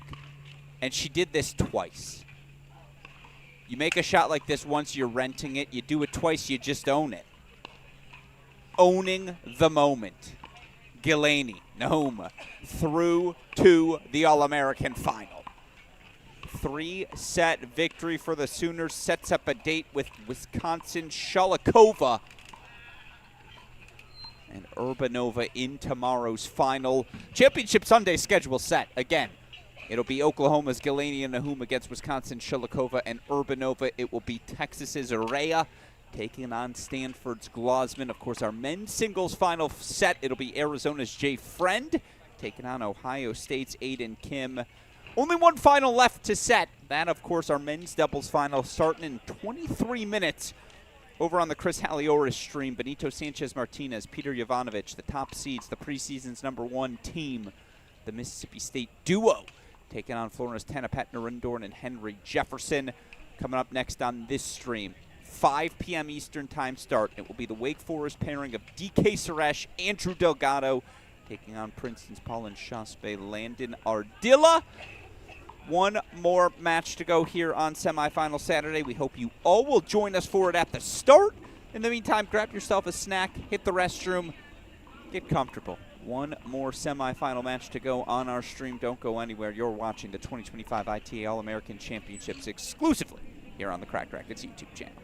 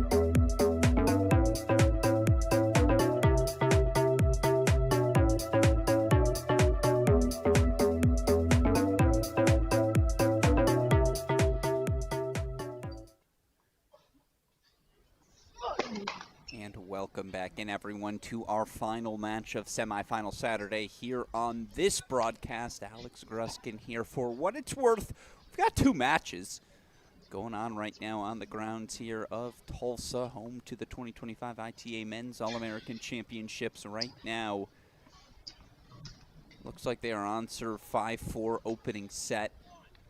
Mississippi State taking on Florida. That's Narundorn Jefferson taking on Jovanovic and Sanchez Martinez. Chris Halioris on the call on that one. On this one, we get to focus on the action happening here on court number 6. It's the Wake Forest pairing of redshirt freshman Andrew Delgado, senior DK Suresh. 3-set win last night for them. They're going to take on the Princeton pairing. Paulin Shaspe, Landon Ardilla. Ardilla, the junior out of Plano, Texas, and Shaspe, junior out of France. So we're ready to rock and roll. Wake Forest to serve first. Let's play some tennis.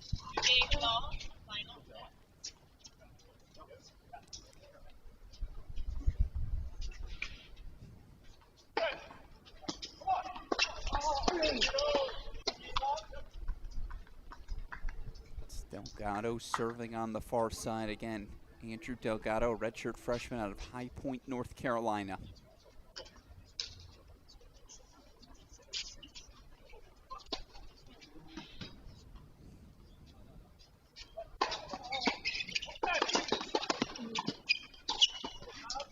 In a year when they're replacing all sorts of pieces at Wake Forest. Destanich, gone. Silas, gone. Tachi, gone. You lose the leadership of Cabalbo and others from the bench as well. They got to replace some people. Count on Delgado to help them do that here this season.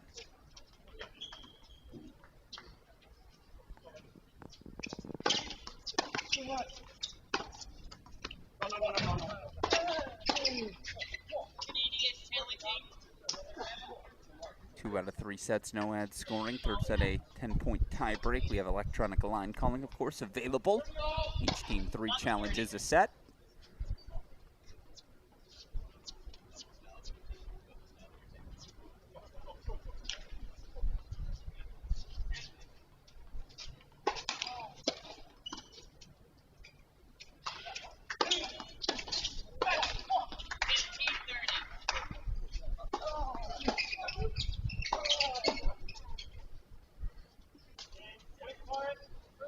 To hold that love, and we're off and racing.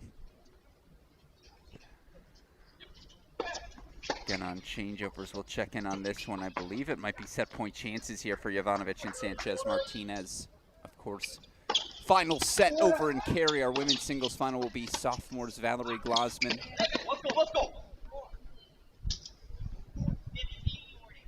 Carmen Herrera doing battle. Of course, the women's doubles final set will be Oklahoma's Nahum and Galaney taking on Wisconsin's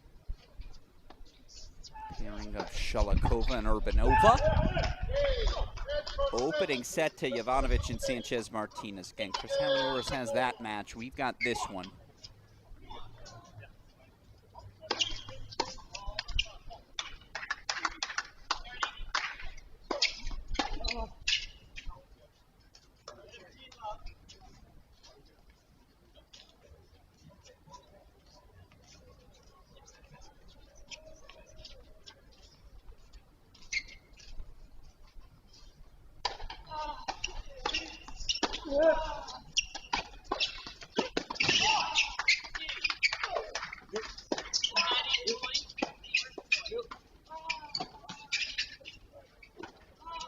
Little extra luck for the Deeks. Women's singles final, an 11 a.m. Eastern time start tomorrow. Doubles final will follow that. Of course, our men's singles final now set. Arizona senior Jay Friend, the first player in Arizona men's tennis history to reach the All-American singles final. Take on Ohio State's Aiden Kim.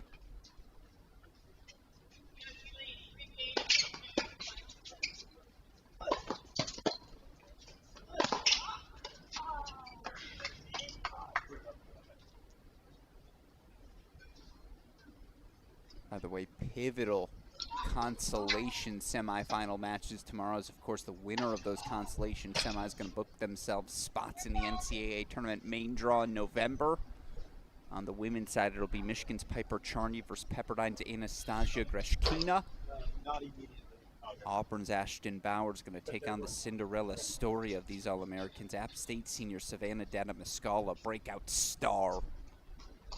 Knocked off number 1 DJ Bennett in round 1. She'll play for a spot in the tournament tomorrow. Duncan Chan is through to the semifinals, as of course is Jack Allowdit. Not sure who's going to be joining them yet.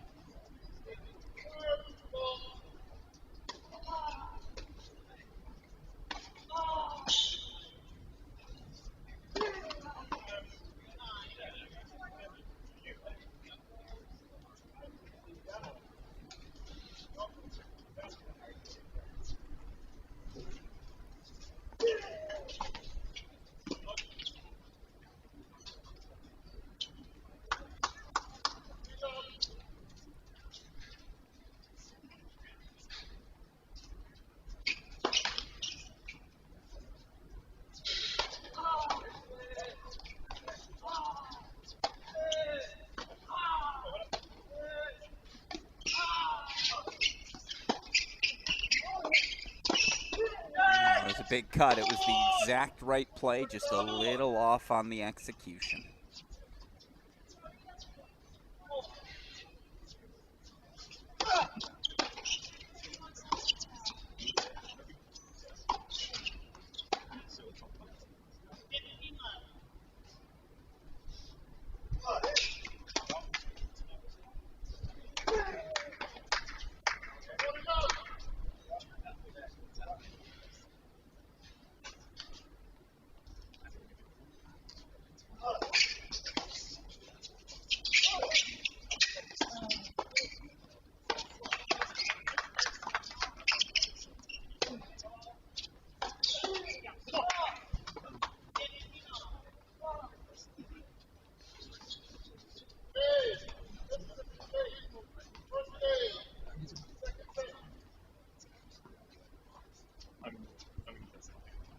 Stay on serve. Princeton, the easy hold 4-1 all. This is the senior DK Suresh, the preseason number 3 singles player, a quarterfinalist at these All-Americans. And in fact, 2 players in the country clinched berths in both singles and doubles. Reese Brantmeyer on the women's side, DK Suresh on the men's side.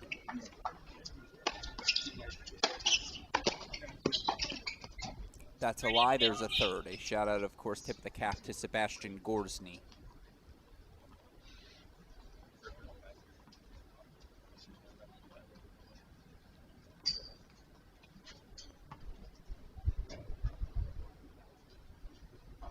Oh no, Gorsny lost in the quarterfinals. I am corrected. Suresh.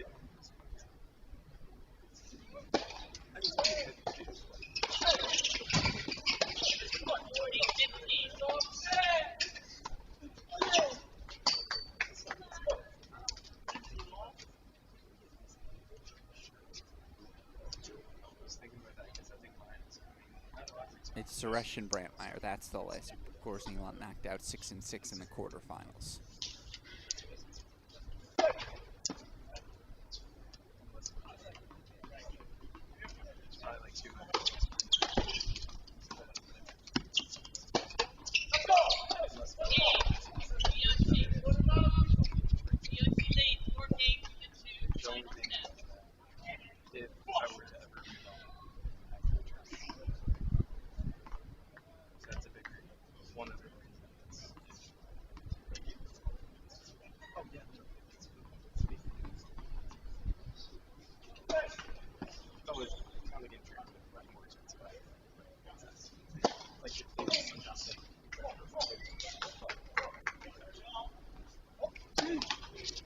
Now our scoreboard's correct. 1:30 on the service game here of Suresh.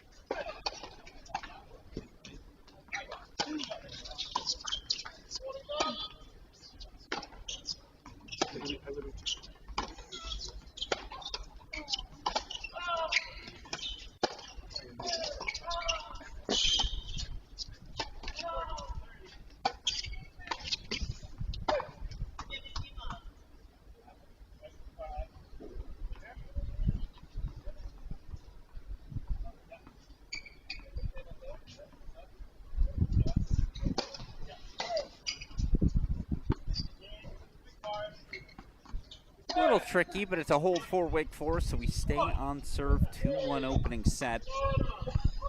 And Alex Gruskin here. Appreciate all of you joining us.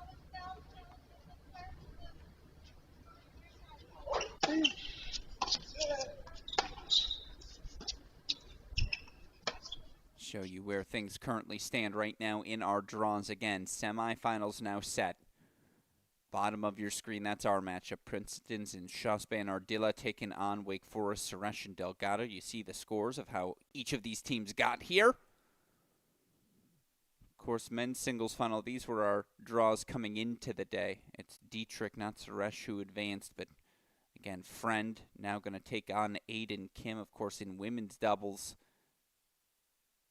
Believe those. We'll get those set for us as we get ready for tomorrow's final. In the meantime, back over to our action.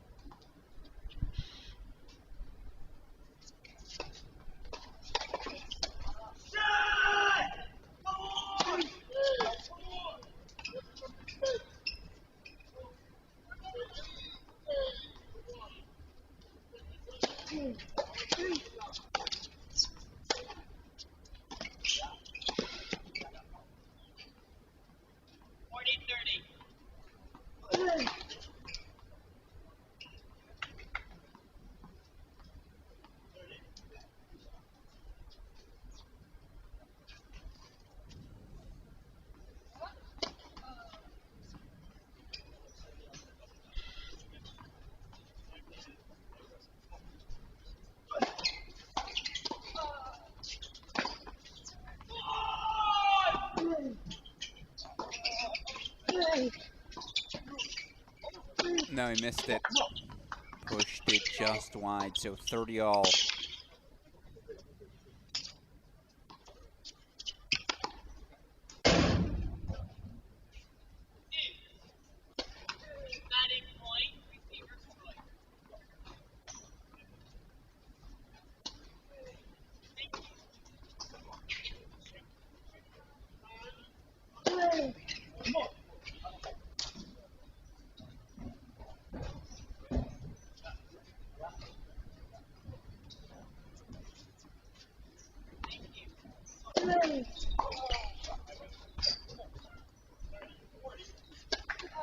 Break point chances are first of the match. They belong to Wake Forest.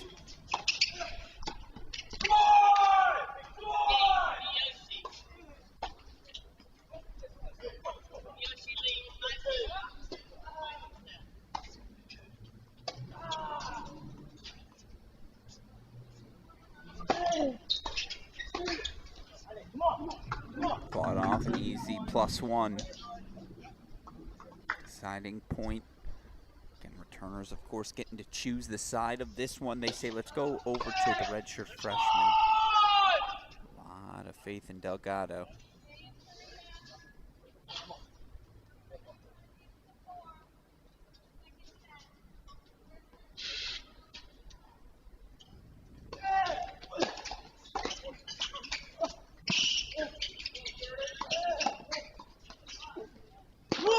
Missed it long. First two break points fought off by Princeton. 2-all opening set.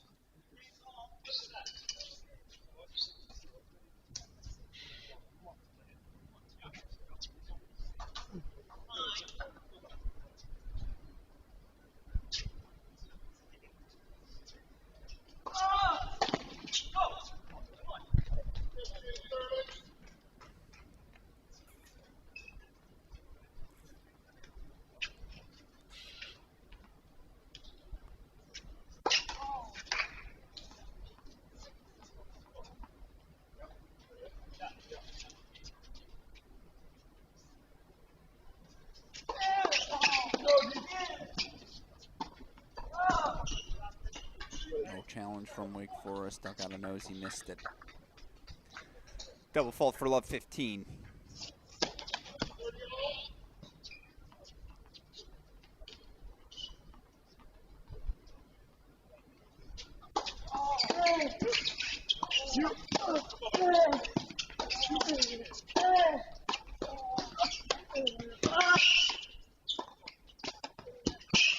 Wise man once said, "You're not getting past line, you're not trying."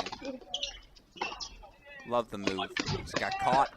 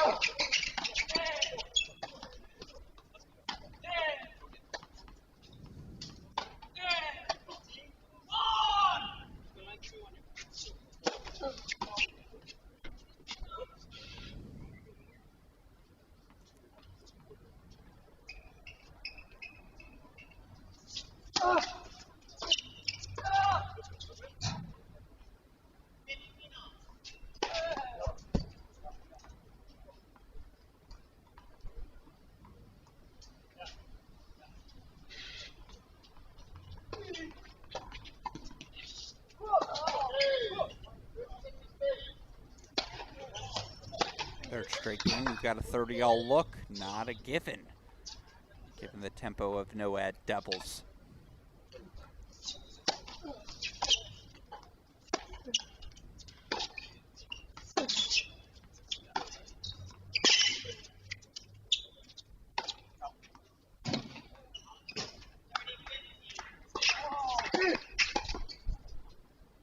Well erased.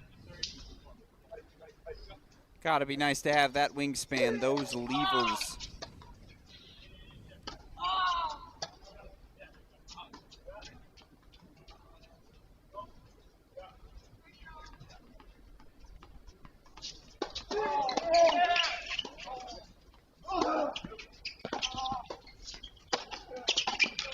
Let's trade breakpoint chances. Wake Forest had 2, Princeton's got 1. And Shaspe Ardilla.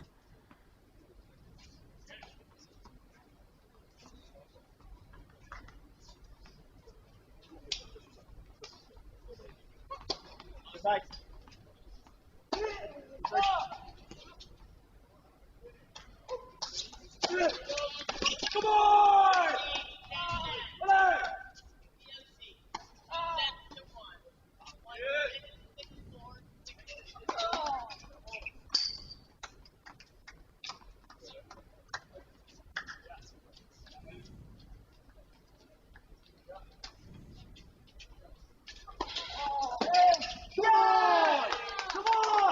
That's the break. Princeton from 2 break points down, they break first. Landon Ardila connecting on the return of serve, so 3-2 they lead opening set. Let's go check in on our other matchup where I believe it is now a set and a break lead for the preseason #1 duo. Jovanovic, Sanchez Martinez, indeed 6-4, 3-1. This is Jovanovic serving on the near side.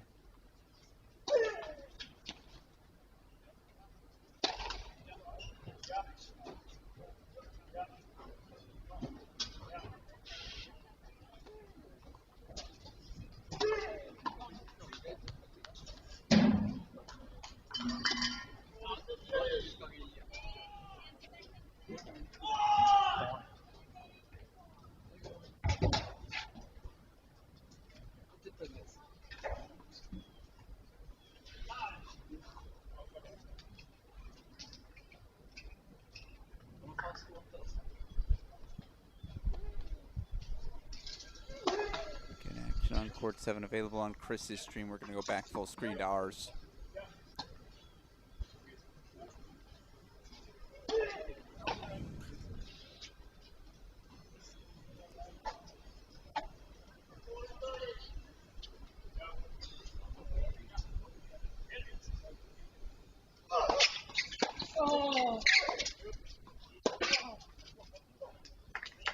Just, again, kind of pulled himself out of the shot.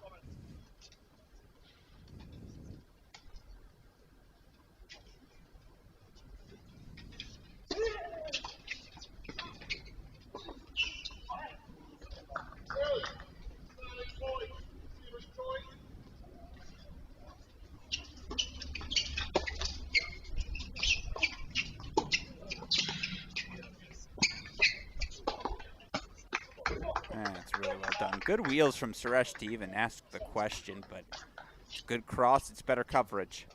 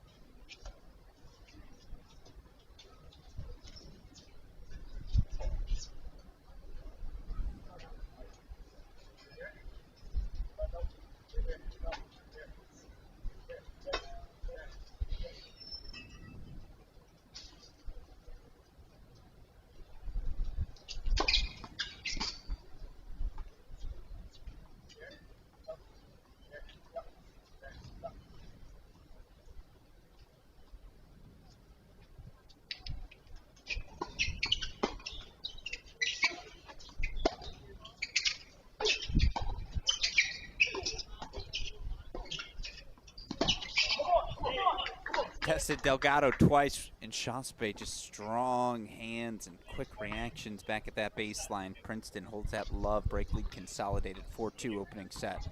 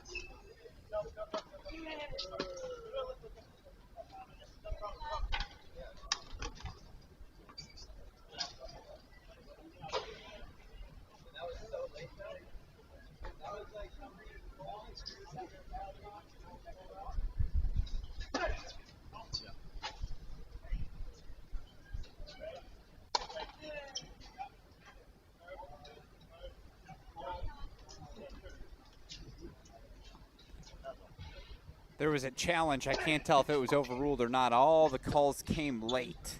That's the contention for Wake Forest.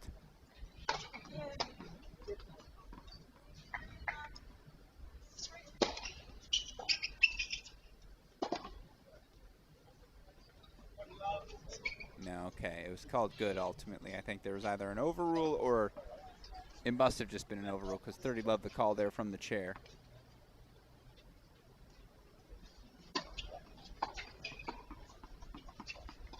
Excuse me, not 30 love, 40 love.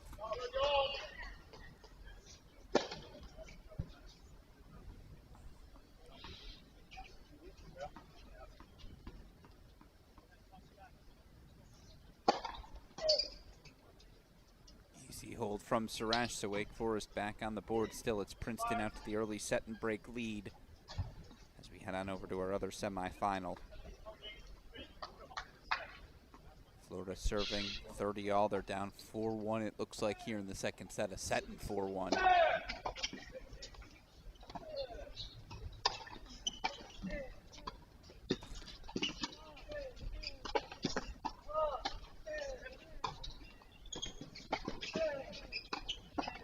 Fun point for us to hop in on a couple of fun overhead lob exchanges.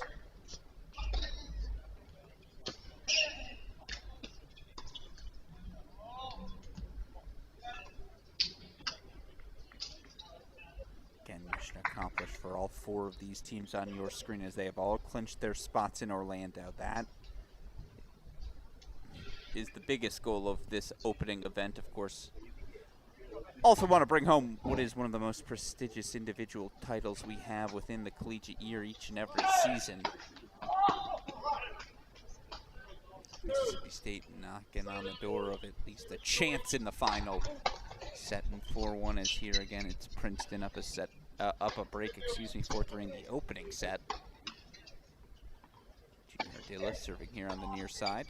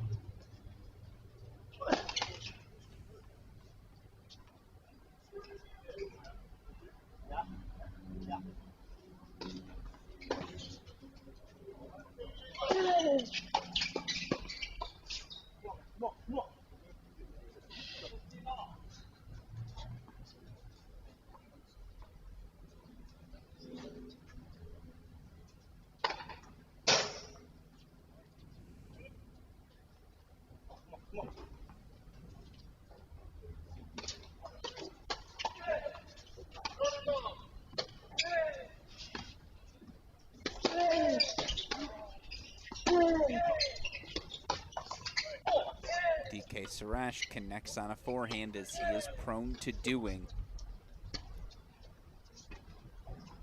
A bit of a window as, of course, Wake Forest has to find a break back if they want to grab this opening set.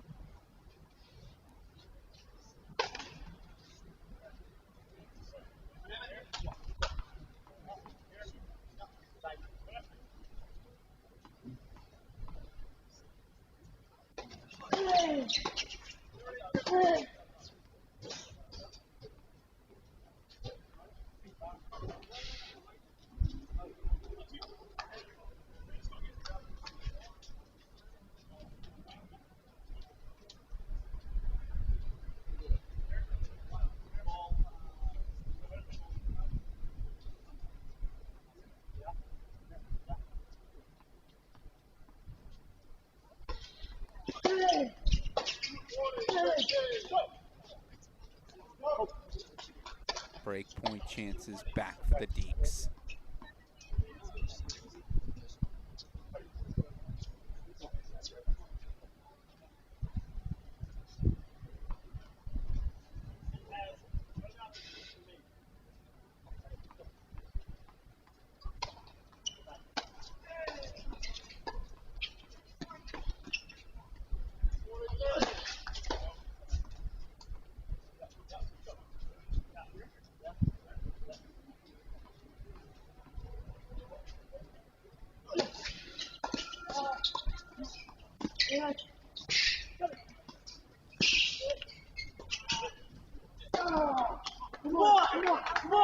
First one fought off. Good, aggressive, winning tennis.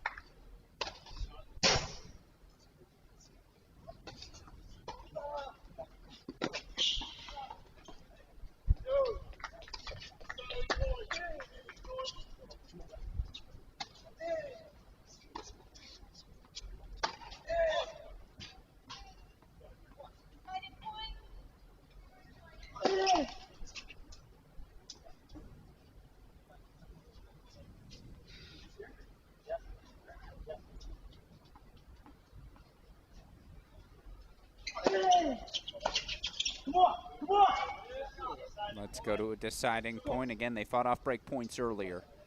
Can they find it again here?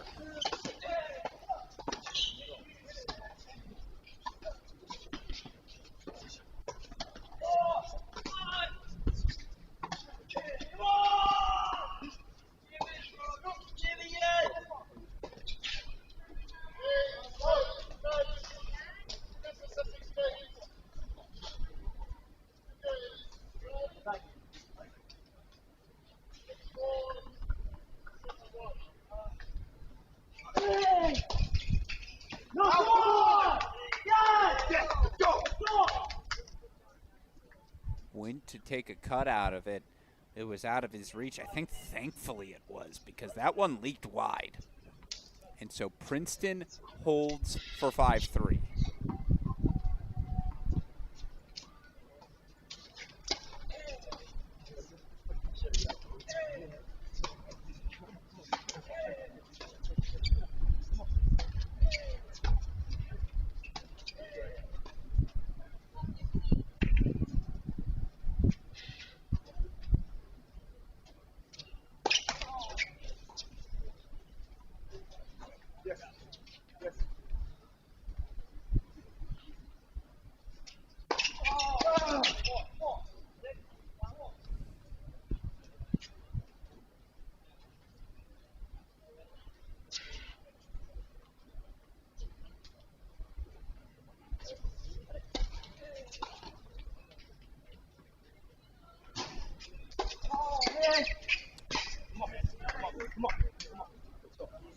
They want to end it now. Grab the break here.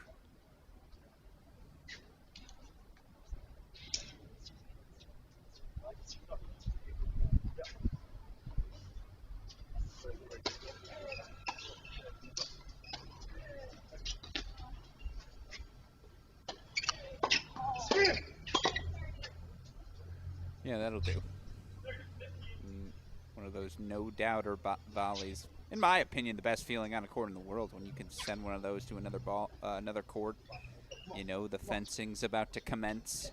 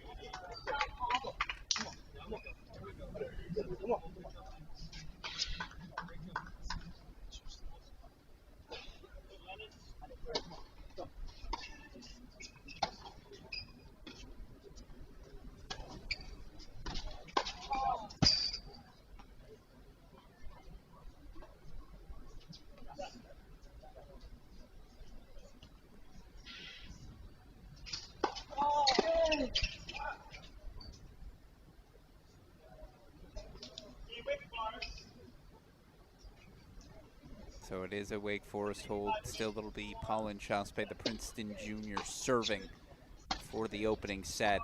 By the way, I think they're officially in the books on court number 7. Indeed, they are. And now all that's left to do is the teaching.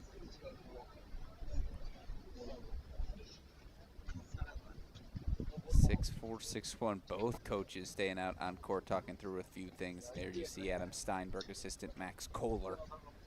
Head coach Matt Roberts always in a teaching mood.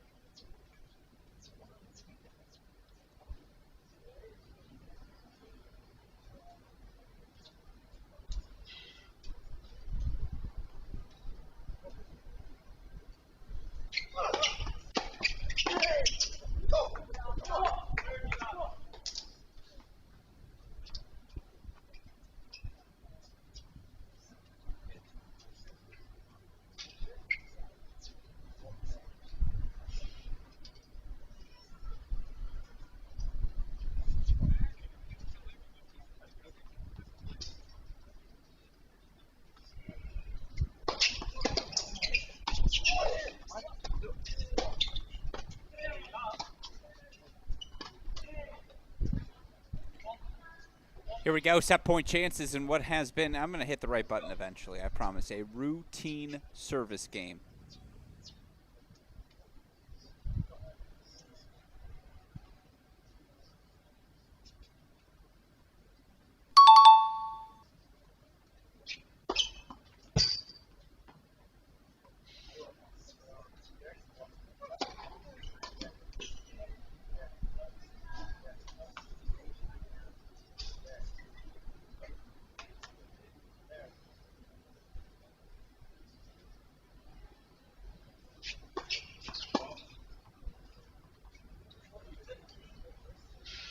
Well, that's why you build 40 love, right?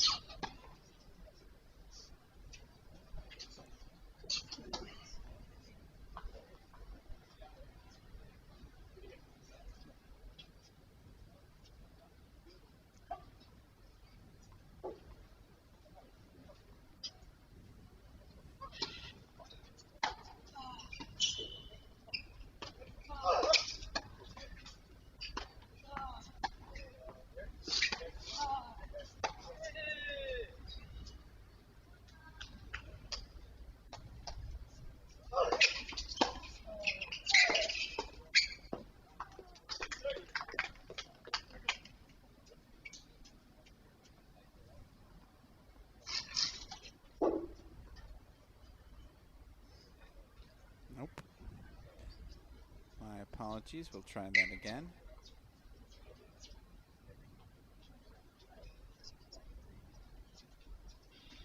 And there we go.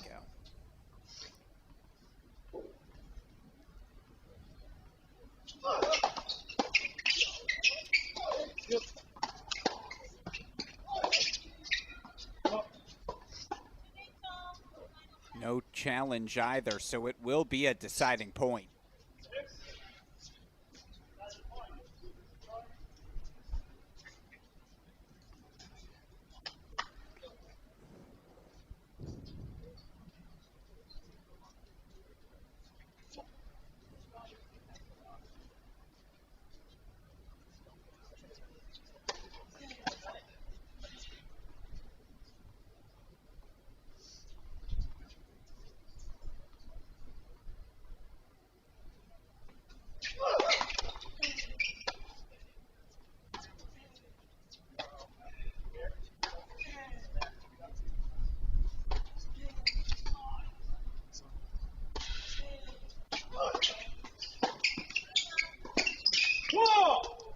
They break to extend the set.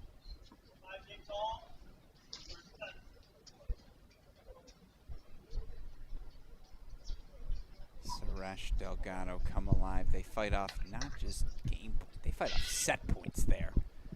Find their first break, and that 40-30 DK Suresh return, it must have been just off the back of the line.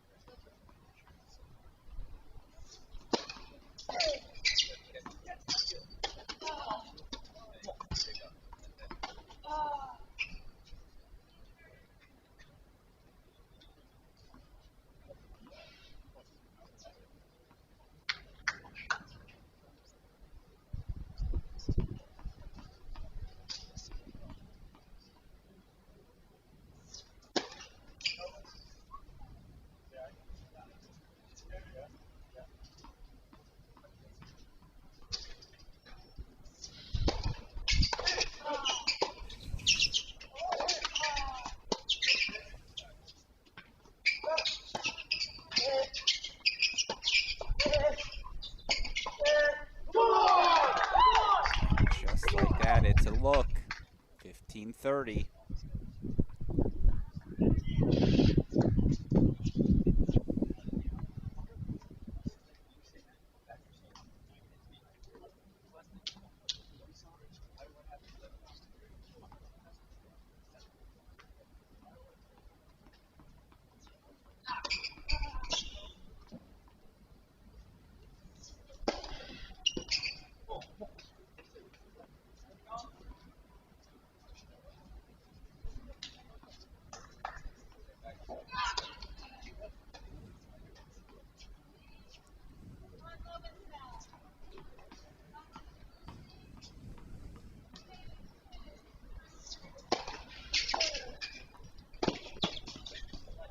That's one of your shots of the week. You hit that shot maybe twice out of every 100 tries. I mean, that's a joke. On the full stretch, a little flick.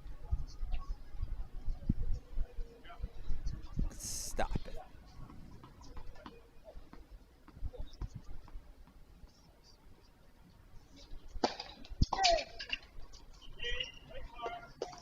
And now it's the Deeks out in front, 6-5, opening set. Final main draw match. Winner of this will face Mississippi State's Jovanovic and Sanchez Martinez in tomorrow's final. Of course, final set over in Cary as well. It'll be the Oklahoma pairing of Gloriana Nahum, partnered, of course, with the Oklahoma redshirt junior Bryson Galaney. They'll take on the Wisconsin pairing of Maria Shelikova, Lucy Urbanova. Singles final, of course, going to start 11 a.m. Eastern Time. Stanford sophomore now, Valerie Glasman taking on Texas sophomore Carmen Herrera. Men's singles final in Tulsa going to feature Arizona's Jay Friend, the senior, taking on Ohio State junior Aiden Kim. All that action again starting 11 a.m. Eastern Time in Cary on our Cracked Rackets YouTube channel. Thank you to all of you who have joined us all week long. A thank you, of course, to the ITA team, the countless hours put in behind the scenes to ensure an event like this executes flawlessly. Ardila now surfing with pressure on his shoulders. 5-6 opening set. Come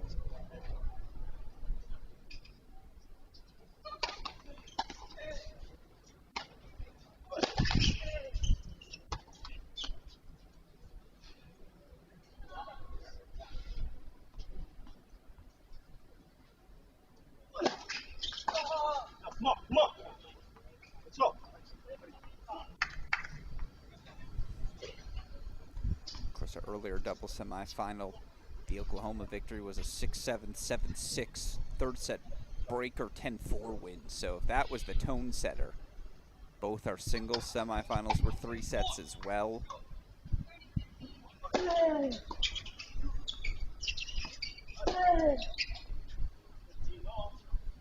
No, I sailed that one. Yeah, it was a big swing. Healthy swing.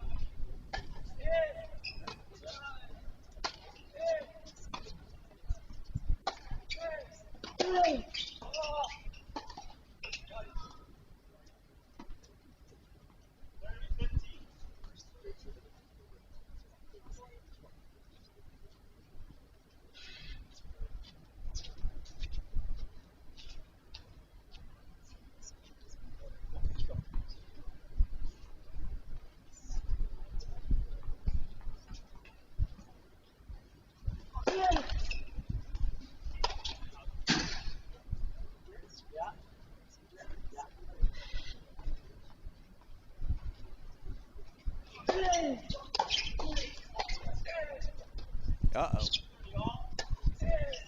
Wake Forest 2 points away from an opening set.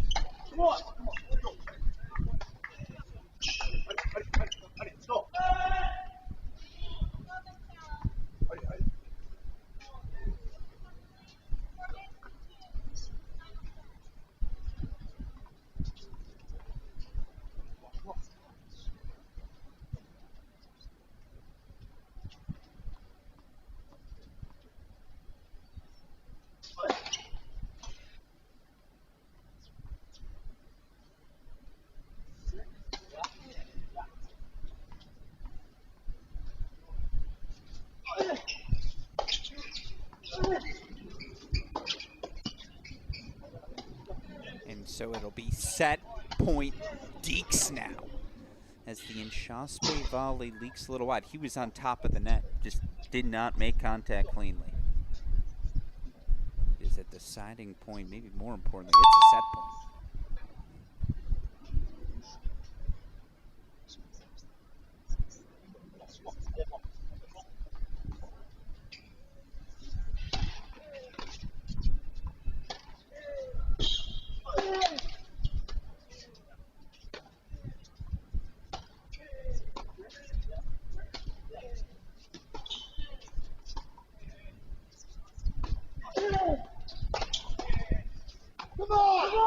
That's a great recovery. You missed the first one just like that to set up the set point.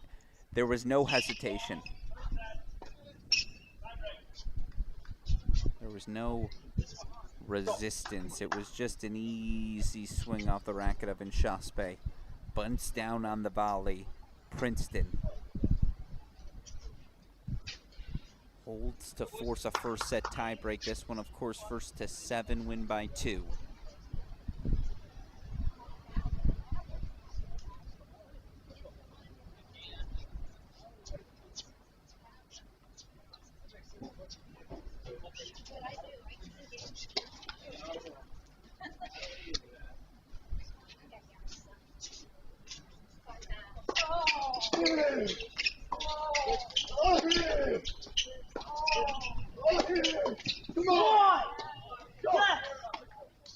First point Tigers. Remember, they had set points. They served for it. 5-4, they had their chances.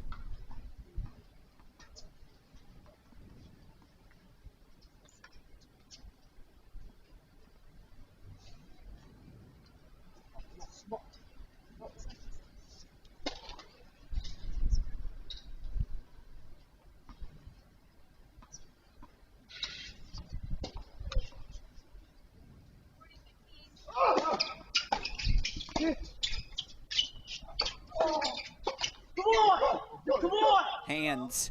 All hands team for Ardilla. It's a lesson to everyone tuning in as always. Just keep the racket up. If you keep the racket up, good things can happen.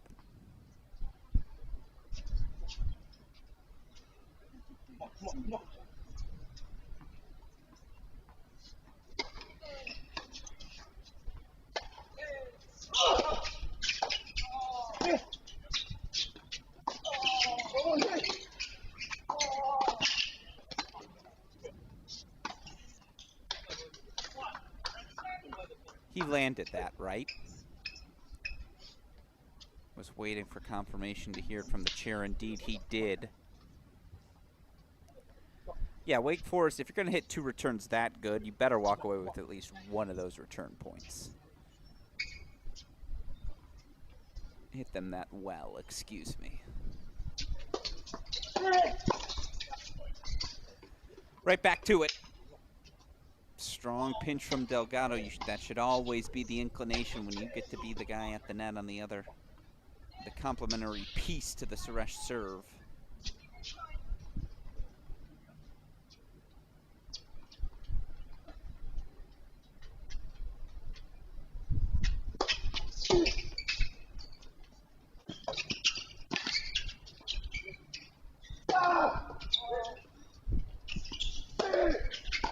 Call him playoff P and Shawspace stepping up.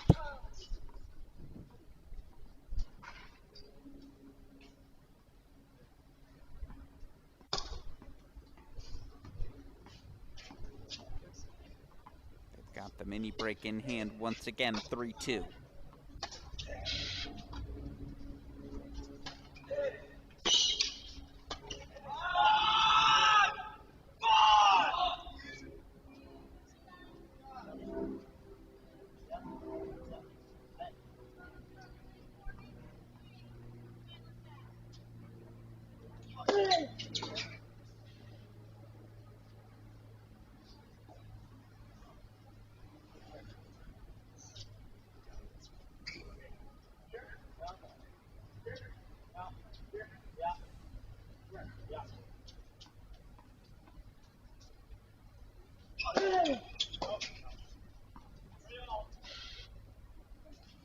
Change ends 3 apiece.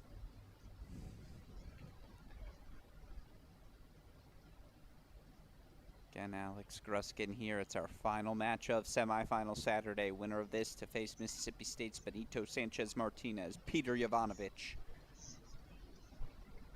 Princeton had match points, set points serving forward 5-4.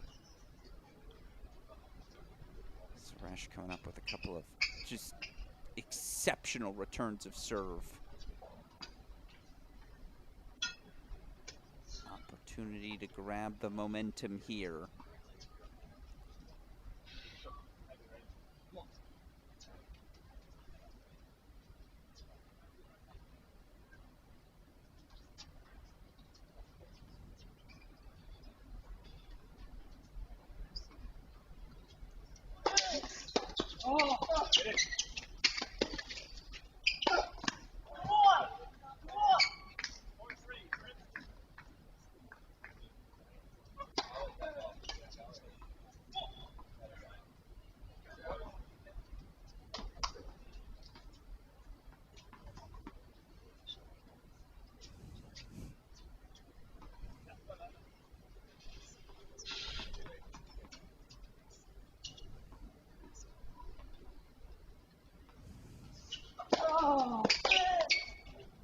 Yep, keeps us on serve 4-all.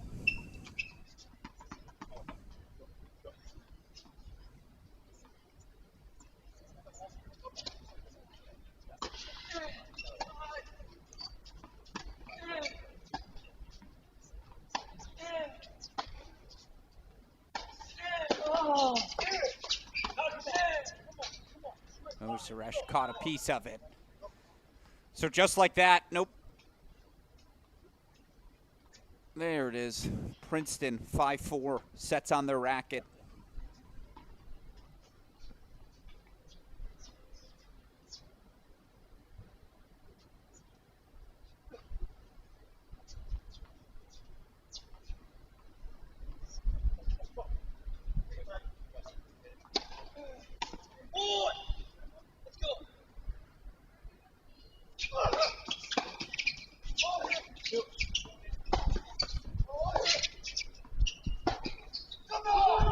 Sprays that one wide, so here we go. Set point chances coming for the Princeton pairing in Shaspe and Ardila.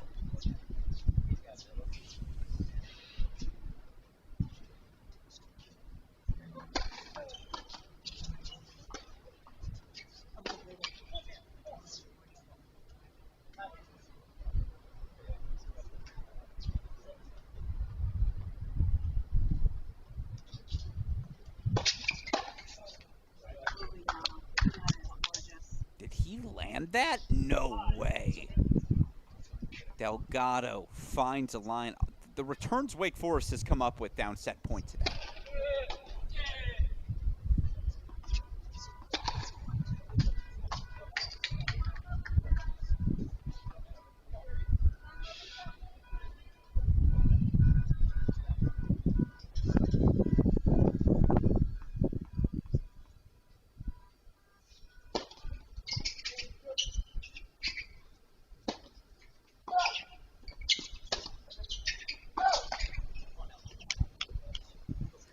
Will once again change end 6-all opening set. Who wants it more?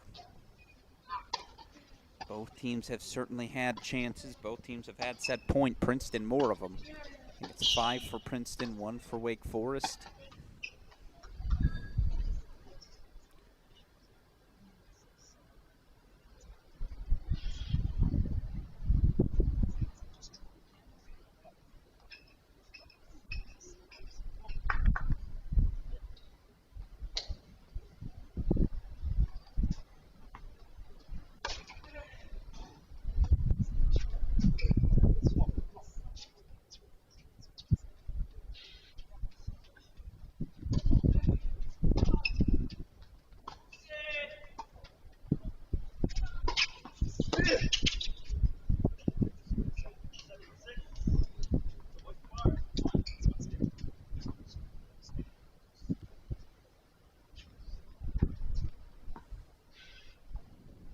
Set point belongs to Wake Forest.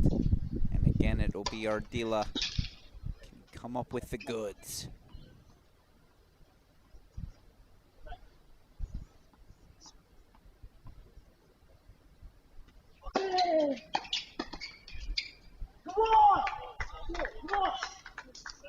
Set point fought off, 7 up. The little things. This is what you expect a men's doubles semifinal to look like.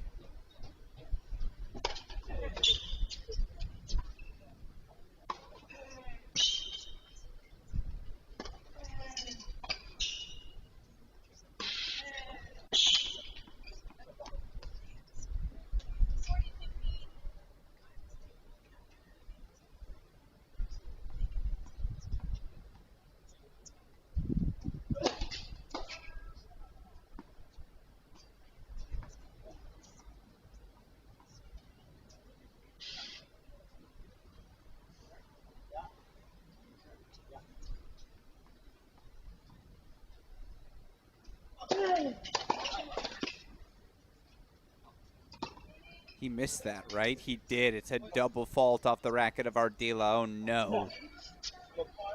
Is that the opening Wake Forest needs? This time they have, for the first time, a set point on serve. And it'll be the serve of the redshirt freshman, Andrew Delgado.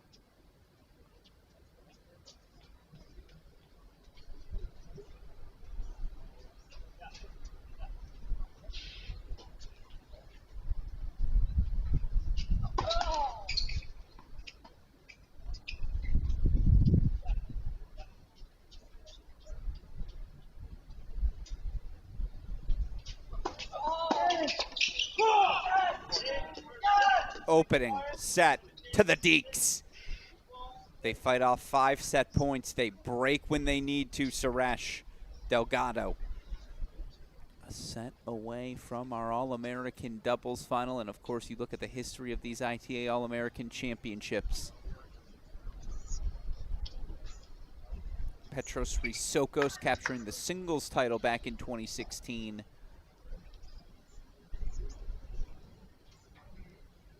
Is he the only Deke to make a final in this event's history? My quick glance at the record book suggests yes. They've never made a men's doubles final as a program, the Wake Forest men.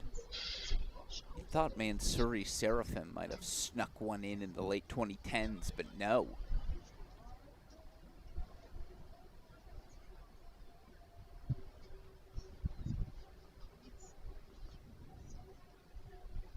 Of course, for Mississippi State's pairing of Jovanovic and Sanchez Martinez, they'll look to be the first Mississippi State pairing since 1992 to capture this title.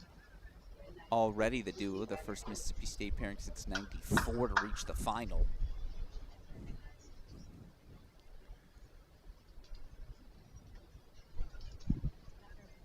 Go through the history lesson later. Again, a thank you to the ITA for making the record book for this event available on the wearecollegetennis.com ITA website. Students of history who want to do some research, looking at the past champions. Obviously, this year's U.S. Open semifinalist, Robert Cash, J.J. Tracy, winning this event in 23. Cash actually a 2-time champion of this event. Keep looking back, some of the great doubles pairings. Courtney and Shabazz, they went on to win NCAAs. Buchanan and Rolla, maybe the best doubles team of the 21st century, and that includes Samdev Devarman. Tret Huey won this event. James Blake, a winner of this event in 1998. David Roditi, the current TCU head coach, won this event as a player at TCU back in '94. A lot of good names, a lot of players finding success here. They go on to success in other parts of their college careers. Very understandable. This is maybe the most prestigious individual event we have on the ITA calendar each and every season. A symbolic start to each and every fall. ITA All-American Championships. It's the pairing of redshirt freshman Andrew Delgado, senior DK Suresh of Wake Forest. They grab a 7-6 opening set.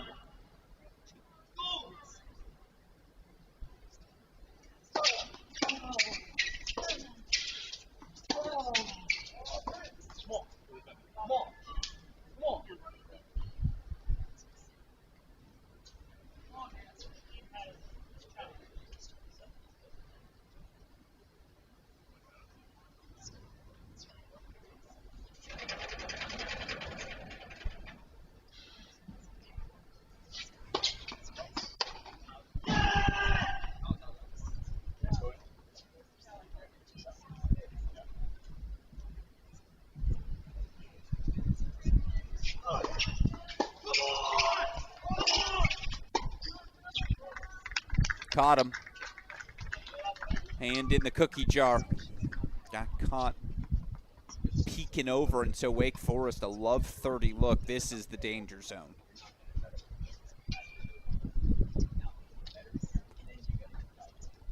Five set points escape you in the opener. You gotta let that go. Gotta have a short memory in this sport.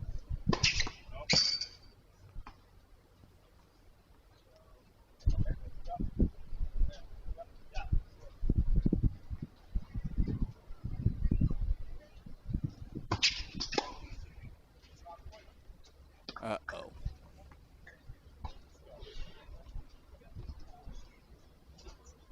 There you see Associate Head Coach Brian Baker, one of the most respected minds, of course, we have in our sport. What a difference he has already made in his time on the coaching staff with head coach Tony Bresky. National champions, ITA indoor champions last season.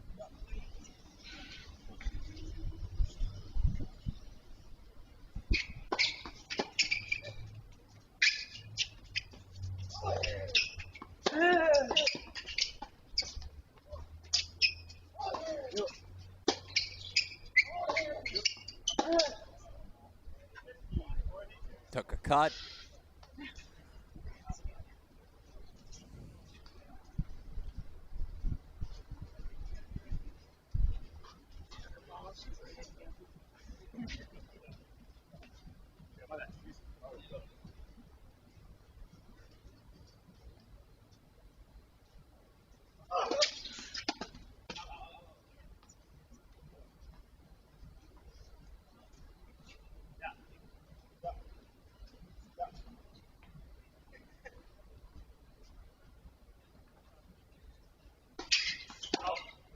Oh no, a two double fault game. And so it's an opening break for the Deeks. 1 foot, no, not quite yet. It's an opening break, otherwise I'd say 1 foot over the finish line. It's not 4-2, it's 1 love. But now the Deeks get to play from ahead, and they're always looking to play downhill, of course, again, Wake Forest. By the way, it's not just last season's team. You think about the last decade in men's tennis. If you're making your list of the 5 most successful programs, we'll say since 2015, obviously Virginia Cavaliers have to be on that list, right? They win the NCAA titles 15, 16, 17, 22, 23. Who else on that list has multiple titles in that time span? Actually, you know, again, only one other program. It's Wake Forest Demon Deacons, right? They win in 2018, they win in 2025. Maybe most impressively, you look at both of those seasons, they swept both the big team events, right? They win the indoors in both 18 and 25 as well.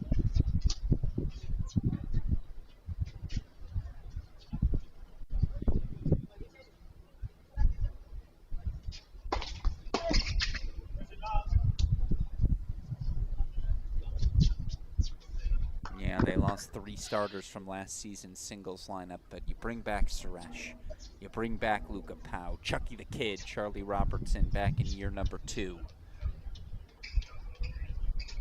Hell, by the time December starts, Tony Bresky will announce that Carlos Alcaraz is coming this spring.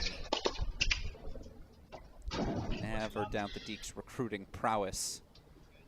Certainly, again, they like the pieces they've bringing back as well. 40 love here. Deeks looking to consolidate fast.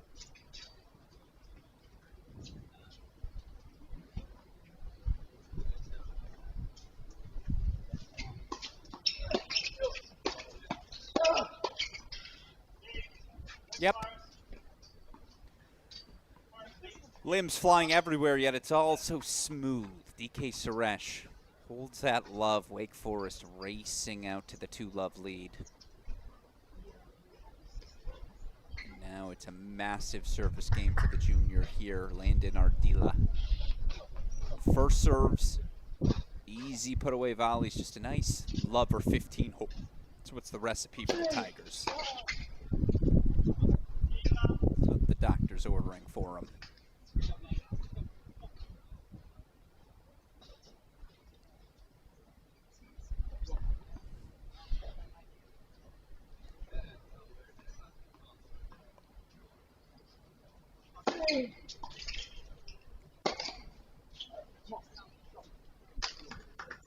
Just like that.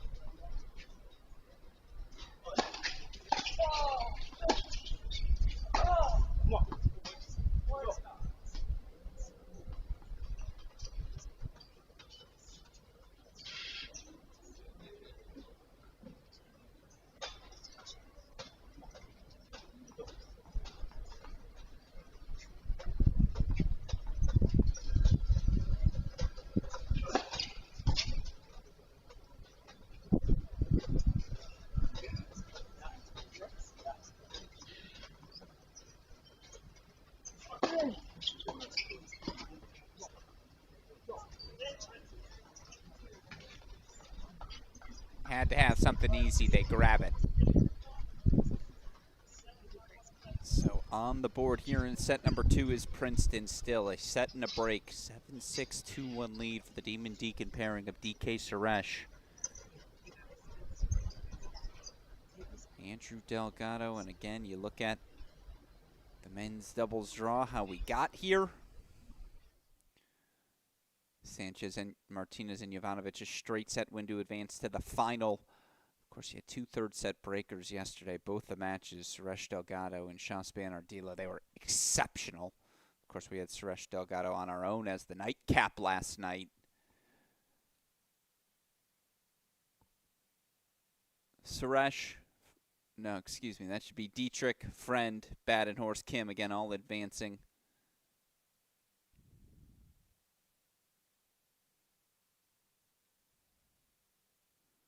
Got to get that Mushika El Sola out of there. Don't you worry. We'll make sure all of our graphics are correct for tomorrow. That women's doubles one we got to fix.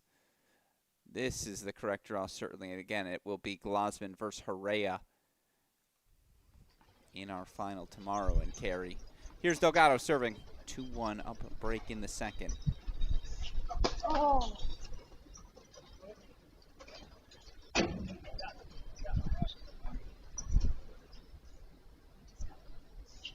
Oh.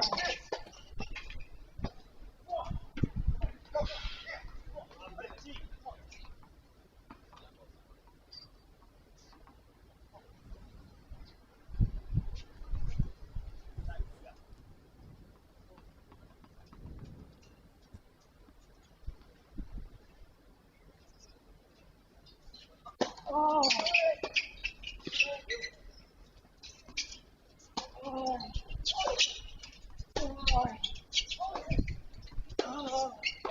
Come on! Oh, look at that, love. 30.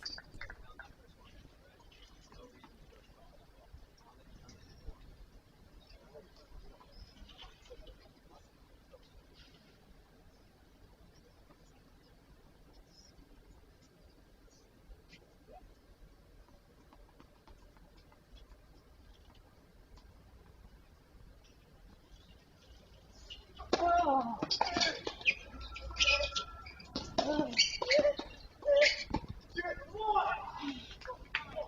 Fast hands from Ardila. Breakpoint chances right back for Princeton. And yeah, you do feel like Delgado's the guy you want to attack. That's why I was shocked. No disrespect to Andrew Delgado's serve, but if I had DK Suresh on my team, I want him serving first. Ultimately, everyone served 3 times in set number 1, but Oh.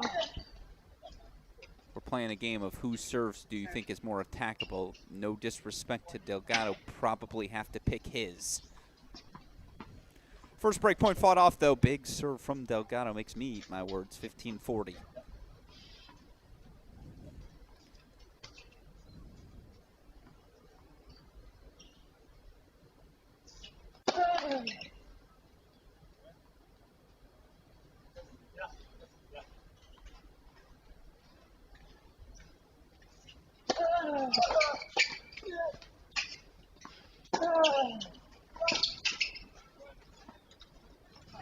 Nice forehand from Andrew Delgado. Quick hands from Ardila to extend the rally. 2 Wake Forest break points fought off. Excuse me, Princeton break points.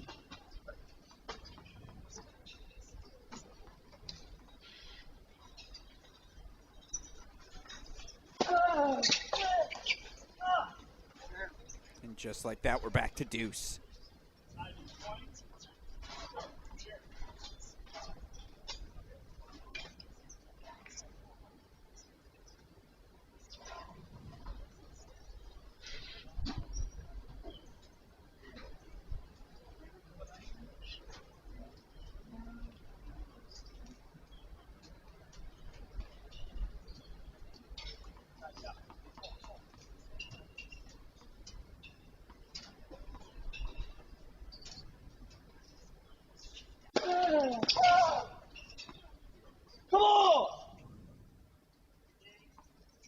Was wondering if we were going to get a challenge from Princeton. We don't. Delgado down, Love 40 holds. That'll put hair on the chest. The redshirt freshman finding his footing. 3-1 Wake Forest stays out in front here in our second set.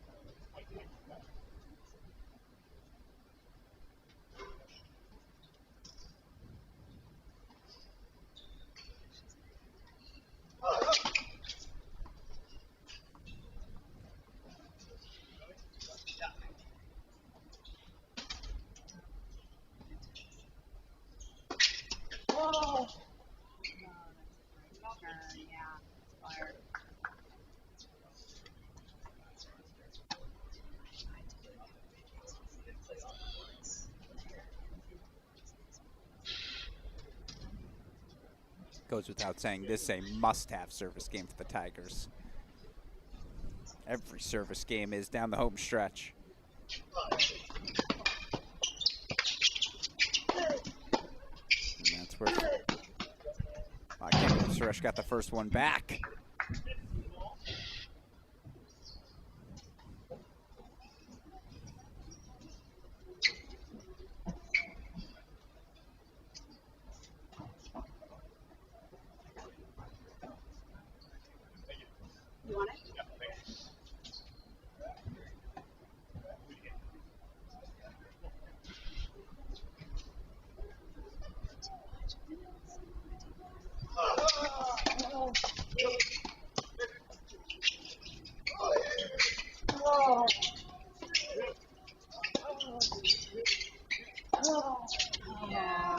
Andrew Delgado, show me something.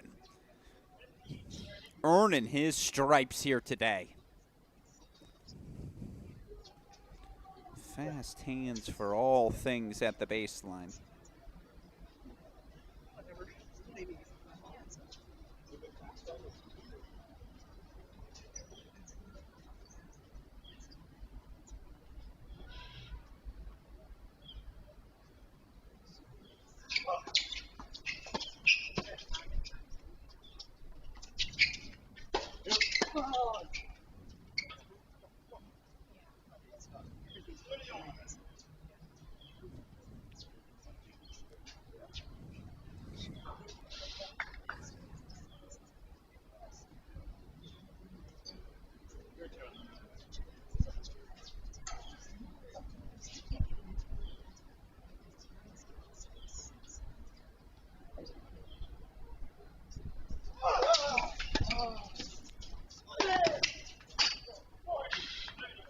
Yep, that's more like it.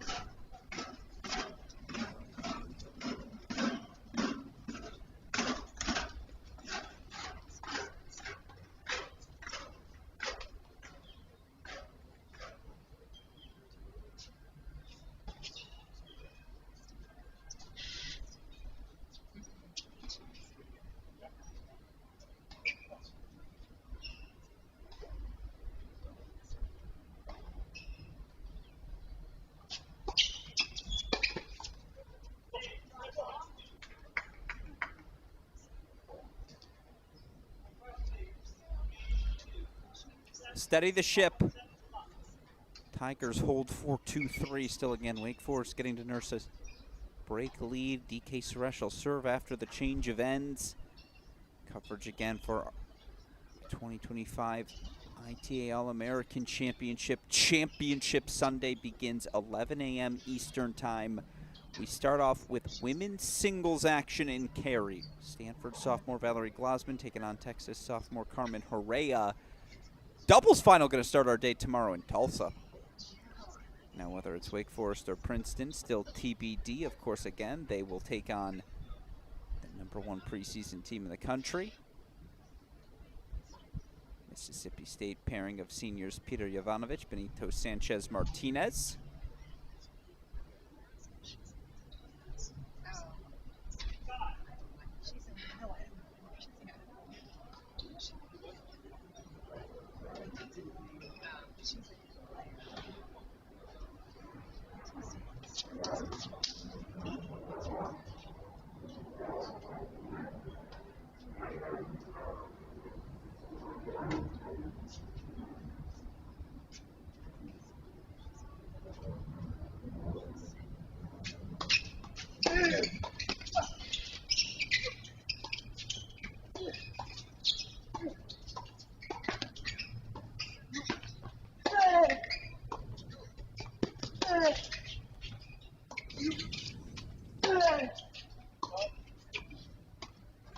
Nah, I pulled it a little long, did Ardilla.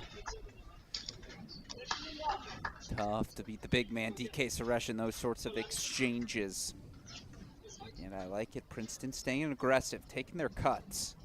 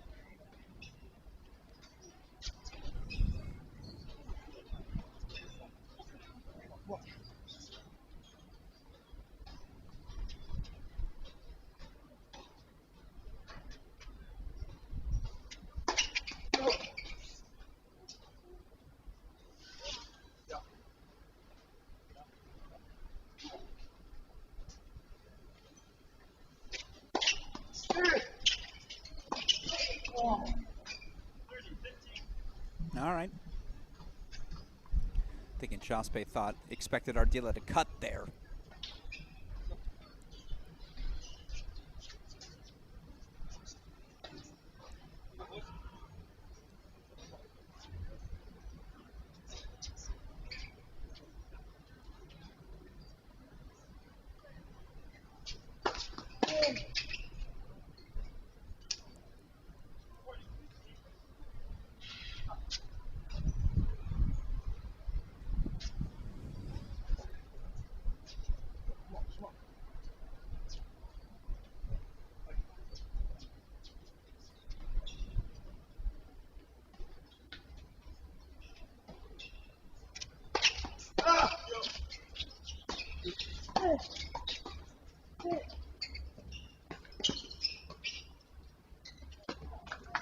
Scrumptious.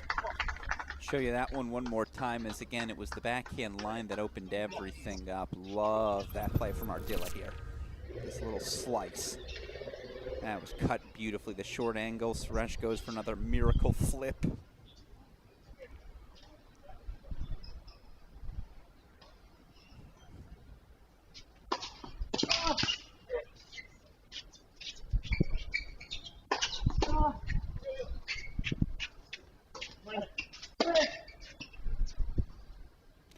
Pulled a little wide. It was great defense. Did all he could, but in the end, again, big man gonna hold. DK Suresh extends the lead to 4-2 Wake Forest.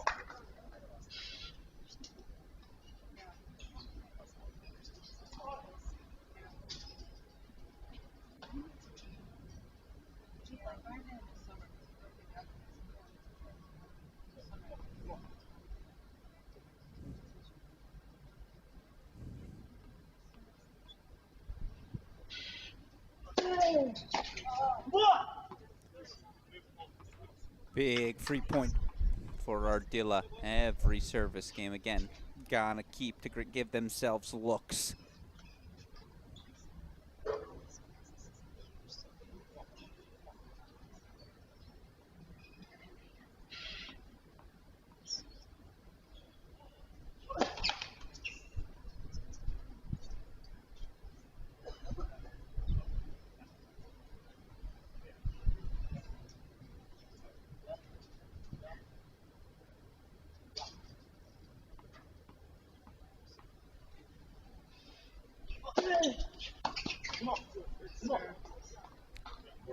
Game point chances coming up for Princeton.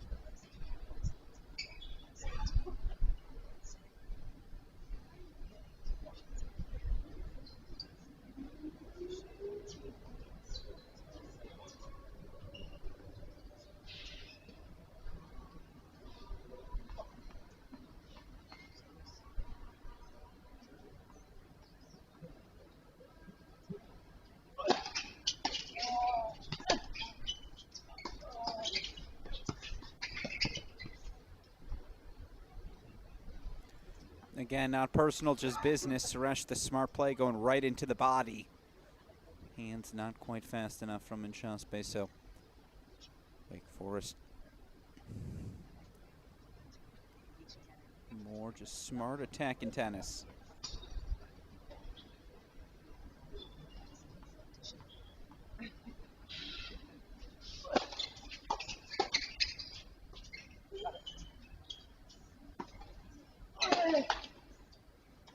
Oh, it's heartbreak, and Shaspe had it. All he had to do was snap just a little more. Call this a de facto match point. Cannot afford to fall down a double break here.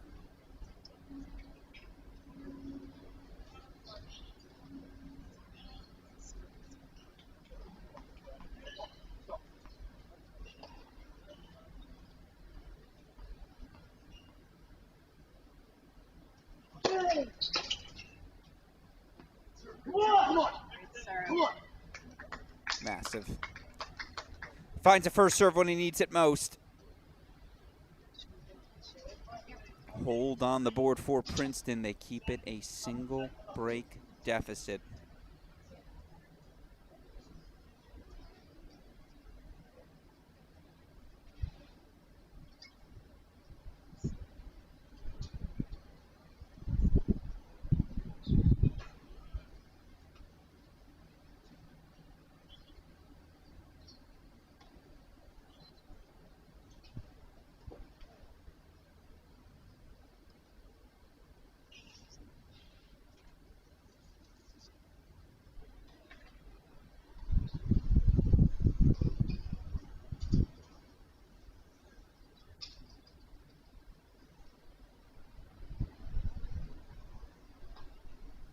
For 3 again, this will be Andrew Delgado, held at love 40 down in his last service game. He's answered all the questions, the redshirt freshman here today. The lefty, you figure, will have to be a piece for this Wake Forest team, at least in doubles moving forward, right?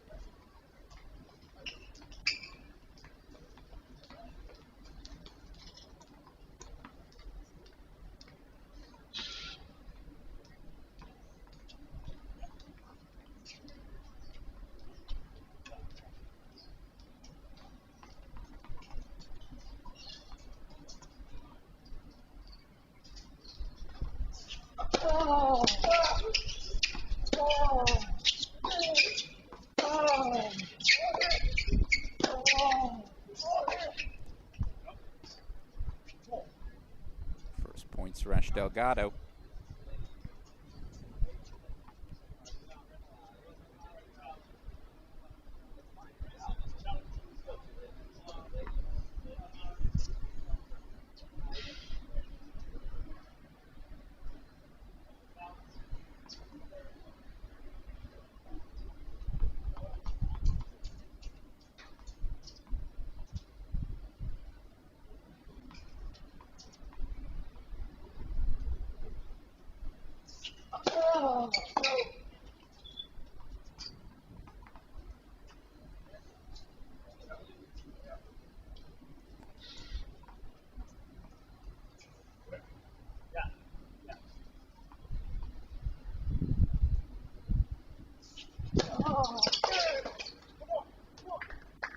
Oh, they jam Suresh. Okay, that's a smart play. Again, just bunt it.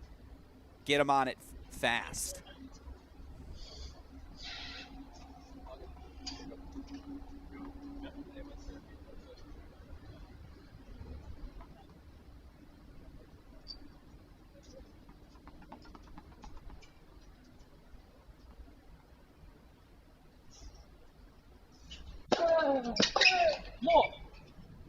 Yep, good response from Delgado again. Good first serve to a good target.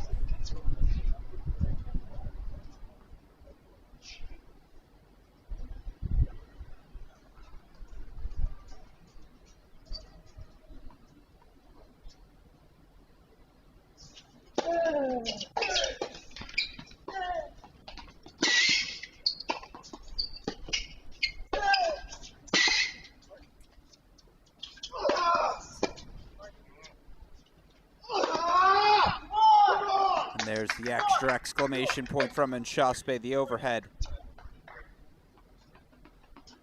Bunted down successfully. They've got 2 more break points in a Delgado service game.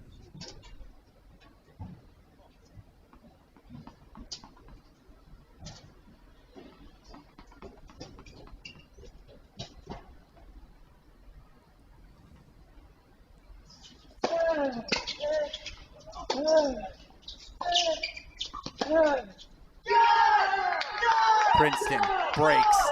We're back on serve.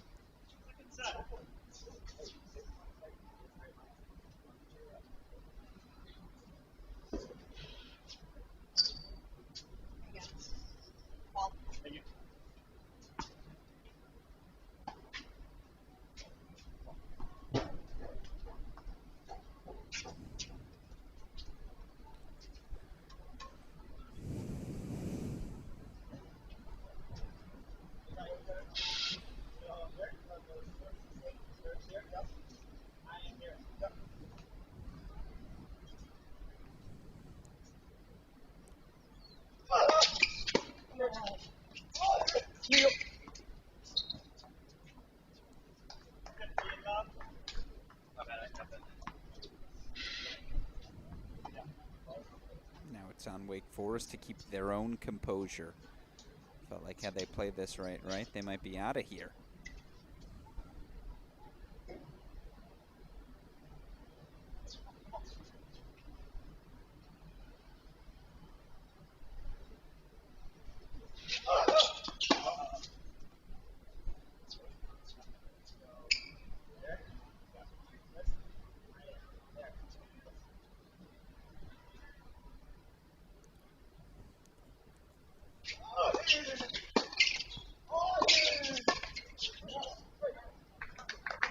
Now it's dipped at the feet as well. Princeton's got it. A little bit of rhythm. Feels like the reverse scenario of our opening set, right?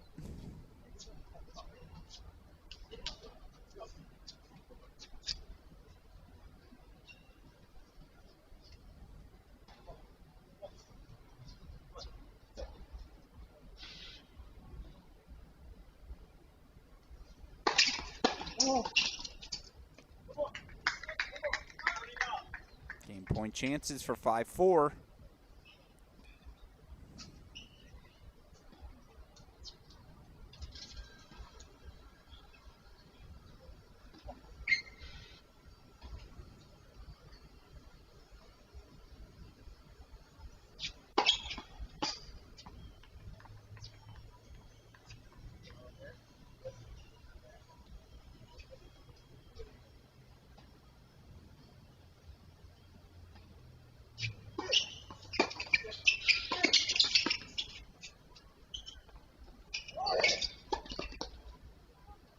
Yep.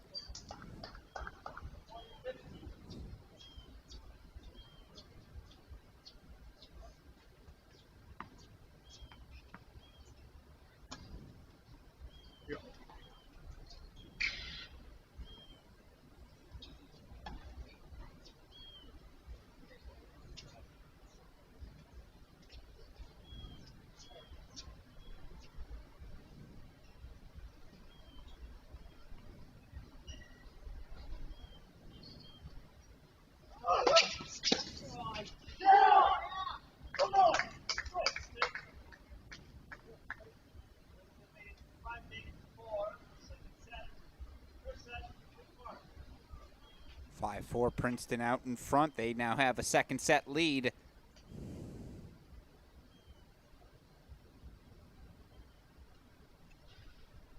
On serve here in the second, our final semifinal of Semifinal Saturday, a day, of course, that began 11 a.m. Eastern Time as we close in on the end of our 8th hour of coverage here. Alex Gruskin, appreciate all of you who have been with us from the start. Final set, again, it'll be Glasman versus Herrera. Nahum and Galaney going to take on Wisconsin pairing of Shelikova and Urbanova. It'll be Jay Friend versus Aiden Kim. What about in our men's doubles? Business end of set number 2. Who's ever had the break point opportunities, they found themselves on the wrong end of each set. Again, Princeton had 5 set points in set number 1. They drop it 7-6. Wake Forest was up a break for just about all of this second set.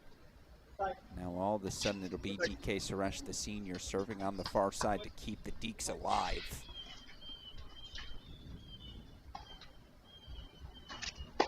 No.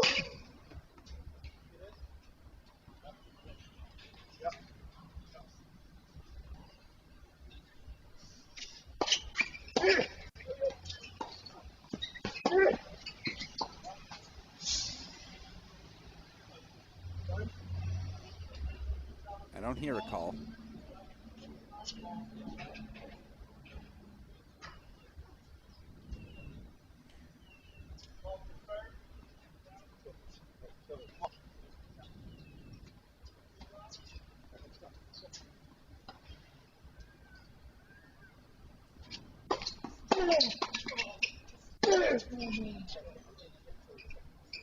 Shot space sends that one flying. Quick hands from Delgado, and again, just to get the play, speed the pace up. That's what you're trying to do as that net player.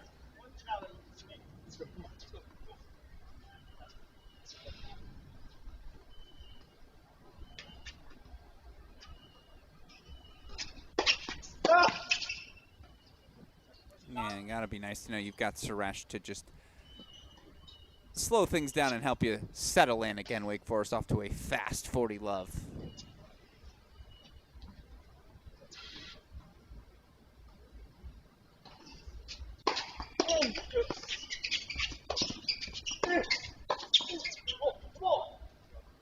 Holds that love. Bonus time. Here in set number 2, and again, right, we have another 3 tiebreak match here to wrap up semifinal Saturday. Already had one, of course, with Oklahoma knocking off North Carolina in 3.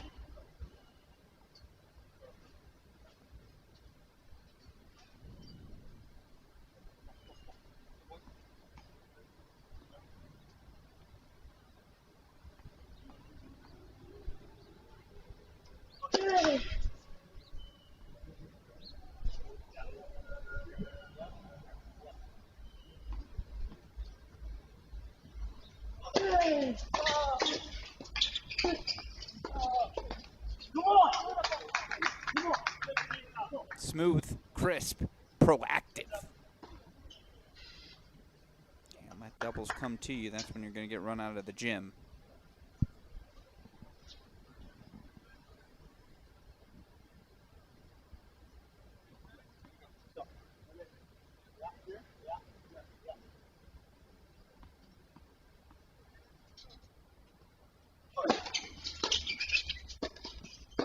Come on. Come on.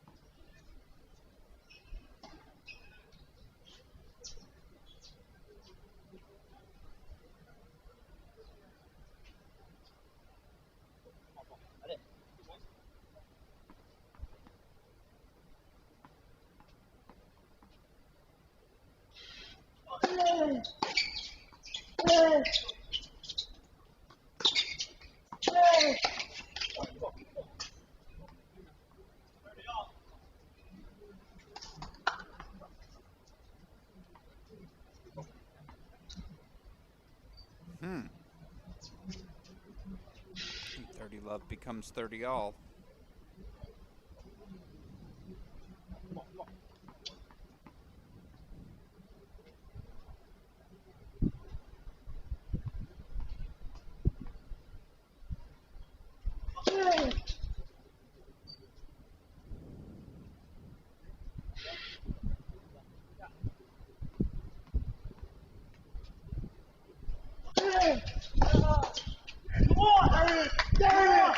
Game point chances for Princeton.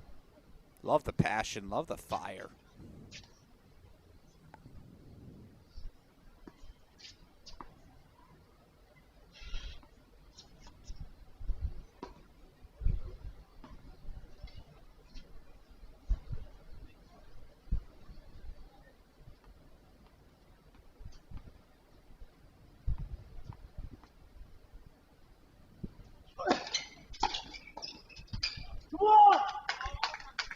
So Tiger hold 4-6-5, so they stay out in front. So once again, you know the question. It's going to be one tie break. It's going to be two tie breaks.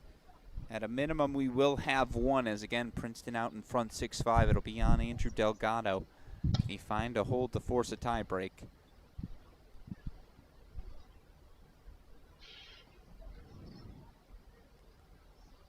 Six-5 on serve, second set. Alex Gruskin here.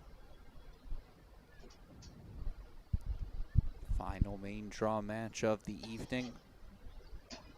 Opening weekend of the college tennis season. Or I should say ceremonial start. We did have Battle of the Bay last weekend. Certainly looking forward to the grind of another fantastic fall, whether it be regionals, whether it be sectionals, whether it be NCAAs come November. There's just a lot of good college tennis ahead, and at a time when, again, the pathway from college to the pros has never felt more prevalent. The abundance of talent across our beloved sport on display throughout the course of this fall. Including here tonight, redshirt freshman Andrew Delgado going to try and show off his talent as he serves 5-6 to force a second set tiebreak.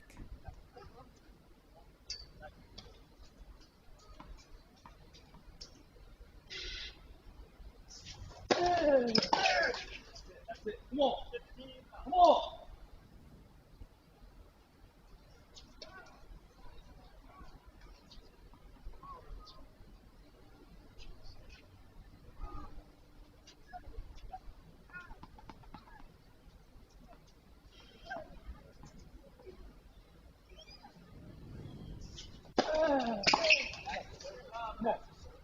Good serve from Delgado. Into the body, slicing into that body as well.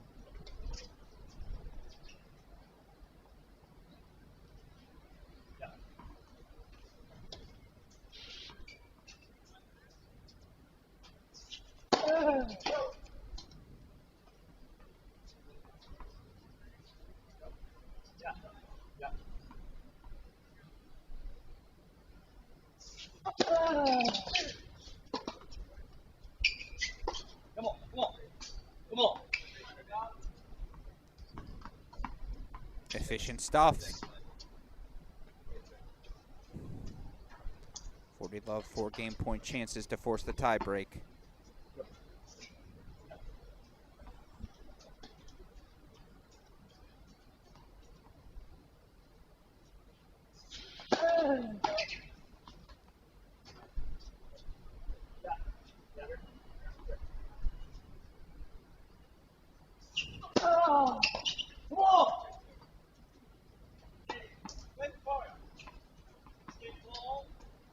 Let's go to a break. Our first to 7 win by 2.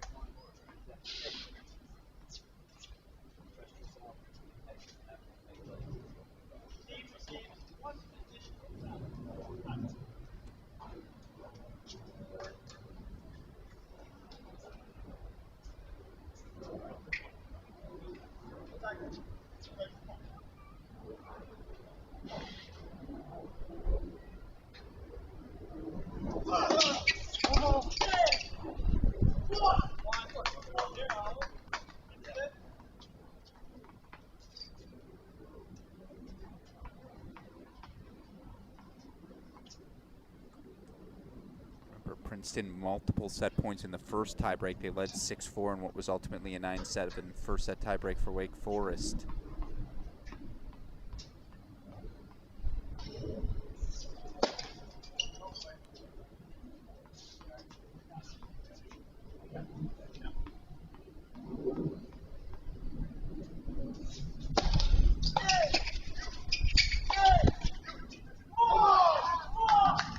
Mini break belongs to the Tigers.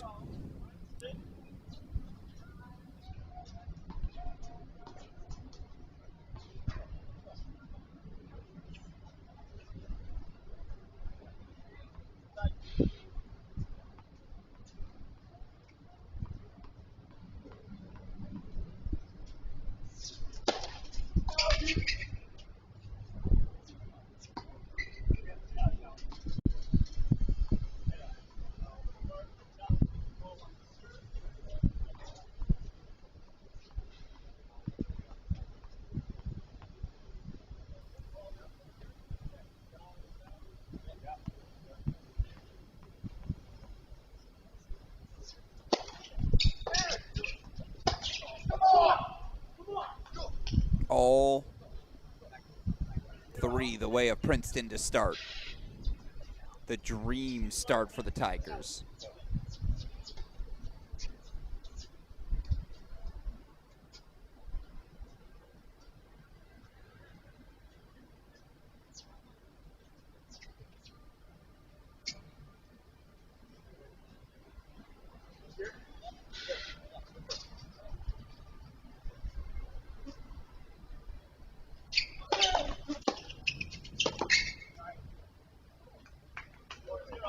For love, Tigers.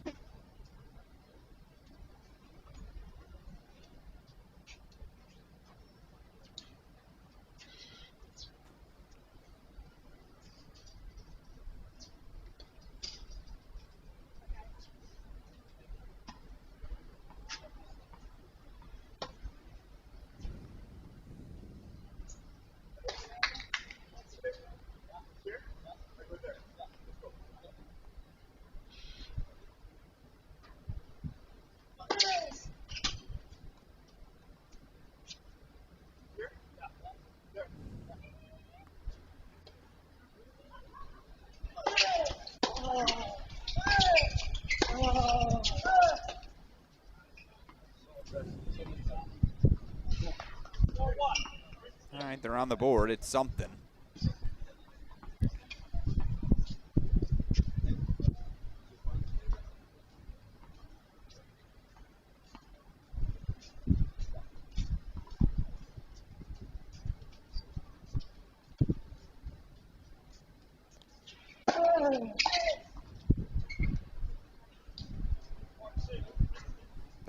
Narrowed again. If they can protect serve here, Andrew Delgado, all of a sudden, right? 4-love becomes 4-3. That lead of 4-love doesn't become as daunting. For Princeton, that's been the issue today, playing with a lead and protecting it.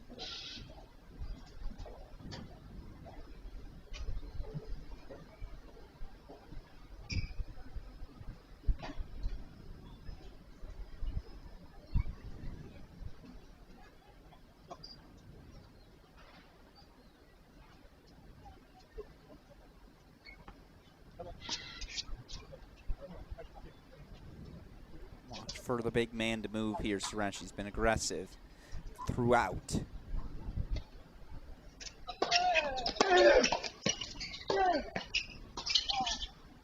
Yeah, come on!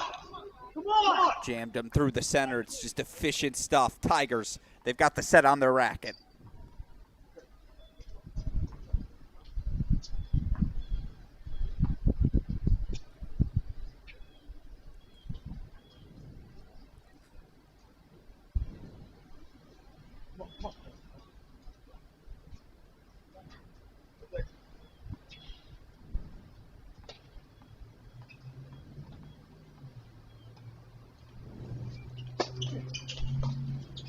Come on!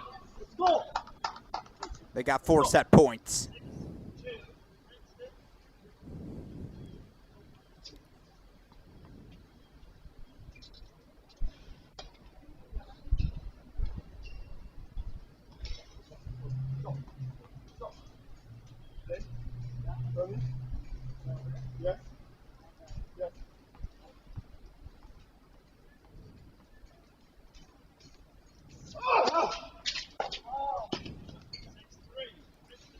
All right, that's one.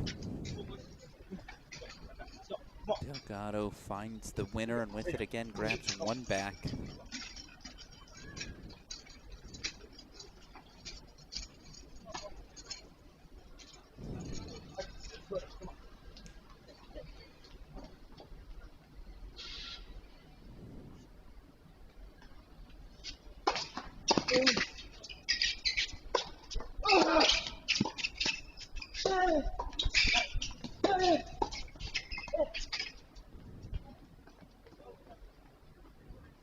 Little 360 from Delgado as he covers the net.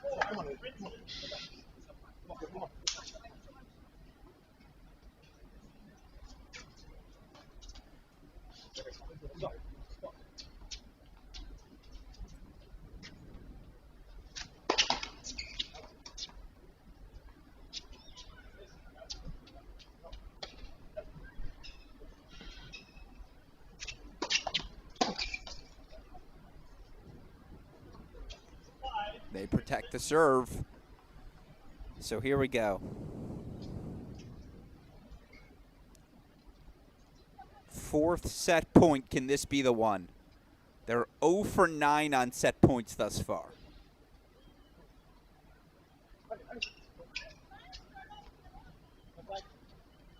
Excuse me, 0 for 8.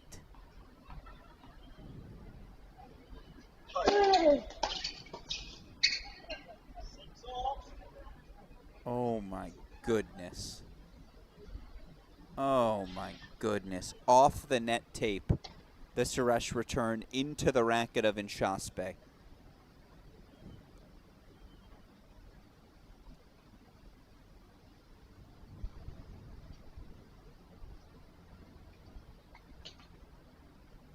Oh my goodness.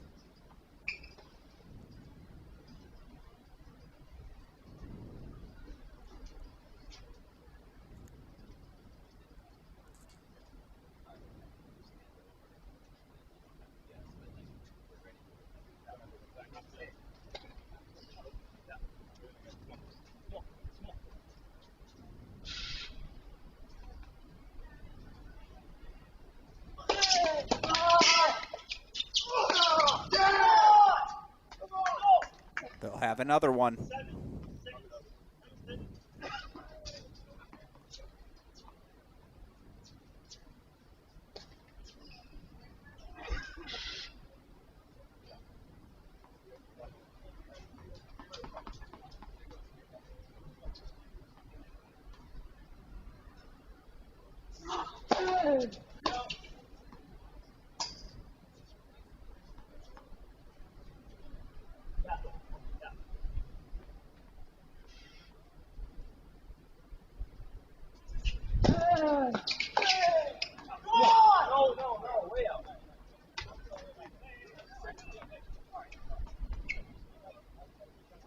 It was sizably out.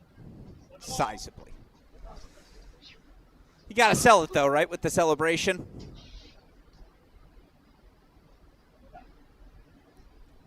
Ten set points fought off today by Wake Forest.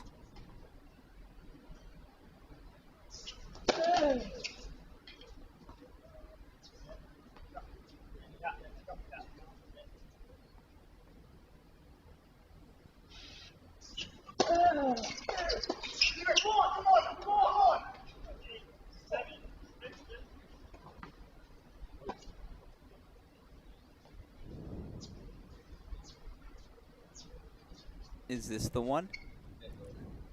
They've had it on serve. They've had it on return. Perhaps this can be the one.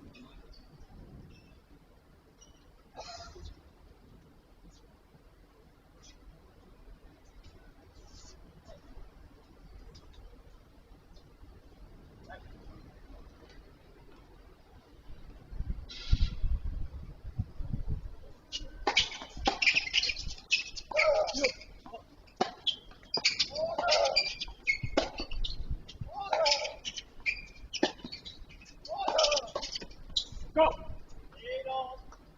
0 for 11. The better say let's actually frame it the positive way. Wake Forest has fought off 11 set points today. That's insane.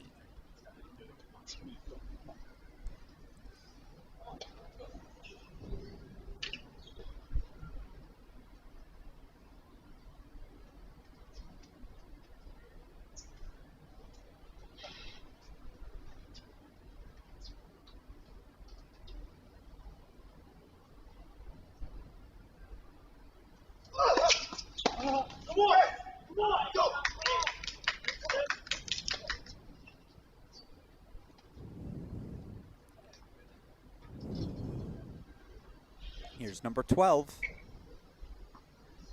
Led 6-2 in the tiebreak. They were up 7-6. They were up 8-7. 5 of them in the first set as well.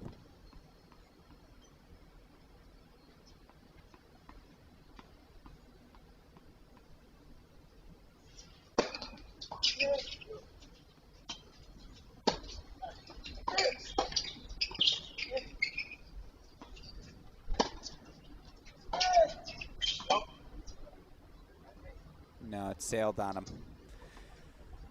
Let's do this again. First set tiebreak was 9-7. This one's 9-all. Remember, this was first 2-7 win by 2. Suresh will have another serve after this quick change of ends. Boy, again. Think about a couple of those set points. First set, 5-4, 40-30. Princeton serving. Suresh's return must have just hit the back of a line. 5-6 in this tiebreak. Suresh's return clips the net tape, jamming in Shaspe at the net.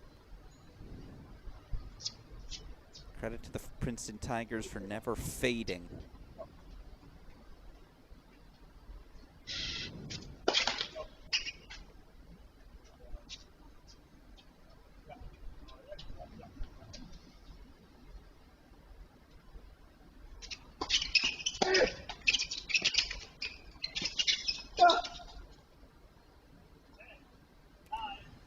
Let core luck for the Deeks, and now they've got their first match point here of the evening.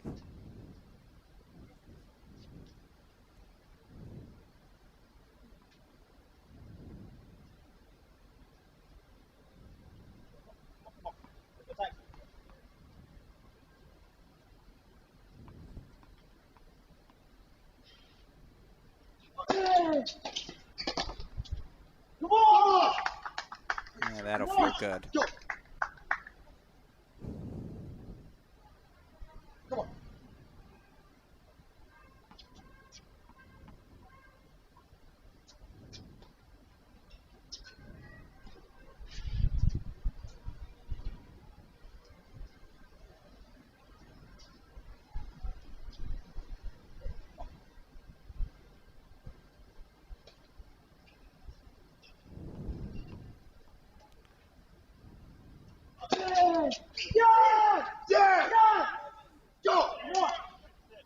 They're still fired up.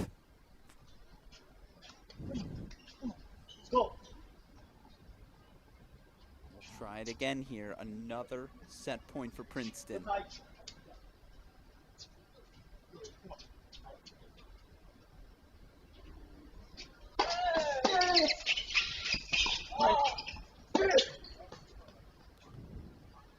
Oh, he had the cut. Oh. I mean, we've seen it in every possible fashion. Ardilla staying positive, but you love to see that body language.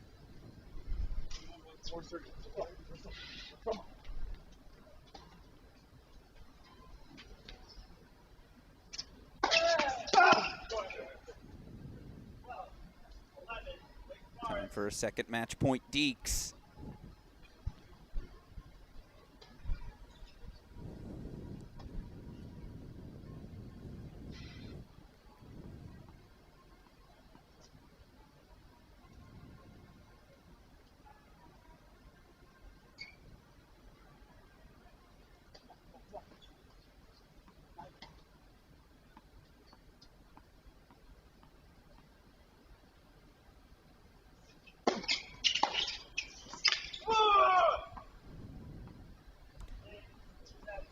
They fought off 13 set points. And in the end, DK Suresh, Andrew Delgado, 13-11 in the second set tiebreak. 7-6, 7-6. It's the Deeks.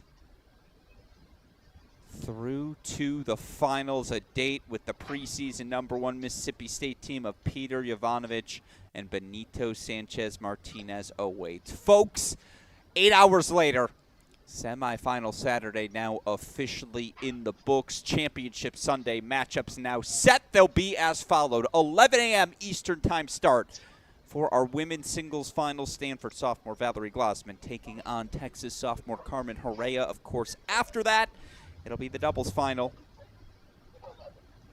Wisconsin pairing of Maria Shalikova, Lucy Urbanova taking on the Oklahoma duo Rosen Galaney, Gloriana Nahum. Of course, here in Tulsa, Arizona senior Jay Friend, first Arizona player in history through the men's singles final. He'll take on Ohio State junior Aiden Kim.